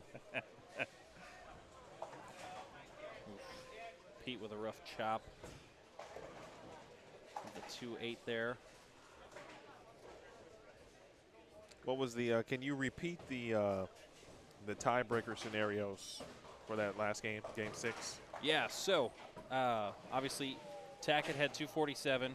Pete Weber had 234, and then at 221 there was a tie between A.J. Fair and Beau Peterson. They split third and fourth place money between them. And then Kyle Sherman and Anthony Simonsen were the next tie at 216. So depending on how Danny wanted to do it, either get more people money or just divide it between the top 4 scores period. Danny elected for the top 4 scores period, so that eliminated Kyle Sherman and Simo from getting money. Kyle has yet to cash tonight. He's having a bit of a rough night. For those that want the rundown for Brad and Kyle, Kyle's gone 189, 167, 195, 206, 186, and 216. That's been the closest he's gotten. And then Brad, we know he's made a little money tonight. He's gone 182, 184, 269, 213, 243, and 184. Emil is typing those in the chat right now. Oh, type Kyle's again. That's Brad's turn. It's late. Yeah. It's getting later and later here. 182, 184, 269, 213, 213, 243, 243, and 184. 184. Those are official for those 2 through 6.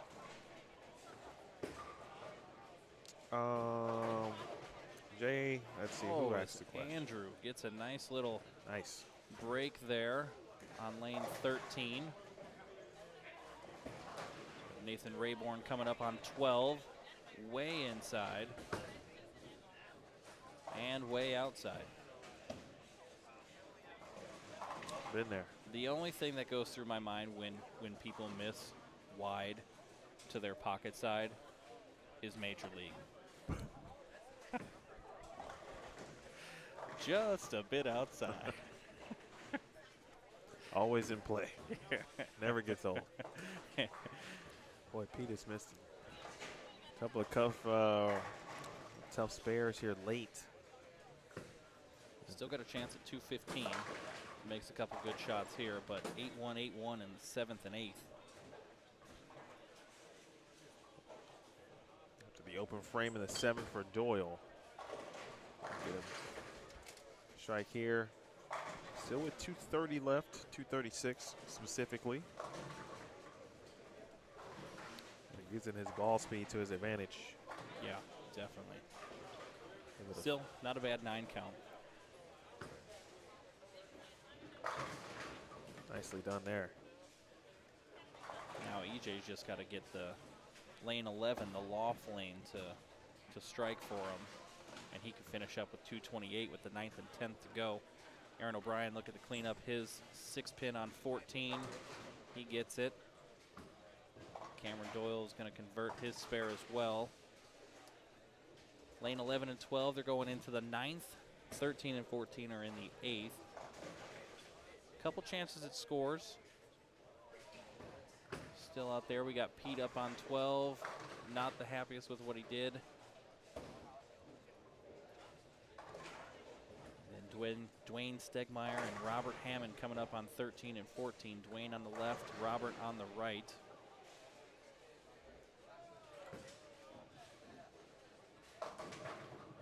Oh. Those are the breaks you want. The Makes crumbler. you feel good. Makes you feel good.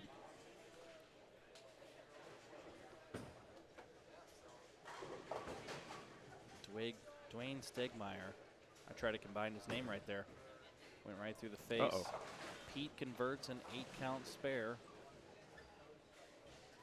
He had 3 attempts at him. Got it that time. This is, you can tell this is that point in the night. That point of the night where that was an outburst. Yeah, there was. That was Koty Aldrich. I don't know if he was excited or not. The tournament has kind of gotten in the minds of our players here. You know what I'm saying? It's like, yeah. All right, almost game 8. It's like, this is a grind. Yeah. As you mentioned earlier, this is definitely a grind. And if you haven't made money, you're wanting to, because it was a $1,000 buy-in. Kamron Doyle striking again on 12. Good question there with the sheep on the Brad and Kyle channel or chat. There was at least one purple hammer that I saw go down the lane, but it was noticeable. It was it was definitely a purple. What Kamron is throwing, I believe, is like an RSTX2. Yeah, let me see here. Kamron, yep, RSTX2 and UC2 are what's in his bag tonight. So he's throwing the X2.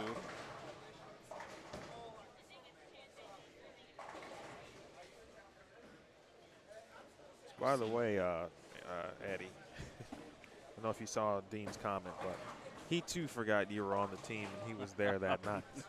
No, don't do it.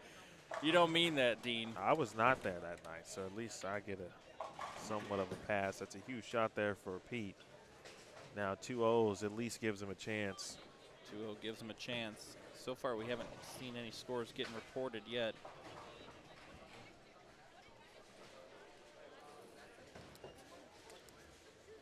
Thanks, Dean. Appreciate you remembering.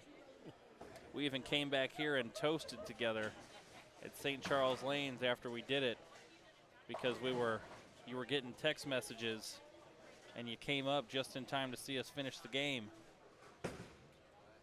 It's cool though, I'm not upset. It's been years. I'm not even part of the record anymore. It's been taken over, but shame on you. Push. Oh my God. My goodness. First one I've seen all day. Hashtag team no 8-pin. Wow. That's a herder. That's going to put him in 2-0 range with the conversion now, because that was his first ball of the 10th. He's looking at 220 there, obviously. This game started really well for Cam, and now it could end potentially in the wrong direction. This is a tough make.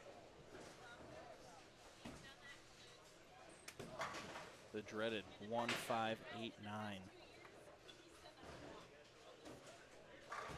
And I mean, on a pattern like this, it's real easy to flag the head pin either way. What a spare that is.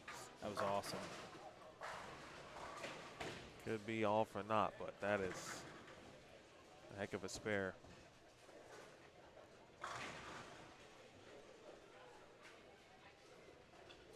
So we have Andrew Letscher. That's a good one. Oh, when he gets the 10 out there on 13. Didn't realize that he got it. EJ Tackett going up for his fill ball. No 8-pin that time. Gets him to 207.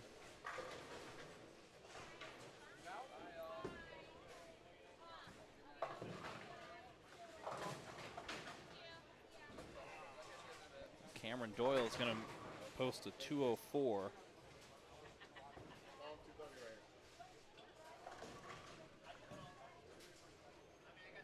The only other score that we're seeing nearby here is going to be Mr. Hammond coming up on lane 14 here. 230 would be clutch. He's got a chance. 202 in the 9th. First ball of 10th coming now. And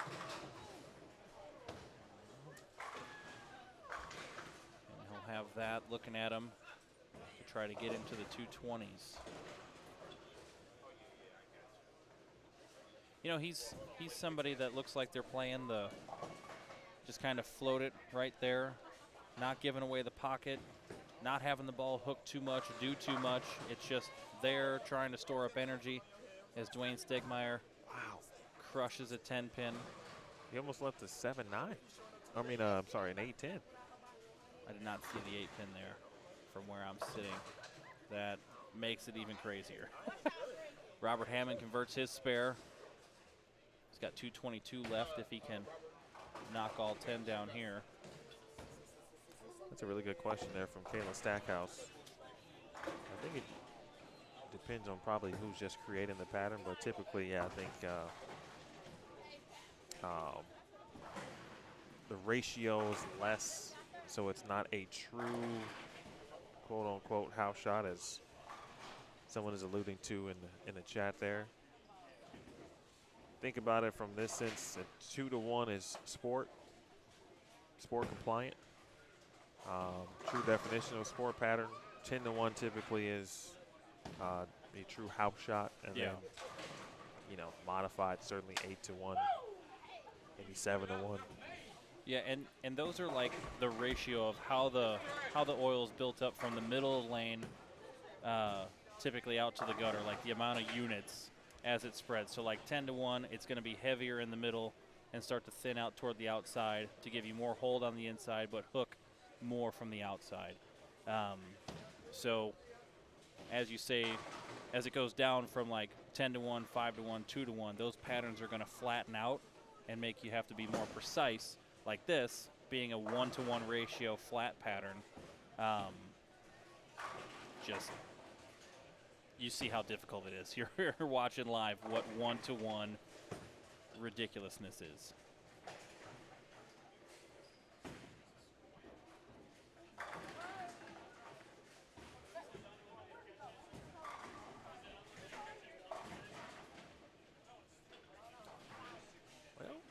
We've got game 8 on the way. Looks like we still got some bowling over on 19-22. Let's take a look down there. And EJ Parks just came by and grabbed the clipboard so he can chase some scores for us. As we're coming up to our minor delay here in between games.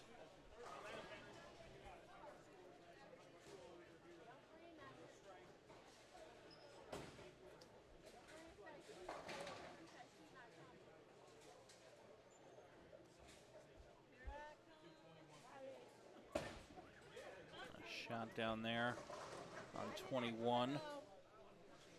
Not the best outcome, not what they were looking for. We are going to have, for the Brad and Kyle viewers, we are going to have Brad and Kyle, I believe, showing up on 11 and 12 for game 8. They're moving their way down as we're awaiting unofficial scores from EJ Parks. currently, we know that Pete Weber has 205. Robert Hammond has 221. E.J. Tackett has 207, and Kamron Doyle had 204. So those are the 4 best scores that we've heard of so far. Brad 245, Kyle 207. I didn't see this was 211 on 19C. Stubby at 68 off the sheet left. And it looks like Brad finished with 245, so he's looking to have top spots for this game unless Ryan Stubblefield can finish off his 268. Who's 221?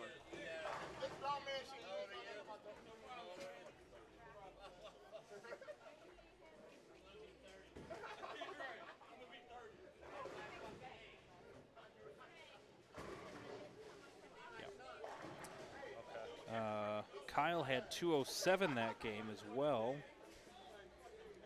So some more numbers from the Brad and Kyle crew. Brad with another 245. That's a chance to win another game. And I'm trying to avoid eye contact with Pete Weber so he doesn't swear at me anymore. He was looking. It's like he wanted to say something. He knew. Hey, briefly, in your experience in this sport, since Kayla mentioned I've been learning about oil patterns, isn't the actual ratio in comparison to the amount of mills per, I won't say per board, but that's actually what makes the ratio. It's a certain amount. Yeah. From the center of the lane, the middle arrow, the farthest arrow out, down to the gutters on either side. So the 10 would be the amount in the middle of the lane down to 1 at the very ends. So as we say, 10 to 1, it's going to be heavier in the middle. Oftentimes you'll see the oil in the middle of the lane go a little farther down lane as well, and it start to into like a Christmas tree shape. It's a very common term to use for house shots, Christmas tree pattern. And that's how you can envision that 10 to 1, 5 to 1, just flattens up more and more into like a block shape. I spoke too soon earlier about the spam getting me in the Bullstream TV chat. It took 8 games, but we got there. Perfect. That's when you know you've made it. You got spam bots. Well, much to the applause of everyone in the at bare minimum in the Brad and Kyle chat. And our guy, I forgot who it was, but I thought I wasn't tripping that they should be on 11 and 12, or one of them should be on 11 and 12. They're together. Speaking of Brad and Kyle. They are together. That's right. Yeah, they somehow got to cross together today. I think that was rigged somehow. I thought they drew for lanes, but Brad drew his number first. Like I was in the bar when they drew numbers, and Danny held up the bucket. He's like, "All right, come draw your numbers." And Brad appeared out of nowhere, and just his hand was in the bucket. Hey, Thomas. Appreciate you tuning in on Bullstream TV. We're doing good. Final game coming up for the final time, since Kayla was mentioning and asking about oil patterns for the last time today, just in case no one has seen it. Let's throw the pattern back on the screen. That's what a flat pattern looks like. And then, Kayla, if you're still on, this pattern is 1-to-1. So it is straight across the same. And that's what's going to give it its more boxy looking shape as you look at the layers of blue on the lane. That's a true 1-to-1, right? Straight gutter to gutter, the same across. There's no difference as you get towards the middle of the lane, no difference in length, just pure 1-to-1 ratio. That's what they're bowling on. Makes it extremely difficult. You got to be very precise or get very lucky. Got to have good misses. Oh, I'm about to do Brad and Kyle a favor right here. Here's the link, Brad and Kyle viewers. If you want to go and learn something about some oil patterns, click that link. Brad and Kyle got you covered. That's where they talk about oil patterns. You hear Brad talk about it a lot as well. He even mixes in lane topography, so how the lanes have taken the beatings from the different weight bowling balls being thrown on them, lofted, varying levels down the lane, how that affects everything, just damage over time. All that is accounted for. So even a flat pattern can play a little easier on one lane compared to another, depending on what kind of traffic and everything has been played on that specific lane. Again, there you see the graph, 1-1, 39 feet for the final time tonight. We are reaching the 1 p.m., the 1 a.m. Central Time hour here at St. Charles Lanes in St. Charles, Missouri. Eddie Satwinski, he's to my right. Can't see him. In fact, Eddie. Are you going to do it to me? Yeah, let's do it. All right. Let's just check it out. I gave EJ a little 15 seconds here. On screen. Oh, you didn't see the thumbs up. Boom. There you go. Boom. Gotta slide it in. There's screen. There it is. We did it. EJ's got scores. EJ Parks, not Tackett. Tackett does have scores, but EJ Parks is actually writing scores just next door.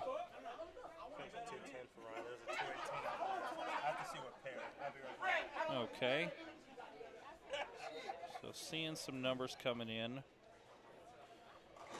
Looking like Brad is going to take top spot again. He had 245. BK doing his thing. B. Mills. Robert Hammond had 221. There was a 218 that EJ didn't get the name for, and Ryan Stubblefield had 210. Getting the name now. Oh, so the mysterious 25B for that game was 218. We'll find out who that is soon.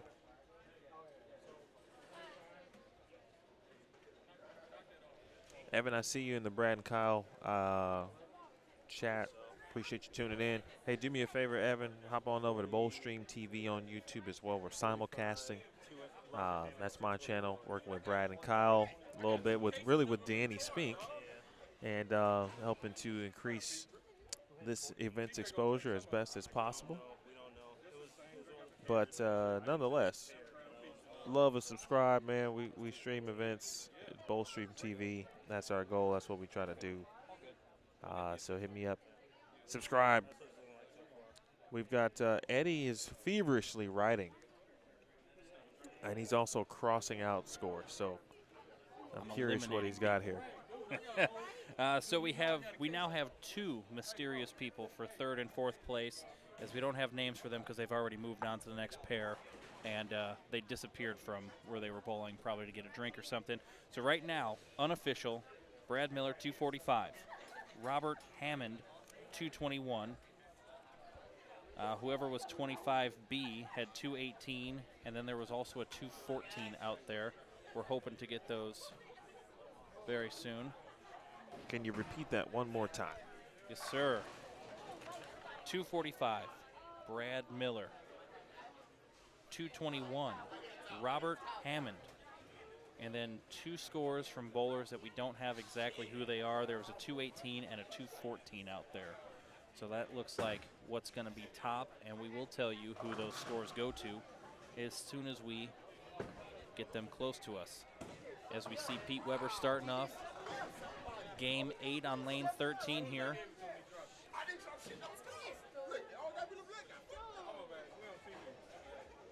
Robert Hammond waving to the fans out there.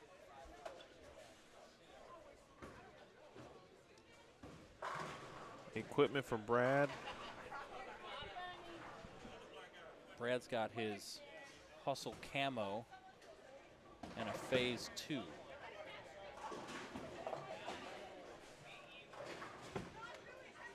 He's been using the camo all night. I don't think he's ever touched the Phase 2 tonight. The camo's just got, you'll see him here on 11. The Hustle Camo is just rolling, hook stop, just like that. And that's why he's shooting the numbers he is. That ball's just matching up really, really, really good for him. Much like how we've said with the Rubicon UC2, just whoever's getting that good hook stop motion and not overhooking, they're just set up for success. The shot that you saw Brad throw on 11 looked like he didn't give the pocket away too much, and that's why he's had so many games over 200 in so many games. Every 200 that Brad has shot, he's cashed. He's had 4 200s, 3 non-200s, and he's cashed with every 200 that he shot. Can't beat that. 213, 243, 245, and 269.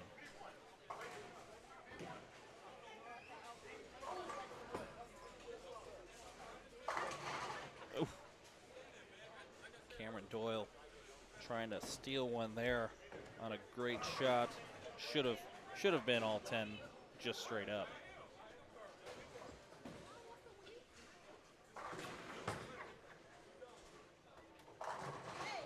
Letscher for the Brooklyn strike on lane 12. Kyle Sherman's getting ready for his 5-pin attempt.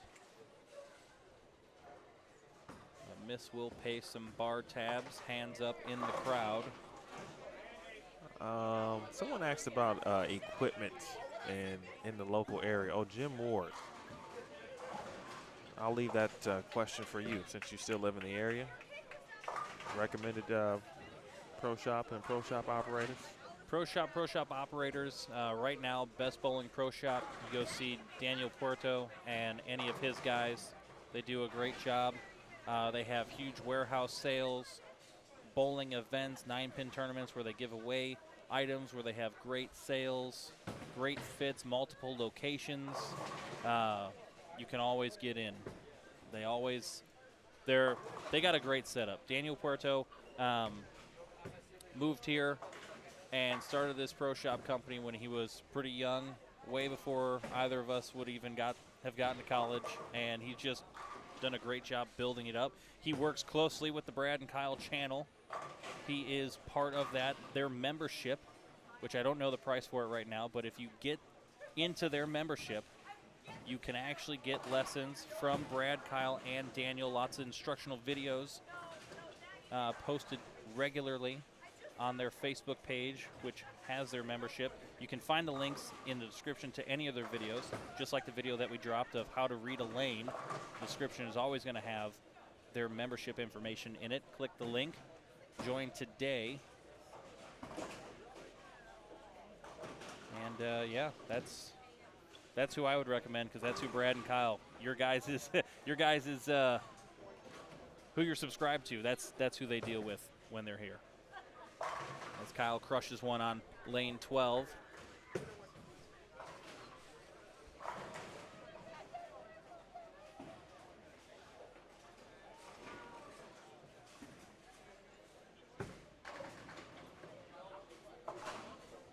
Pete Weber converting his spare on 14.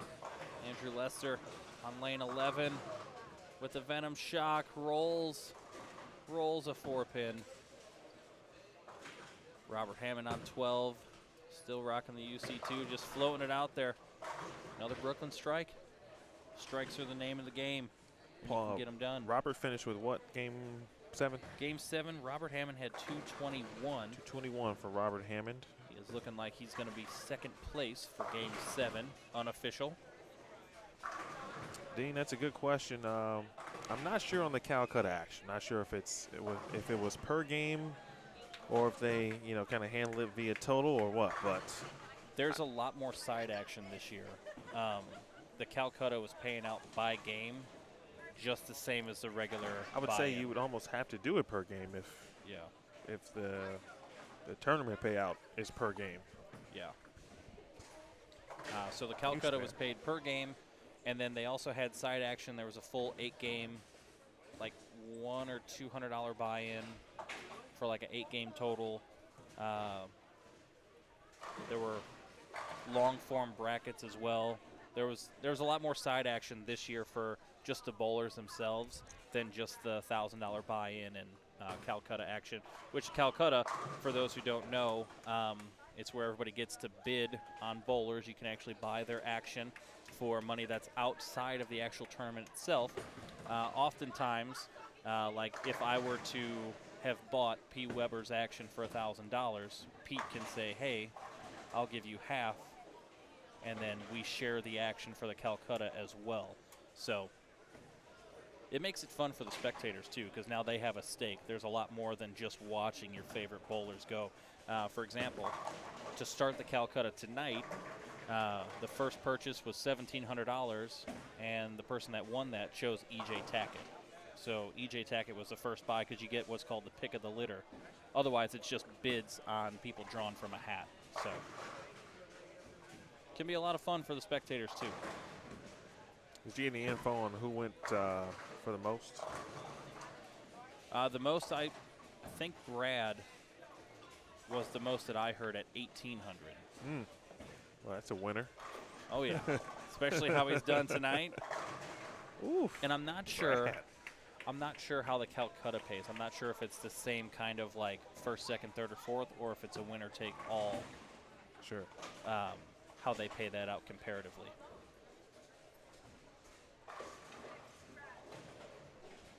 It's a good way to end the night. We'll have to request Danny start with Brad and Kyle and end with Brad and Kyle. Make sure that the channel is properly rewarded. Or just get a bunch more cameras and have everything going. Yeah, I was talking to him about that. St. Charles is so perfect for live streaming.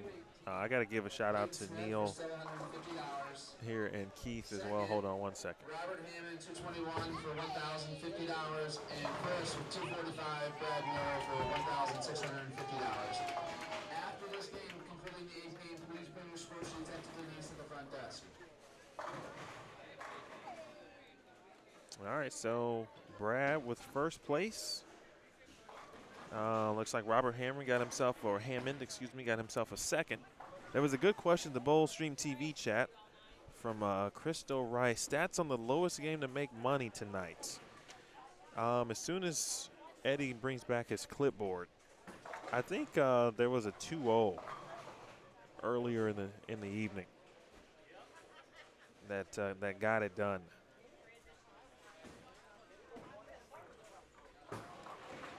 I will wait for. Oh, come on, Pete. I will wait for Eddie's final update, and then we'll get into that stat if we can. Oh, Robert Hammond. See Robert getting it done there. So, final updates. Brad did take Game 7, 245. Robert Hammond, 221.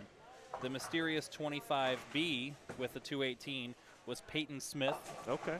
And then the mysterious 214 with an unknown lane was Koty Aldrich.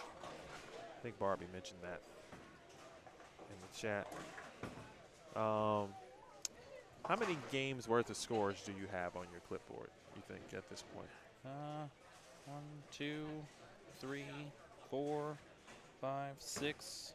I think I have 7 on here. And I've got 2, at least, on my phone, and we've still got a sheet. What's the lowest score that you have that cashed? Lowest score that cashed. And I still think it was Game 1. Kamron Doyle's 204. That is what it is looking like to me.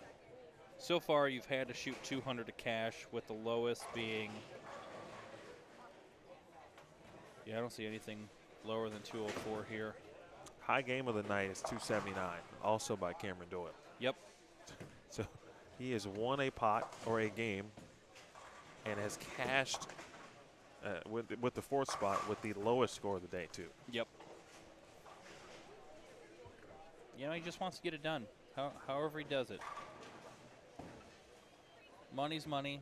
200s make money. It's a pretty simple concept when you bowl in this. Yeah. Just not to make light of what they're going through to get to these 200s. Sure. And, you know, the grind that it is. Like, this is. The concept is simple. Yeah. What they're doing is not. Yeah. Not in the slightest. You see Pete getting another strike there on lane 13. Kyle going up on 11. I don't know what the lowest score of the day is, though, or of the night. That I do not know. We know that Game 1 had a 122. We don't need to call anybody specifically out, but that did happen tonight. If anyone still needs a roster, the majority of the names, at least 30 of them, are actually added 33 to 34, pretty sure, before we started. Oh, my God. gosh. He has wrapped 10 pin after 10 pin after 10 pin. Well, I hate to see this end, but I only want to see it end just because of the bot situation. Yeah. I'm over that. We just gotta. Brad and Kyle need to pay for the YouTube moderator. Because you can target the little bit that I am on YouTube myself. Some of the upgrades you get as you increase subscribers is certain abilities, community abilities, abilities to monitor chat. You can set moderator for keywords or phrases, so you can just eliminate stuff like that from the jump. As we see Brad, to be fair, make one of the worst shots that I've actually seen him throw tonight, which still wasn't terrible compared to some of the bad shots we've seen overall. And that's why he's made money in, what, 4 out of the 7 games that have been bowled so far? Well, I'm going to say this about Brad and Kyle, really. I said I was going to tell some stories about these two cats. I'll start with Kyle, just because I remember Kyle when he was about, how old is Kyle now? 25? No. What? Seriously? 27 at most.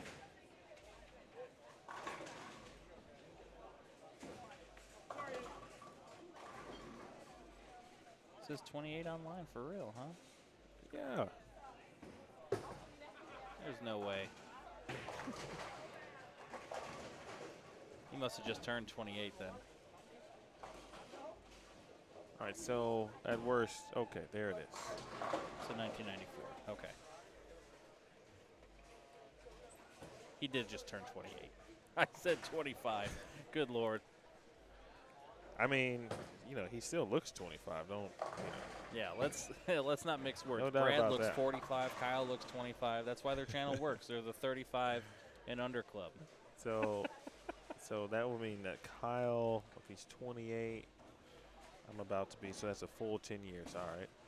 So at about 10, 9 or 10, Kyle will come up here and practice on Thursday nights. Yep. Which is when the entire Lindenwood program will practice as teams, and then we've had other practices during the week. But Thursday night was kind of the official practice just because of scheduling, et cetera, et cetera. Yep, after league.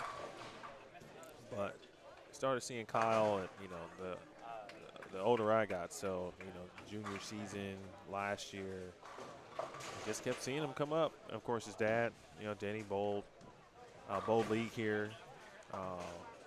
Longtime friends with Randy, of course, coach. So we'd see him all the time, but yeah, just amazed at how well he threw it to be so young. Yeah, it was pretty clear that if he wanted to do that at that time, like, he's going to have a great chance to be very successful, and he has been put in the work to do so. And I remember Brad being just a very eager freshman. Yep. But yeah, we came in at the same time. Always wanted to learn. He was all about learning, trying to get better, worked very hard on his game. Still does. Always micro-analyzing. Like, sometimes that's, as you've seen in the, as he goes down, as you've seen in the vlogs before. I don't know. If we caught that on camera, that would be awesome. Brad Miller just went down and looked weird doing it. His coach, Mike Jasnow, says the one thing that Brad does to hurt himself is overthink things. And he's always done that. You know, he's always analyzed and gone in, because it's from a not getting down on himself, which it turned into, but it always was to learn more. And then when you learn more, you expect more, and that's how you enter that vicious cycle of getting down on yourself when you're not meeting your own expectations. So that's very much what Brad falls into from time to time. But when he's on, he's on. He's still one of the best out there. Yeah. And because he puts in the time and the work. Very happy for both of those guys. I really am. Not only as alums, but just really as people. Yeah. I showed up to Lindenwood at the same time Brad did. We both came same year. I remember He, I think one day at tryouts, he was literally last place for tryouts. And by the time tryouts were over, this was before new rules got put into place to limit the amount of bowlers that could actually be officially on a team. Lindenwood had like 55 guys deep. And Brad was on the very bottom team to start our first, the second tournament, because the first tournament was only the top 14. And by the end of that season, Brad was on the A team, which one just probably shows how poor of a weekend he had, but it also shows his dedication to not just accept that that was where he's going to be, and now he's one of the best professional bowlers in the world. Like, you know, to have seen that with him, to have been friends with him through that is wild. And then to see Kyle in the same way. He was a little older, obviously, when I had shown up.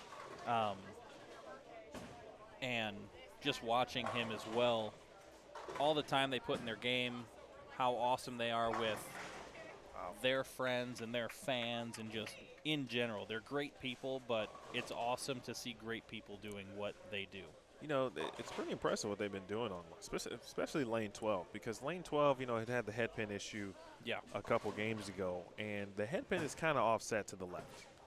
And so you've kind of got to be perfect on 12. That's why we've seen a few kind of odd, like, carry hits on 12. And I think it's just because of the head pin. There's a, you know, the gap is so much larger in the 1-3 right now as opposed to the 1-2.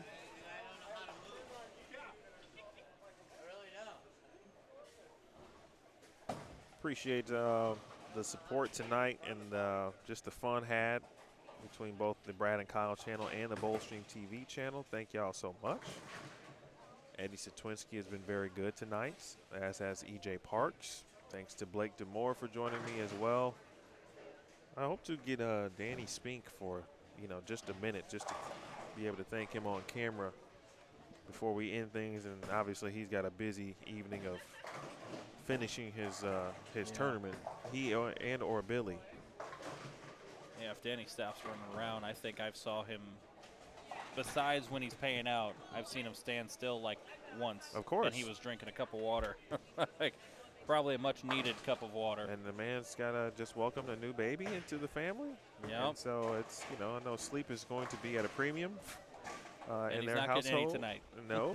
And so, and he's going to be back here tomorrow to run the hangover event. Yep.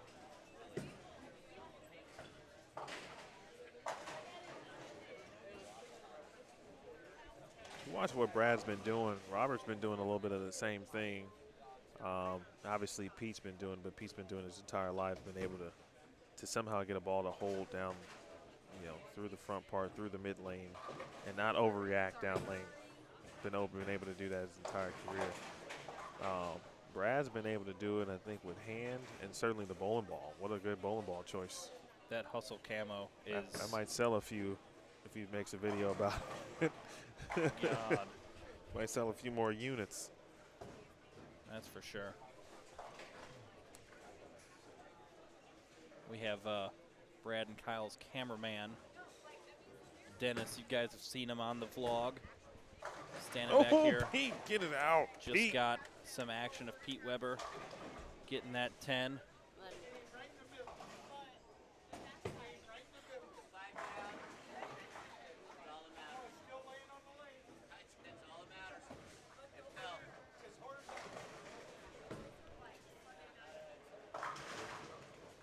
We got Dennis standing here. I'm going to tell him to make sure that Brad and Kyle do a ball review on the custom camel. Both of them chose it in their bag tonight. Both on their list. They did. And I actually think they're both still throwing it. I saw them consulting before we began. It's actually they're at the top of the broadcast at the table. Yep. They planned it. They planned all this. They didn't plan Kyle's scores being as low as they were. He's definitely struggled quite a bit on this. Kyle's also been going through a lot of issues. You know, physically, he's got the labrum issues in his shoulder.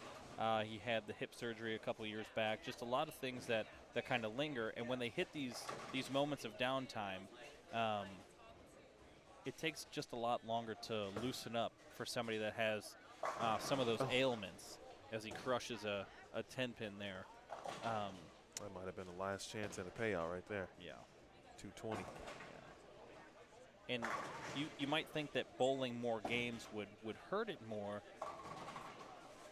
I personally think that that's not really the case, because when you're bowling more and you're doing it consistently, regularly, like daily, throwing shots every single day, you're keeping it warm, you're keeping it loose from a relative standpoint. But then when you go on break between tour seasons, he's on the come down now, so a lot more. I've seen it more happen to him in the off season where he struggles a little bit more. So he's working on it. He's teetering on if he wants to do the labrum repair or anything like that. He talks about it almost every time you see him in a bowling alley. Somebody asks him, "How's your shoulder?" And then he goes into it all. It's good insight there. B. Mills, one more, get him in the 220s. And the way things have been going, it's been good for him. Ooh. And a nasty 5-7. Well, you all might as well make it for the show off here at the end of the night. Pete Weber up in the 10th. Oh my goodness. 119 in the 6th. He's got all of them into the 10th now. This is a chance at 239 for Pete with that collapse. Could be first place right here. That's a chance. That's definitely a chance. Now, Pete Weber is definitely the type of bowler, we've seen it through his career. A shot like that, this one is going to crunch. That's my take. And that's just the experience.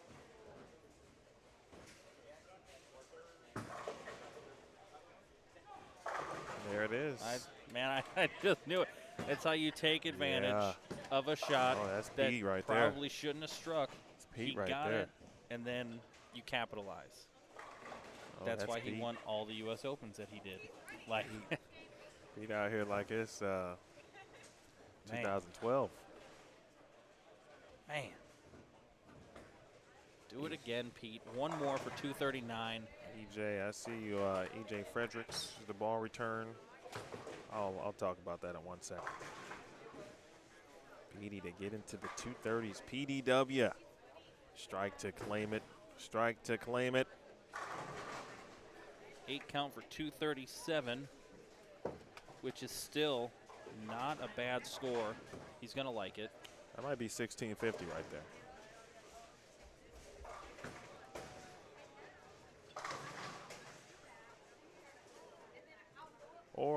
Or not, based on what's happening on 19 and 20. There you go.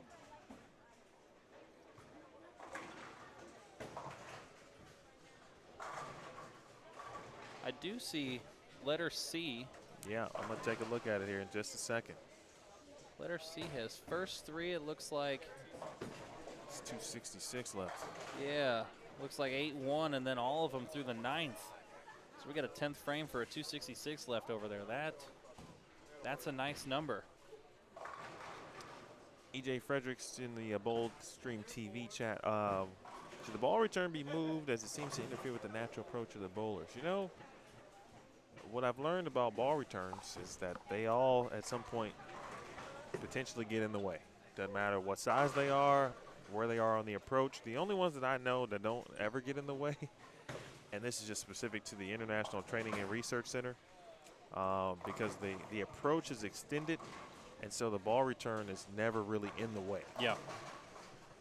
If you go back and you watch shows from several years back, like the ball returns were behind the approach pretty much. And then you would grab your ball, and there was still the same amount of approach you see now next to the ball return, that much in front of, because, like you said, extended. And makes it a lot easier. You don't have to try to 3-step. You can maintain your same approach. Again, adding the 3-step just adds, more versatility. Can you change these up and still get your swing to fall into the right spots based on steps, which means you have to start your swing before you start your feet, which is a wild concept to do. Oh, it's Spencer. Oh, no, I'm sorry. It was not Spencer. That's Dwayne Stiegemeier that's got Opie. 260 going. Opie, local lefty. I'll give a quick shout out to Steven Jarvis, too, who is on lane 20 currently. He's won twice tonight, right? Two first places, I think. At least one first place and a third. I'm probably thinking Yeah, of. he had a first place a couple games ago with 232. As we see Opie going up, he's throwing the 3D offset hammer. Opie. That's his ball of choice. He gets the first one, so he's guaranteed 250. I think that's a winner. I think that's a dub right there. It's a good shot by him. He bowls everything in this area. Always has. Such a consistent regular, always doing the same thing. Like, his form hasn't changed. It just gets to a certain point where it doesn't matter what your form is. It matters about the repetition. Can you do the same thing consistently? Right? And when you get into, like, talks about two-handers versus one-handers, if you do the same thing regularly, you're going to score well. That's what we saw from Simonsen to start the night. That's what we saw from Brad, all the games that he's been successful. So anybody that can go out and repeat, and a lot of it comes down to comfort too. Like, Opie's comfortable in this area. That's why he bowls good in this area, and he's solid with what he does, and he repeats it. As we're probably going to see right here. He didn't like that one. Here's what I would say about Opie. When I was in college, I think that the knock, if there was one, okay, let me make sure I'm clear about that, but from what I was understanding, it was like Opie wouldn't bowl, almost like what you were just talking about, wouldn't bowl anywhere else, he would only bowl certain places and all that kind of stuff. And then he would start bowling with us, practice with the Lindenwood team, and he started bowling on, patterns and practicing on patterns, and that's why he's bowling well. I mean, he's bowling well because he's good. Yeah. But, like, I think early on people were saying that he wasn't, a complete player or whatever. Yeah. But he also put in the work. I worked at St. Charles Lanes, so I actually saw a lot of people come in here and practice. They used to change the you can see him a little bit way past the mask or above the masking units. There are these opportunities to put, names and such. And part of my job was to change the names every week, like the honor roll that used to be up there and all that kind of stuff. They used to put up the Top Gun up there. Yeah, and put them on both sides too. There was a low end little magnet, like you put the letters and the magnets on the deal. High game, high series Yeah, tally. used to do those. At one point, it was just it would just have your name, and then if you had 300 or 800, and then the number of them that you shot that year would be behind it, and only the highest one would have the actual, like if you shot 830 or something like that, only you would have that, but you could have like 5 800s, and they just put a number 5 behind it. Yep. Those are all gone now. Kyle Those Duster are gone now. in the building. I see you, Kyle. Sorry about that, Eddie. Oh, all good. Gotta say what's up to the fans, man.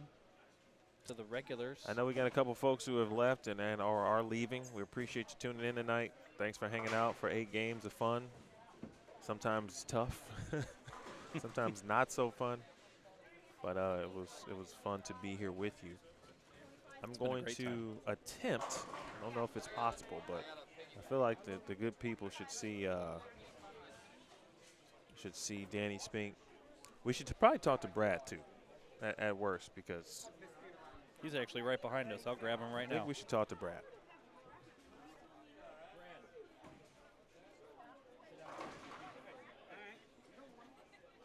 Let's talk to Brad. For one, it's going to make a lot of people happy. That's the first thing. How we doing? Well, not as good as you. That's for damn sure. I had a good night. You damn right you did. I can't believe that happened. I started out 180, and then they started coming. Well, yeah, I mean, but so the hustle camo, right? That seemed to be the ball of choice tonight. Yeah. Why you like that ball so much? I don't know. But I knew, so we've done this, I mean, me and you have bowled on what we just bowled on a lot. Yeah, we were just in college. Eddie and I were talking about that. Yeah, so, I mean, I know exactly what balls work in this building. It's kind of, I mean, So do a lot of other people. But, yeah, I just knew the hustle cam would be close. I mean, if it's not, then I'm just going to have to try and bail something out. But it worked. I couldn't believe it worked, but it worked. My other ball was a face 2. Right. And I didn't even. It didn't seem like it would have been proper on No. this at all. The camo was nice. I can't believe that ball. The ball is actually really good. Do you bowl anymore? I just started bowling league again this past season. Why? I missed it. Did you? I did miss it. I have. I just didn't want to take the extra step to actually go bowling once I got done with this part, right? Yeah. Takes an extra step to be like, okay, I'm going to go practice. Nah. You just spent 12, 14 hours in the bowling center. Yeah. You're going to go back. So I'm getting back into it. But I'm looking at equipment. I got a ton of stuff that I probably won't ever drill, but a bunch of it, it's older. So, I'm paying attention to where the prices are. What works and what, I'm like, what's midpoint, what's high point. I'm like, oh, okay, this might be a good mid-price ball. And then there's always those balls that exceed the price point, right? That's the hustle. Yeah, it looks like. Yeah. It is, bro. You had a lot of, obviously the Brad and Kyle channel was hopping tonight. I heard we had, Brad's dad was in junior high when I started bowling. That's cool. Yeah, I heard we had a good viewership. Yeah, it was solid amongst between both channels tonight. Did you tell everybody to go follow Bowlstream? I did, and some folks even asked for the link in the chat so they can click the button and go subscribe. Good, go follow. So I appreciate your viewers. Yeah. For supporting me as well. That's why they're there. I was just talking about you and your work ethic in school, and how you were very eager to learn, and I believe you still are eager to learn. I think that's why you kind of made this jump. Yeah. Would you agree with that? Yes. Okay. Yeah, but honestly, without Kyle, none of it happens. It's like Kyle was in college when I first started, and Flanagan told me, like, grab a camera, do this. But I never would have put out a single video without the help of Kyle. It's funny because you were someone who, was kind of itching to see bowling take this next step from a content perspective. We would always have these conversations, and you ended up being that person. You and Kyle. Well, Flanagan told us to do it. But, right. But I mean, that you got to think like that's all this is marketing. I mean, it's a media company. Yeah. So I went out on tour to kind of just get a feel of what it was like, and then I realized like, oh, we're not using the internet at all, like at all.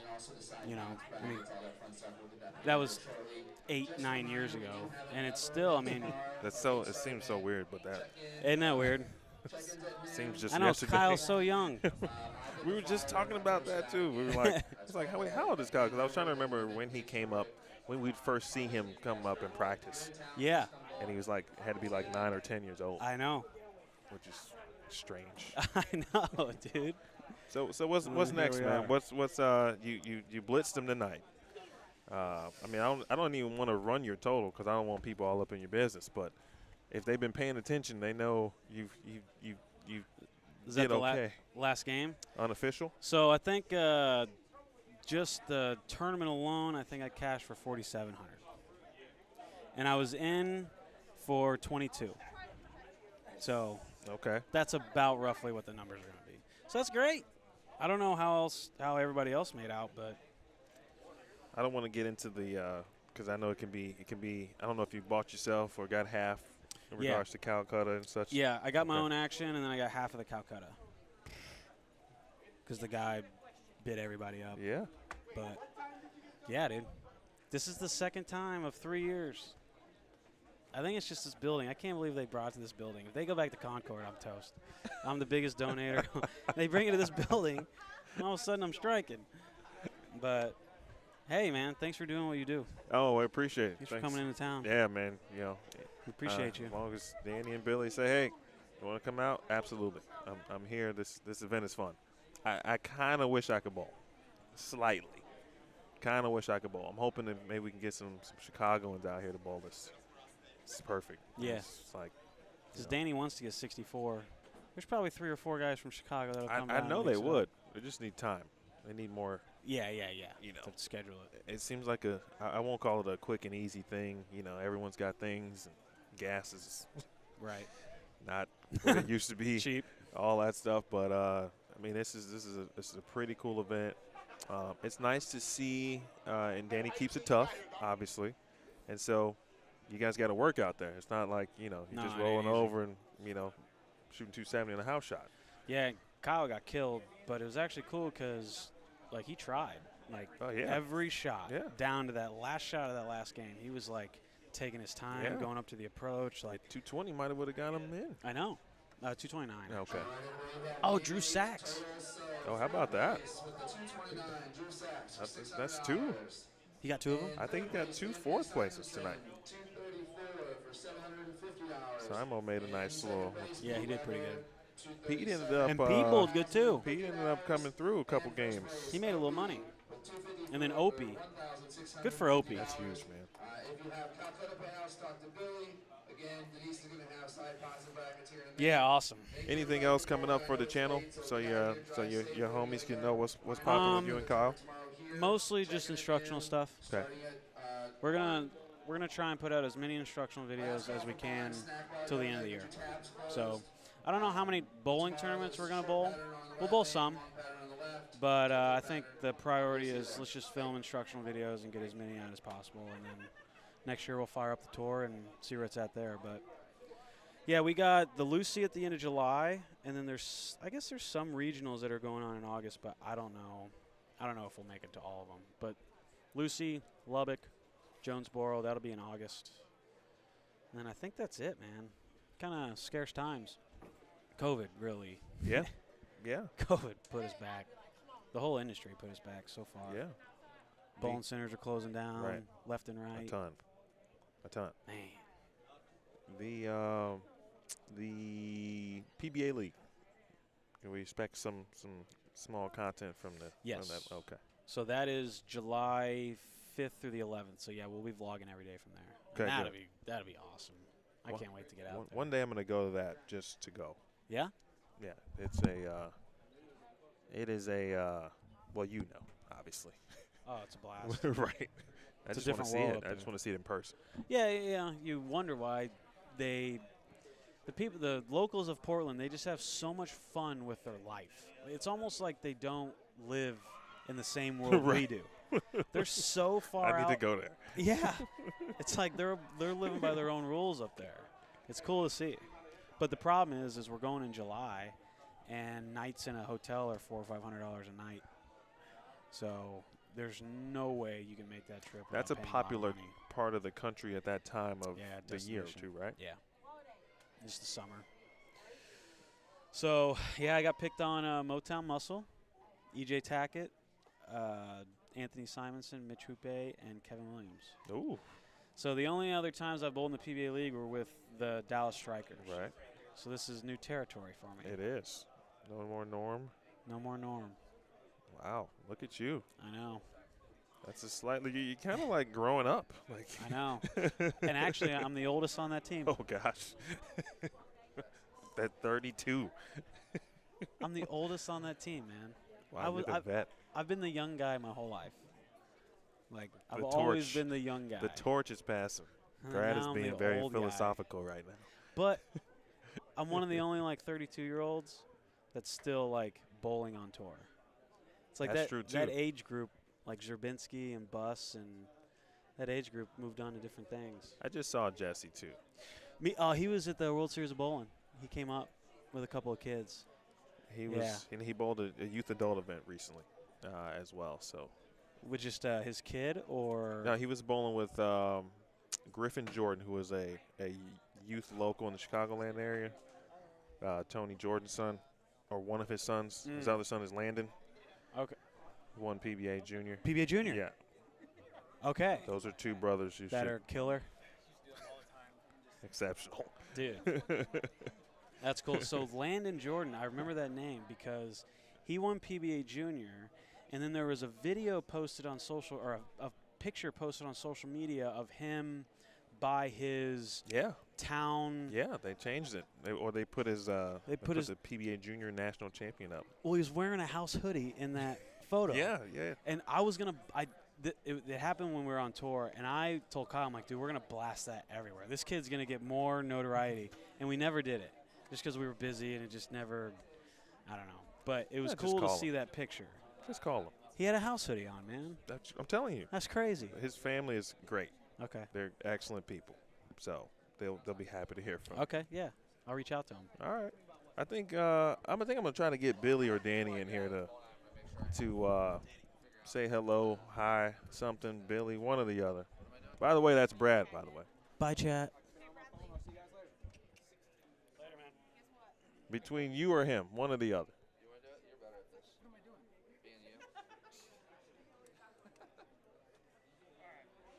All right, please welcome in Billy, ladies and gentlemen. Danny's in the background. I feel like he's going to tell you that's where he wants to reside, but I don't think it's true. Yeah, I make him do all the talking. Yeah, I make you do all the talking on the with the microphone.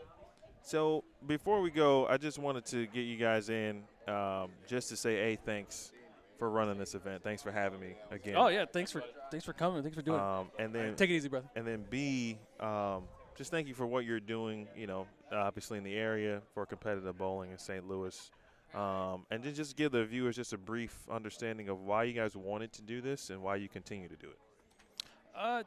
It's something different. It's something that wasn't being done in the area, and I don't know, but I kind of grew up bowling jackpots, you know, late at night, and it just didn't exist anymore. So we kind of wanted to set a big one up, and we shot from the hip to see if it would work. And I think we had 18 bowlers our first year, and then we've basically been growing every year. And we're shooting for the stars next year. We are going for 64 bowlers next year. That's what Brad was just telling me. Yeah, we're gonna put our best foot forward to get this promoted, get it out there, maybe get us a sponsor, try to get 64 bowlers in here. We may change something to where Danny and I talked about maybe doing it on Saturday, that all the people who normally work on Friday and can't make the Friday night event can come bowl on a Saturday. Maybe start a little bit earlier, and we would love to run actual action matches after the tournament's done on this brutal stuff. Right. I mean, let me and Danny get in on it and be able to have some fun. Yeah, that'd be a nice change of pace. Yeah. Danny drives me nuts every year. I wish I was bowling. But well, his time's coming. Yeah. We'll make it happen for sure. Well, good. I just wanted to say thanks. You know, let the viewers kind of get an idea of, you know, how you guys started this, why you started it, and kind of where it's going. So how it started was Danny used to be my employee, and he worked nights. And I would come in, and he'd be like, I'm brainstorming. I got an idea. So every day, I got an idea. And this was an idea. I'm like, I kind of like it. Let's see if we can make something happen. So me and him would just trade notes, messages, whatever, and kind of just ran with it. It was weird. It just kind of came to fruition, and every day we would tweak something like, oh yeah, that sounds good, or nah, we're not gonna do that, and it's literally changing every year. It's so flexible. We just tweak it a little bit, maybe try to improve it for the bowlers, improve it for the people in the Calcutta, make a little more money. Just whatever we can to enhance the experience for spectators, for bowlers. You know, that's a big part of it, just to get something different for people to bowl on a tough pattern. Right. And then know it's going to be tough. Oh, man. You got any more responsibilities tonight? No, Danny usually makes me pay out all the last of the money, but I'm making him do it this year. 4 years in a row is enough. All right. I've done it. Well, I appreciate your time as always. Congrats Absolutely. on another successful event, and thanks for having me. No, thanks for coming. Absolutely. I was able to watch the stream a little bit while I was back there counting money. I had my phone sitting up, and yeah, it looked great. Hopefully, it was good interaction with the chat. Oh, it was great. Good chat. Eddie was great. EJ was great. We had Blake in for a game talking about Spence and some of the things that they've been going through, just from the bowling perspective, and so it was good. We had good interaction. We had some good questions as well, and it was fantastic. So yeah, some of you guys are still watching. Yeah, they come out and bowl next year. We've been talking about it. Yeah. So as soon as the date's out, It'll be shared. We're gonna and have a posted. date. We're gonna have a date soon. We're not waiting so long. We're gonna have a date soon. It'll probably be in this general time, early June, late May, unless somebody else has a better idea. But that's probably what we're gonna shoot for. And yeah, I can't wait. Like, it's so much work. It's up to it now. It's all done, and now it's like, we have a tournament tomorrow though. They do at noon Central Time here at St. Charles Lanes. Yep. My real job now begins. This is now the rest of my job. I got to tear it all down, so I'm going to start doing that. But I wanted to thank Billy and Danny for all of their hard work and their dedication to the sport and certainly to the area here, St. Charles and St. Louis. I want to thank all the players that came out. Some fun stuff, high games, some low games that got in, and that's kind of all part of the process when you bowl this tournament. The suspense, every single game. It's not like a different long tournament, like, oh, it's game 3. It doesn't really. He's got 5 more games. No, every single game matters. So that's what makes it great, in my opinion. Want to thank Eddie Satwinski, EJ Parks, Blake DeMore for joining me. I want to thank all of you. Appreciate Brad and Kyle viewership today and hanging out with me in the chat and also the Bowlstream TV chat and the wonderful viewers, of course, there as well. Appreciate all the subs. Please hit the thumbs up as well on both. If you haven't subscribed to Brad and Kyle, certainly you're missing out. Please do that. If you haven't subscribed to Bowlstream TV, we got a ton of events lined up for you coming up, so be on the lookout for those. So for the tournament staff and everyone here at St. Charles Lanes, thanks to Neil and Denise and everyone here who helped.